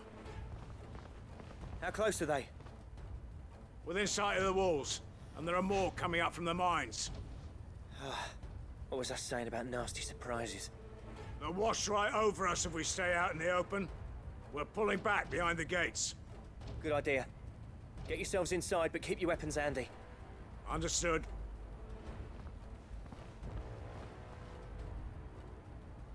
I'm prepared to fight if I have to. Well, let's hope you don't. That's our job. Once the scouts are inside, order your men to barricade the gates. No heroic last stands, you hear me? No fighting at all if you can help it. August's right. I've seen what Akashic beasts can do to armor. The people here are tough and willing, but they ain't equipped to face what's coming. I'm going out there. Start work on the gates as soon as I've left. I'll give you as much time as I can. And if they kill you? You evacuate. But it won't come to that. I promise. You'd better be right. Take good care of Dravost till I get back. Leave it to me. And give those things what for, yeah?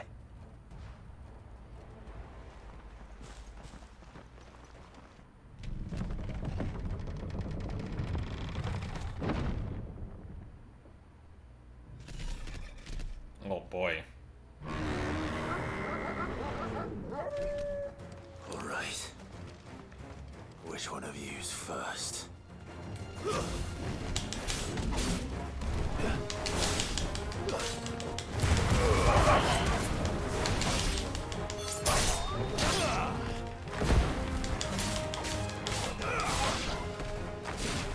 Where's the other one? Oh, only one left? Alright.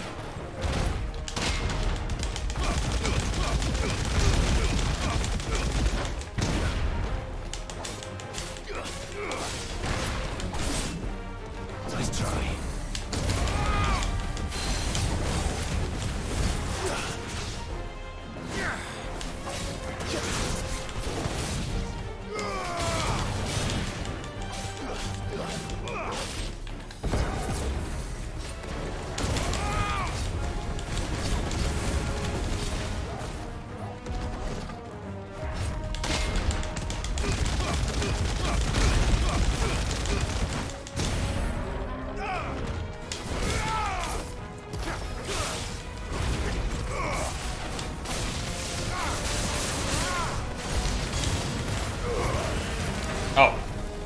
okay. Hold on a sec.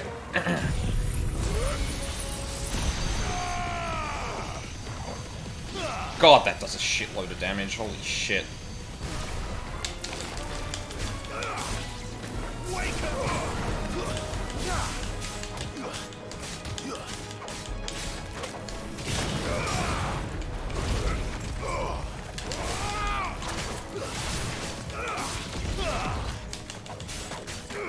Oh, they can actually miss when they explode.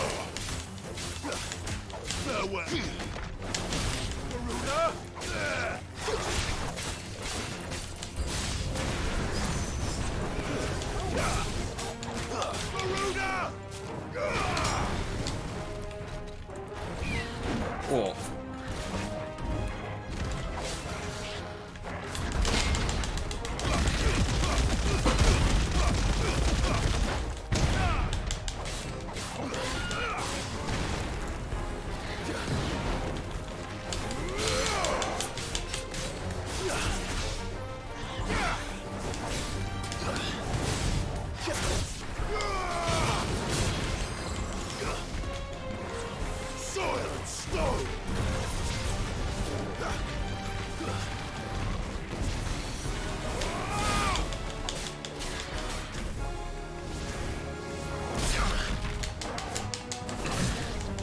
Quite work out.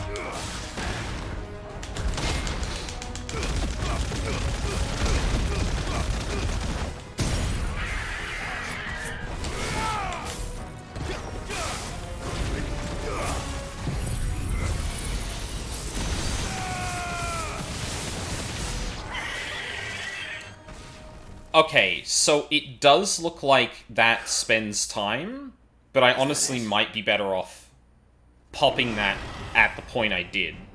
Oh, fuck. Oh, lucky Giga Flare's only 60 seconds. They're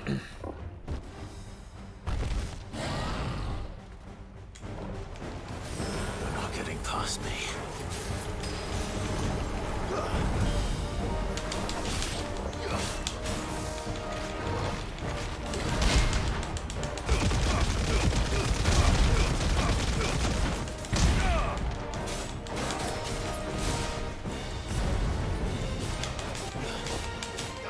Cutter's Cry, yeah.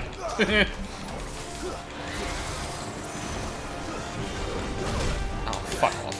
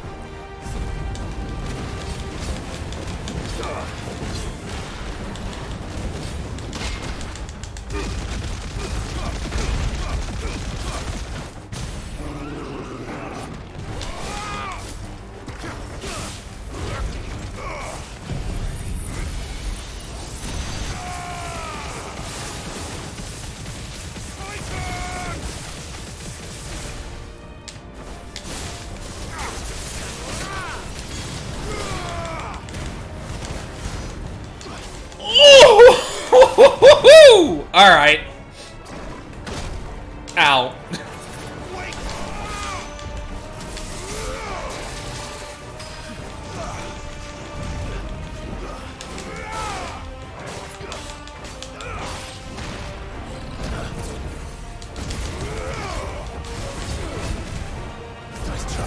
Yeah, it looks like I should be able to do Giga Flare last. It's just a matter of, like, actually timing it. Oh, shit. Nope. Oh. Oh my god! Oh! It has the Cutter's Cry mechanics! Damn, alright.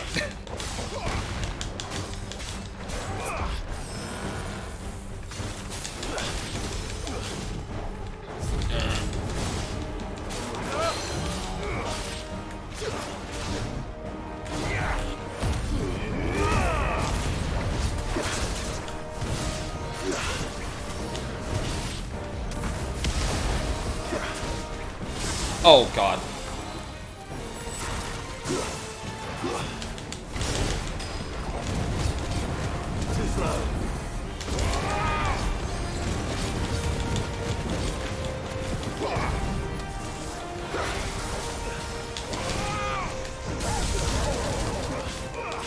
Toggle, no!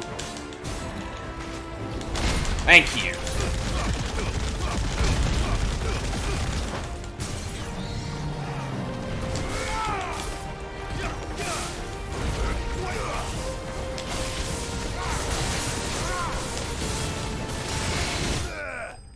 Yeah, didn't get enough time to really do the thing. I honestly, I may not even do Giga Flare last. I may do Giga Flare second last because I don't know how long Lightning Rod is actually going to last, and it's probably better off that I'm hitting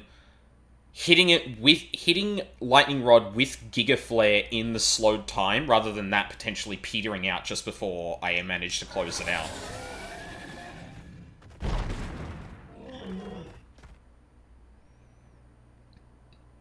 Oh, the question is, did I miss any?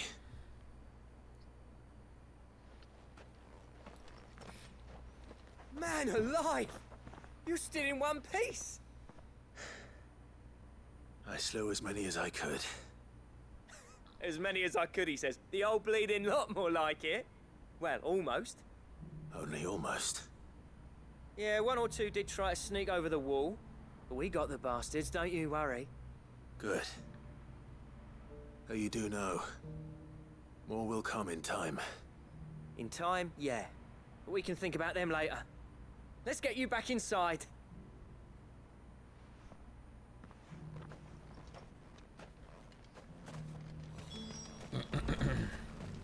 I did it. Sid, you're even more fearsome than your reputation. Enough to give those Akashic monsters nightmares. Okay. I almost felt sorry for the wretched thing. Sounded very tinny But there for a mostly, second. I felt grateful. Almost like he leaned away from the mic as he did the Sid bit, and then leaned back in, and thus, like, the... Yeah, that was weird. Dravoged won't forget what you did today. I'm afraid I've only delayed the inevitable. There's no getting rid of that ether flood. Meaning that any living thing which stumbles into those mines will end up clawing at your walls again. And that's if the flood don't spread. If it does, well, I hate to say it, but the village's days are numbered. That may be, but we're staying just the same. With ether floods springing up all over, it's no less safe than anywhere, and more importantly, it's our home. We'll fortify the gates to the north, and I'll see that they're guarded day and night. All right. Then we'll give you a hand shoring up those defenses. As for you, Blackthorn, that's twice you've turned up when Dravos needed you. So, thanks. I shouldn't have stayed away so long. And I shouldn't have left without talking it over with you first. Too bloody right you shouldn't. Though I doubt I'd have listened. I always envied you. How you made everything look so easy when, for me, it was anything but. You leaving gave me the perfect excuse to hate you. And from that day on, I never once stopped to wonder what it would have been like if you'd stayed. But what you said earlier, it was true. You'd have been the death of this place. Finally, something we can agree on. I hope you see the sense of it eventually. You kept this place alive. Alive, perhaps. Wealthy even, but... Dravozh isn't what it once was. Our work used to be the pride of Dalmekia. Now, we churn out the same rubbish day after day, because it's easy and turns a profit. It's not about the craft anymore. I wouldn't send my sons to war wearing the shit most of our smiths are making. I've kept working, honing my skills, trying to lead by example, but no one sees the point. The average castle apprentice has as much passion for the craft as our current lot. Come back to us, Blackthorn. Remind Dravost what a true master blacksmith looks like. I'll even man those bellows of yours if it means we can work at the same forge again. That's a kind offer. Kinder than I deserve. And I wish I could accept, but I'm needed elsewhere. There's people who trust their lives to my steel, and I daren't let them down. Fair enough.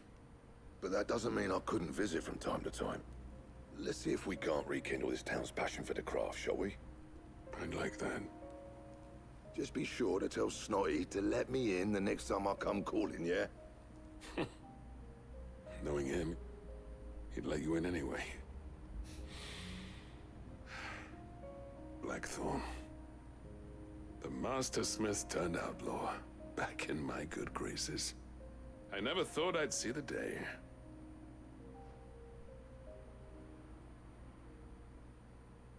I'd say that went pretty well, wouldn't you? Even better than I'd hoped. Sid, I've got something for you.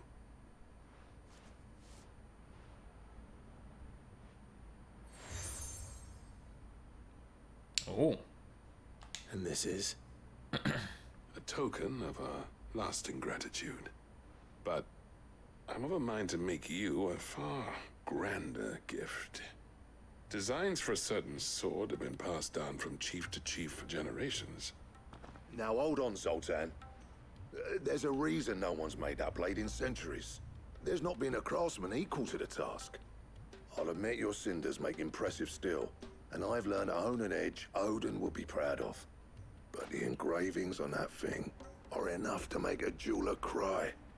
And they're not just for show, either. Have you forgotten what brought you back to Dravost? Are we getting the rune blade?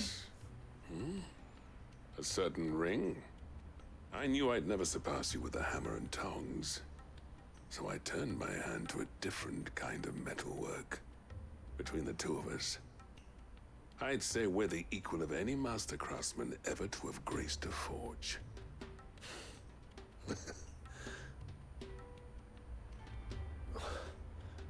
You know what? I think you might be right. Clive, you wouldn't mind if Zoltan came back to the Hideaway, would you? He's more than welcome. As long as he can keep our secret. Right. Just guys Zoltan, being dudes ass get side your quests. tools. Yeah. We've got real. a legend to forge. Divorced dudes. Oh, there's more. Oh shit, okay. Oh, I suppose we'll probably go back and then be like, hey, here's some new, blueprints.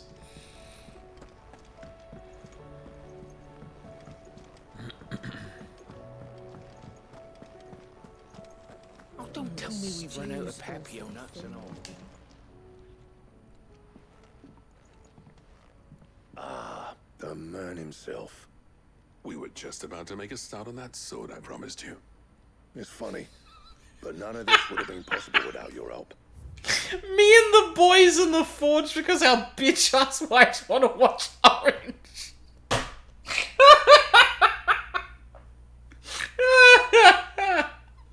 Fuck. You remember Camille? We'll be using his leatherwork for the grip. The steel, meanwhile, will be tempered in a fire, burning the cinders you charmed out of old Zoltan here. And that whetstone from the Outer Isles, that'll be what gives the blade its edge. And the final flourish will be my talented colleagues' engraving. A team effort led by the greatest blacksmith alive. Now, save that talk till the thing's finished, yeah? Right. I'm ready if you are. To the bellows it is, then. Really is sad that we got the ice blade, or the ice brand, and now that seems like it's going to be overwritten immediately by a blade we got from a side quest.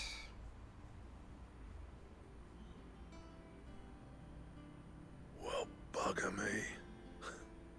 We actually did it.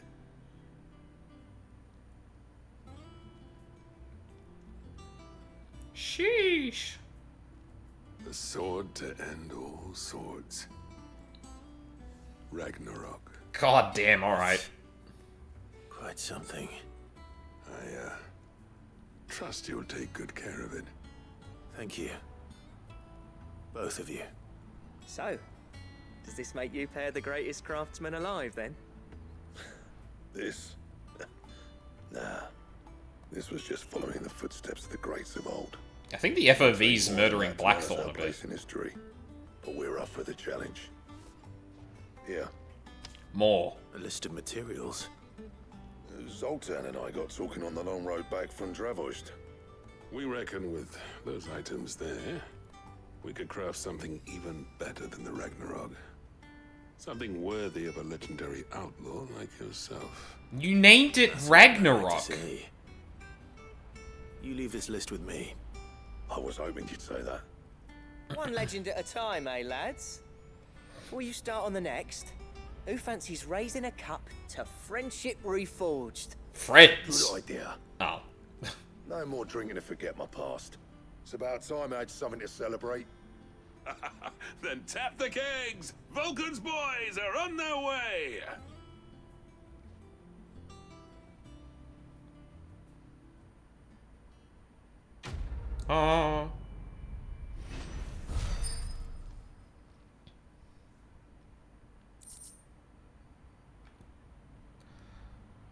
Gotterdamrung. Diagram detailing the steps to forge a sword that may slay a god. And Ragnarok. Ancient Ashen legend purports that one day the Age of Dominance will draw to a close in an epic clash of icons that sets the land ablaze, cleansing it of foulness and allowing for its rebirth. A clash they call Ragnarok. Ragnarok is also my favorite Golden Sun ability. Hang on a second, I need to look at this. Gotterdamrung.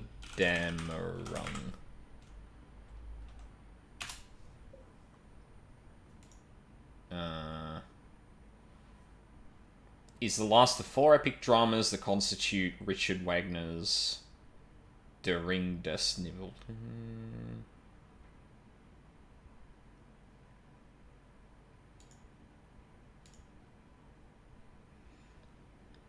Twilight of the Gods. Okay, so it's similar to the word Ragnarok. Starting with FF3, the sword Ragnarok has been in every single player FF game except 8 and 13, where it was an airship. Is something called Ragnarok in 14? I forget. But yeah, Ragnarok is meant to be like the end of times, basically. And I guess Gotterdamrung. Hang on, can I get a pronunciation on that? Götterdämmerung. Götterdämmerung. Götterdämmerung. Rung. Rung? Hang on. Götterdämmerung. Yeah. Götterdämmerung. That's probably the closest I'm getting to it. Yeah, it's pretty much a relic weapon for warrior and the class of Allagan spaceship. Oh, that's right. Yes, the ship in 14 was called Ragnarok. I forgot about that. Yeah, all right. Götterdämmerung. Recipe unlocked. Similar to the Ouroboros, I imagine, in terms of the requirements. Trouble with your gear, or...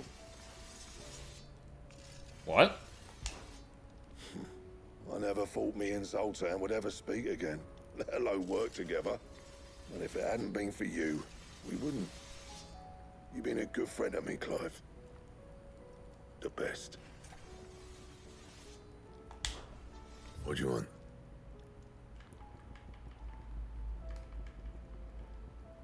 Oh, there it is. 375. Ugh. More orichalcum, dark steel, primitive battle horn.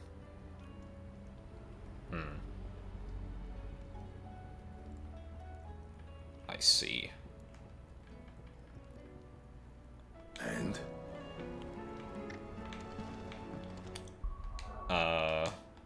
Have I got Ragnarok equipped now? I do not.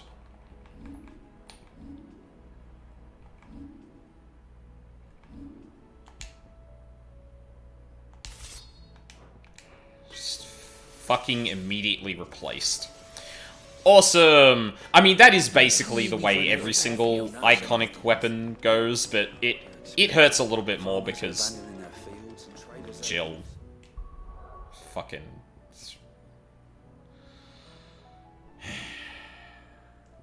Yep.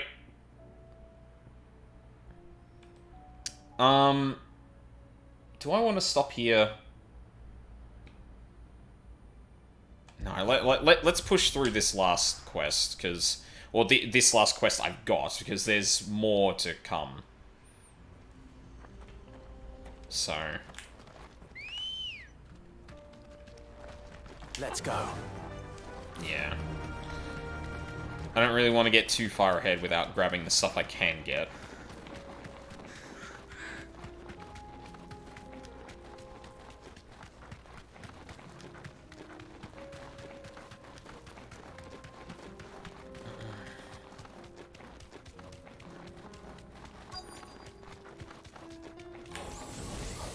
I'll need to deal with these ones first.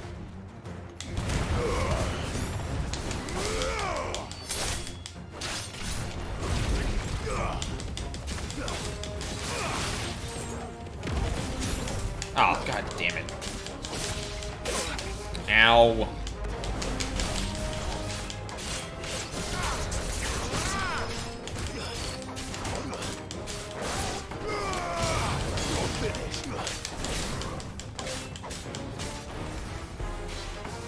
Oh shit. There it is. Fuck.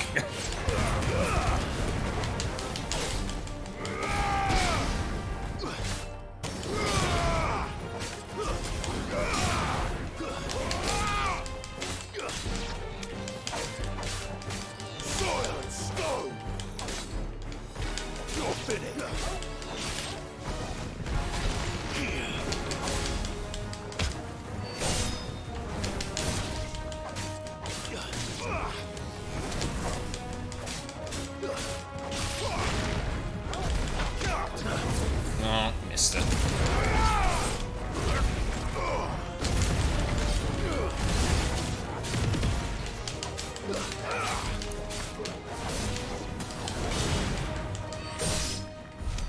Now to find this spherical echo. This is it. Right then. Just two more to find. I usually like enemies that are kind of hard to read, but like, especially in this game, or character action games in general, it's kind of hard to keep up with all the visuals and the unusual movements at the same time. Fly, Ambrosia. There's only really so much noise I can handle before it becomes incomprehensible. And I mean, fuck, the Berserk ring itself is a lot, as is. Because it just adds a lot more effects to your abilities. I need to head over here. Damn it. The whole village is turned. No need to ride from here.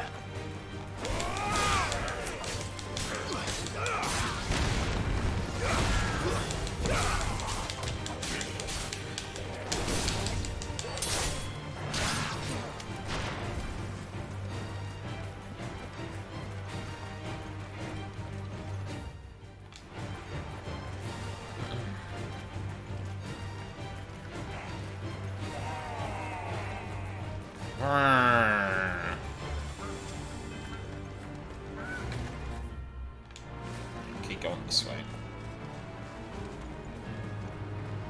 Can I ride my chocobo now? No. Me when my alarm goes off in the morning? Yeah, real.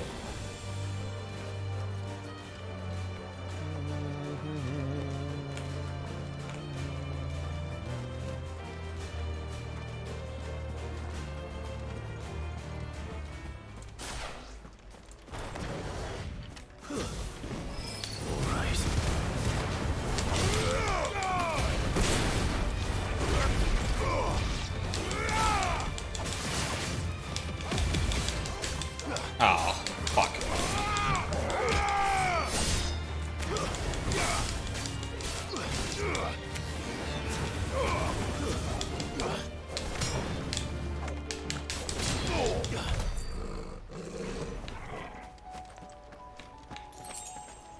Oh, we weren't even there. Oh.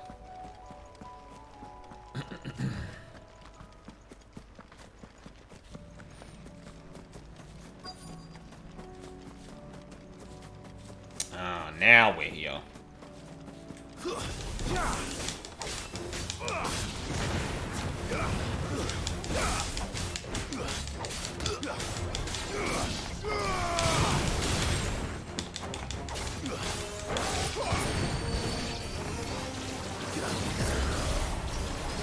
Let's try.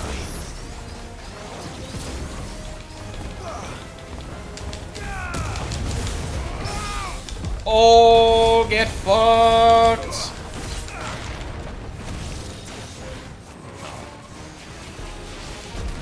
Oh.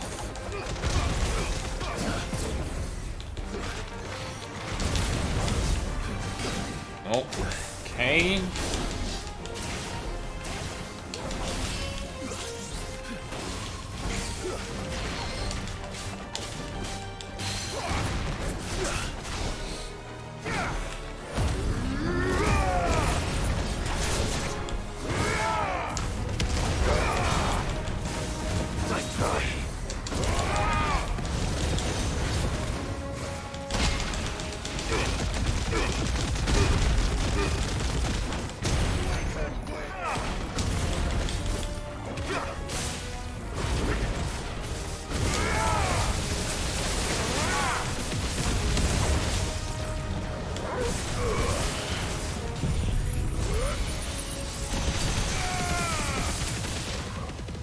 Yeah, see, Lightning Rod runs out just before the...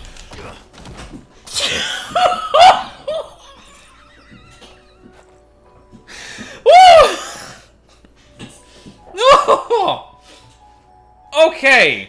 Mm-hmm. Jesus Christ. One to go. God damn. That's a lot of damage. Ooh.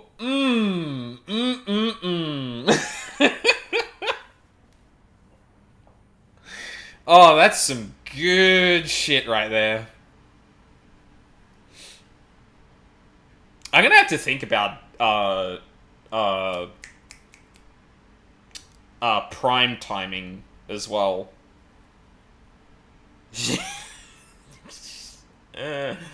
Yeah, true. Jesus Christ. Did I mess up anything there? Honestly, well, actually, no. I think I lulled a little bit switching back to, Crimson Cyclone and Giga Flare. As much as you, But, that was pretty near perfect. That is pretty near fucking perfect. Actually, come to think of it, where was that place that I found the thing? Oh yeah, here it is.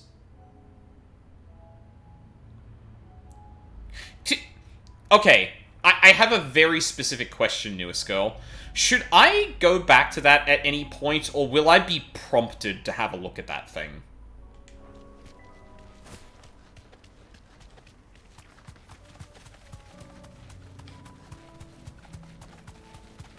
Because I'm pretty sure the last time I walked up to it, it was just like, I don't know what this is, and we walked off. 90+ mark? Oh, jeez, okay. Alright. Alright. God damn. Well, but you didn't answer my question. Is the game going to, like, nudge me that, like, yeah, this is a thing you can do now, or... do I just need to know to look at it after a time? Enough of you, are there? You deserve a rest. Nope.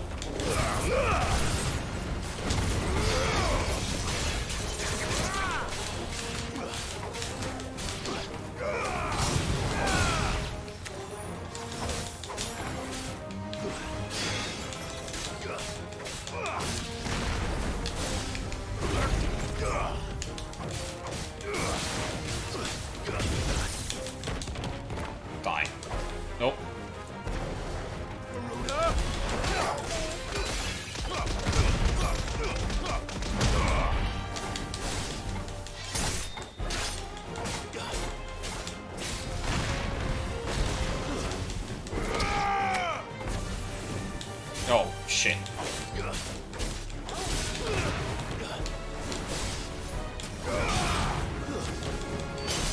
It's over. Oh.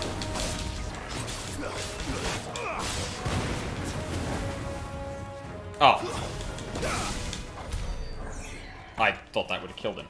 I think there's a side quest around that time that walks you by one, and that unlocks all of them, but I don't remember exactly. It's been over a year since... Okay, yeah, fair. But at the very least, there's, like... There'll probably be something that's like, oh, gee, I wonder what this is, and we'll figure it out from there. That's all good. I just want to know whether, like... Owen can uncross his toes now. Hopefully... Stop talking about toes. All I really needed to know is, like, yeah, something sometime will probably unlock it or something. That's fine. Clive the feet guy. No. No, don't do that. Covered in nicks and lumps, the lot of them. It's a wonder they can still walk. It's a wonder they made it back at all. I heard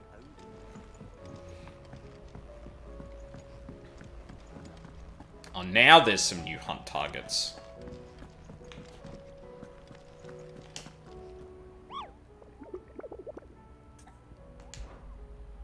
Any more S ranks? Yep.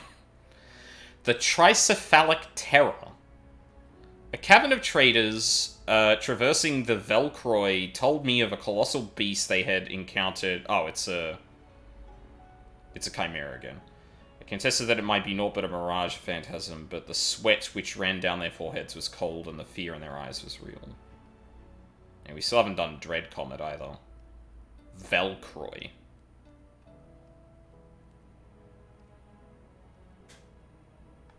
What is Velcroy again? I feel like that's one of these places.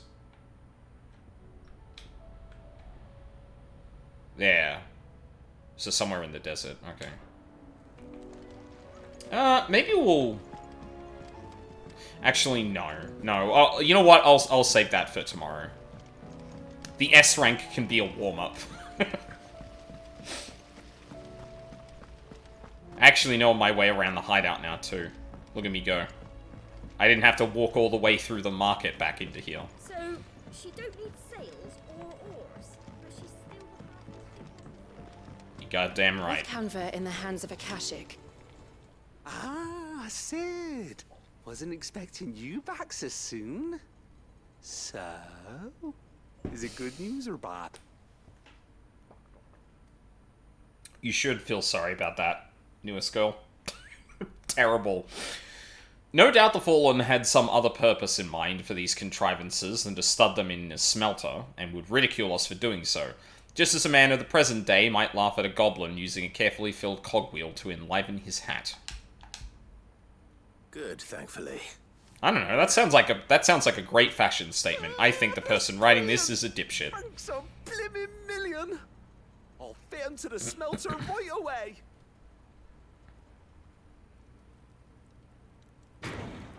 So if I remember correctly, this is basically just to make sure the furnace is capturing as much heat as possible, and it's not dissipating out. May I present to you the Telemon Furnace! Ain't bad, is she? She's a beauty. You saved my bacon again, Sid, and I ain't about to let your good deed go unrewarded. It's fine, really. My bag's flexible enough already. Oh, don't say that. I'm sure I can make a few improvements to it yet. Like what? You could just buy me a bigger... How about that clasp? Looks a bit stiff. Reckon you could loosen it up and make some more room? And I reckon I know how. With a new alloy we've been working on. The Telemon Furnace was just what we needed to perfect it. It's a metal, see? So it's lovely and strong, but it's also, well, stretchy, if you can believe it. Stretchy metal. Well, if you insist.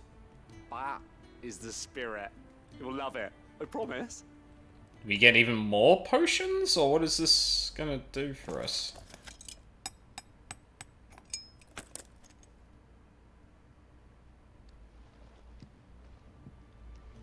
So, what do you reckon? It's actually quite ingenious. Thank you, Owain. Shh, don't mention it. You earned it. And I wanted to get some practice in using that metal anyway. Reckon we'll have all kinds of uses for it around the hideaway. Can't think of any right now, but that's our job, innit? Dreaming up new ways to make life easier around here. Maybe even out there, too. One day, the whole world's gonna know about the inventions you've helped us put together.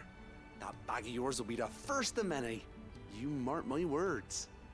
They'll hardly believe their eyes, I'm sure.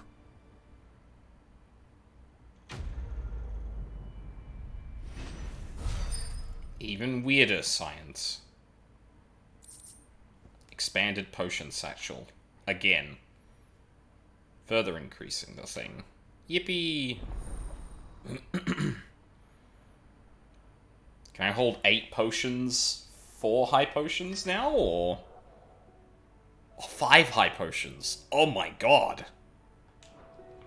Yo! With 2 Ds? I'm sorry, hold on a second. Now they're just spoiling you. Achievements. The achievement you get for upgraded consumable potency and inventory slots to their maximum is with 2 Ds.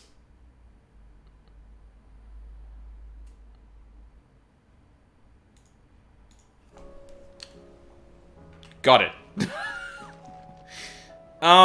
Yeah, I think that's where we're gonna leave it for now. Yeah, bit of a mixed day to say the least. You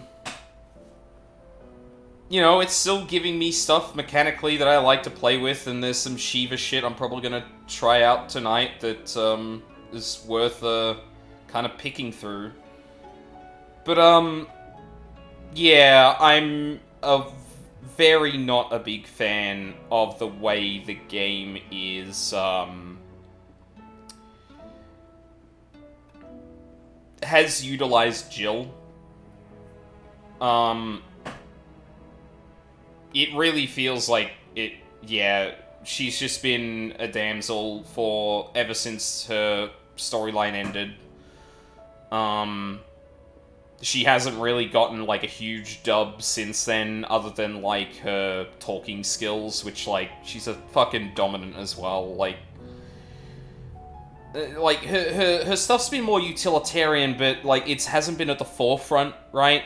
Like, every time a icon battle happens, it seems to be up to power, and, like, that is distinctly not Shiva's strength against Odin, so, like, we never really played with that, and thus when Jill ends up handing over what powers she does hand over to Clive, it doesn't feel like that's really, like, you know, it doesn't feel like I should be worried that we're going to be down one more icon, or one more dominant in the team.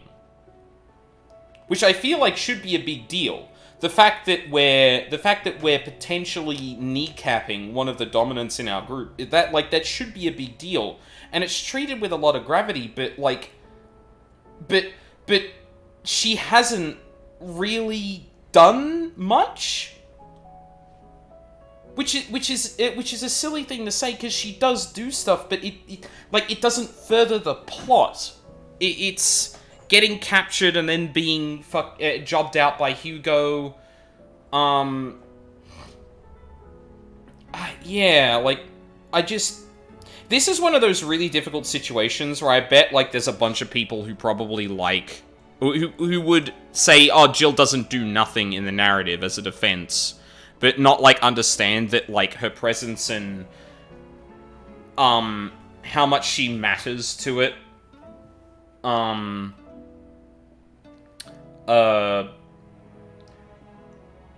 like, doesn't just extend to her being present. Like, people don't talk... Like, she doesn't join in on conversations where she's clearly in the scene, unless she's talking directly to Clive, in a lot of circumstances that I'd expect her to actually be present. She doesn't get talked about much after she gets kidnapped. We're not worried about what actually sucking the Shiva powers, or giving... Clive taking some of Shiva's essence doesn't seem to be a concern to anyone. It just feels, yeah, like, there's just a whole lot of shit around her that just, like, doesn't matter, or, like, is of no consequence to the story, ultimately. Other than the interpersonal relationship. And I think that can be strong, but, like, where is the concern for Jill when she gets kidnapped? Where is the concern for how... where is the, like, weight of passing on these powers and both of them really understanding that, like, this could hamper Jill's ability to function? Because it's played like that earlier in the game. I'm at a loss. I don't like the way this game tries to have its cake and eat it too in a lot of circumstances, where it gets to ratchet up the stakes but then not actually have any consequences. Yeah. But on the other hand, like, the fucking game is still keeping me really entertained. Like, I've got a lot of tools I want to try and figure out how to use, and fucking big number before, the 70k during a burst window's fucking insane. Like, yeah, I want to like this game more, but, like, the writing is getting frustratingly rote and, like, consequence-free. It's not letting me use as many of these mechanics as I would like. Like, it can hit a Bahamut peak again, that's great, but, like, it's now marred by the fact that it doesn't know what the fuck to do with Jill. And that it's starting to strain against the limited number of ability slots you get. This is probably going to be one of my favorite games of the year, like, hands down, but, like, god damn, dude. It's, like, stumbling its way there at this point. Yeah. Anyway, we're going to be playing more of this tomorrow. So I don't get too much time to lab. Especially since I'm on the Warframe grind again, so... Yeah. So, I don't know what the broad plan's gonna be for streams this coming week. I'm definitely not streaming Monday. I don't know what I'm doing around New Year's. I know Luca's gonna start doing some Shadowrun stuff, and I'd love to be on her stream for that, but that also might be a stacked roster already. I'm keen to get some more 16 done, because I'd like to be close to starting a PoE lore through. As much as that's going to be far less entertaining to people than the 16 shit, and I mean, you know, admittedly, like, I don't think there's too many people watching right now. Yeah, I think it's Newest Girl and me just here. But, like, you know, I want to do a PoE lore through and just, like, go through the game and really absorb the lore the same way I do on a regular stream. Or on my other narrative streams that I haven't given Path of Exile much time of, with that focus before. I mean, shit, I've even thought, like, no joke, I've thought about putting together a PowerPoint on a presentation on Path of Exile's story through the campaign, and then, like, all of the League stuff that's happened as well. That would probably be 2 streams. I don't know who would turn up for that. I feel like I'd at least need one other person on call to make it, like, 1 or 2 other people on call to make it, like, work as, like, a back and forth and not me just lecturing chat. But I still kind of want to do it because it's a fun exercise.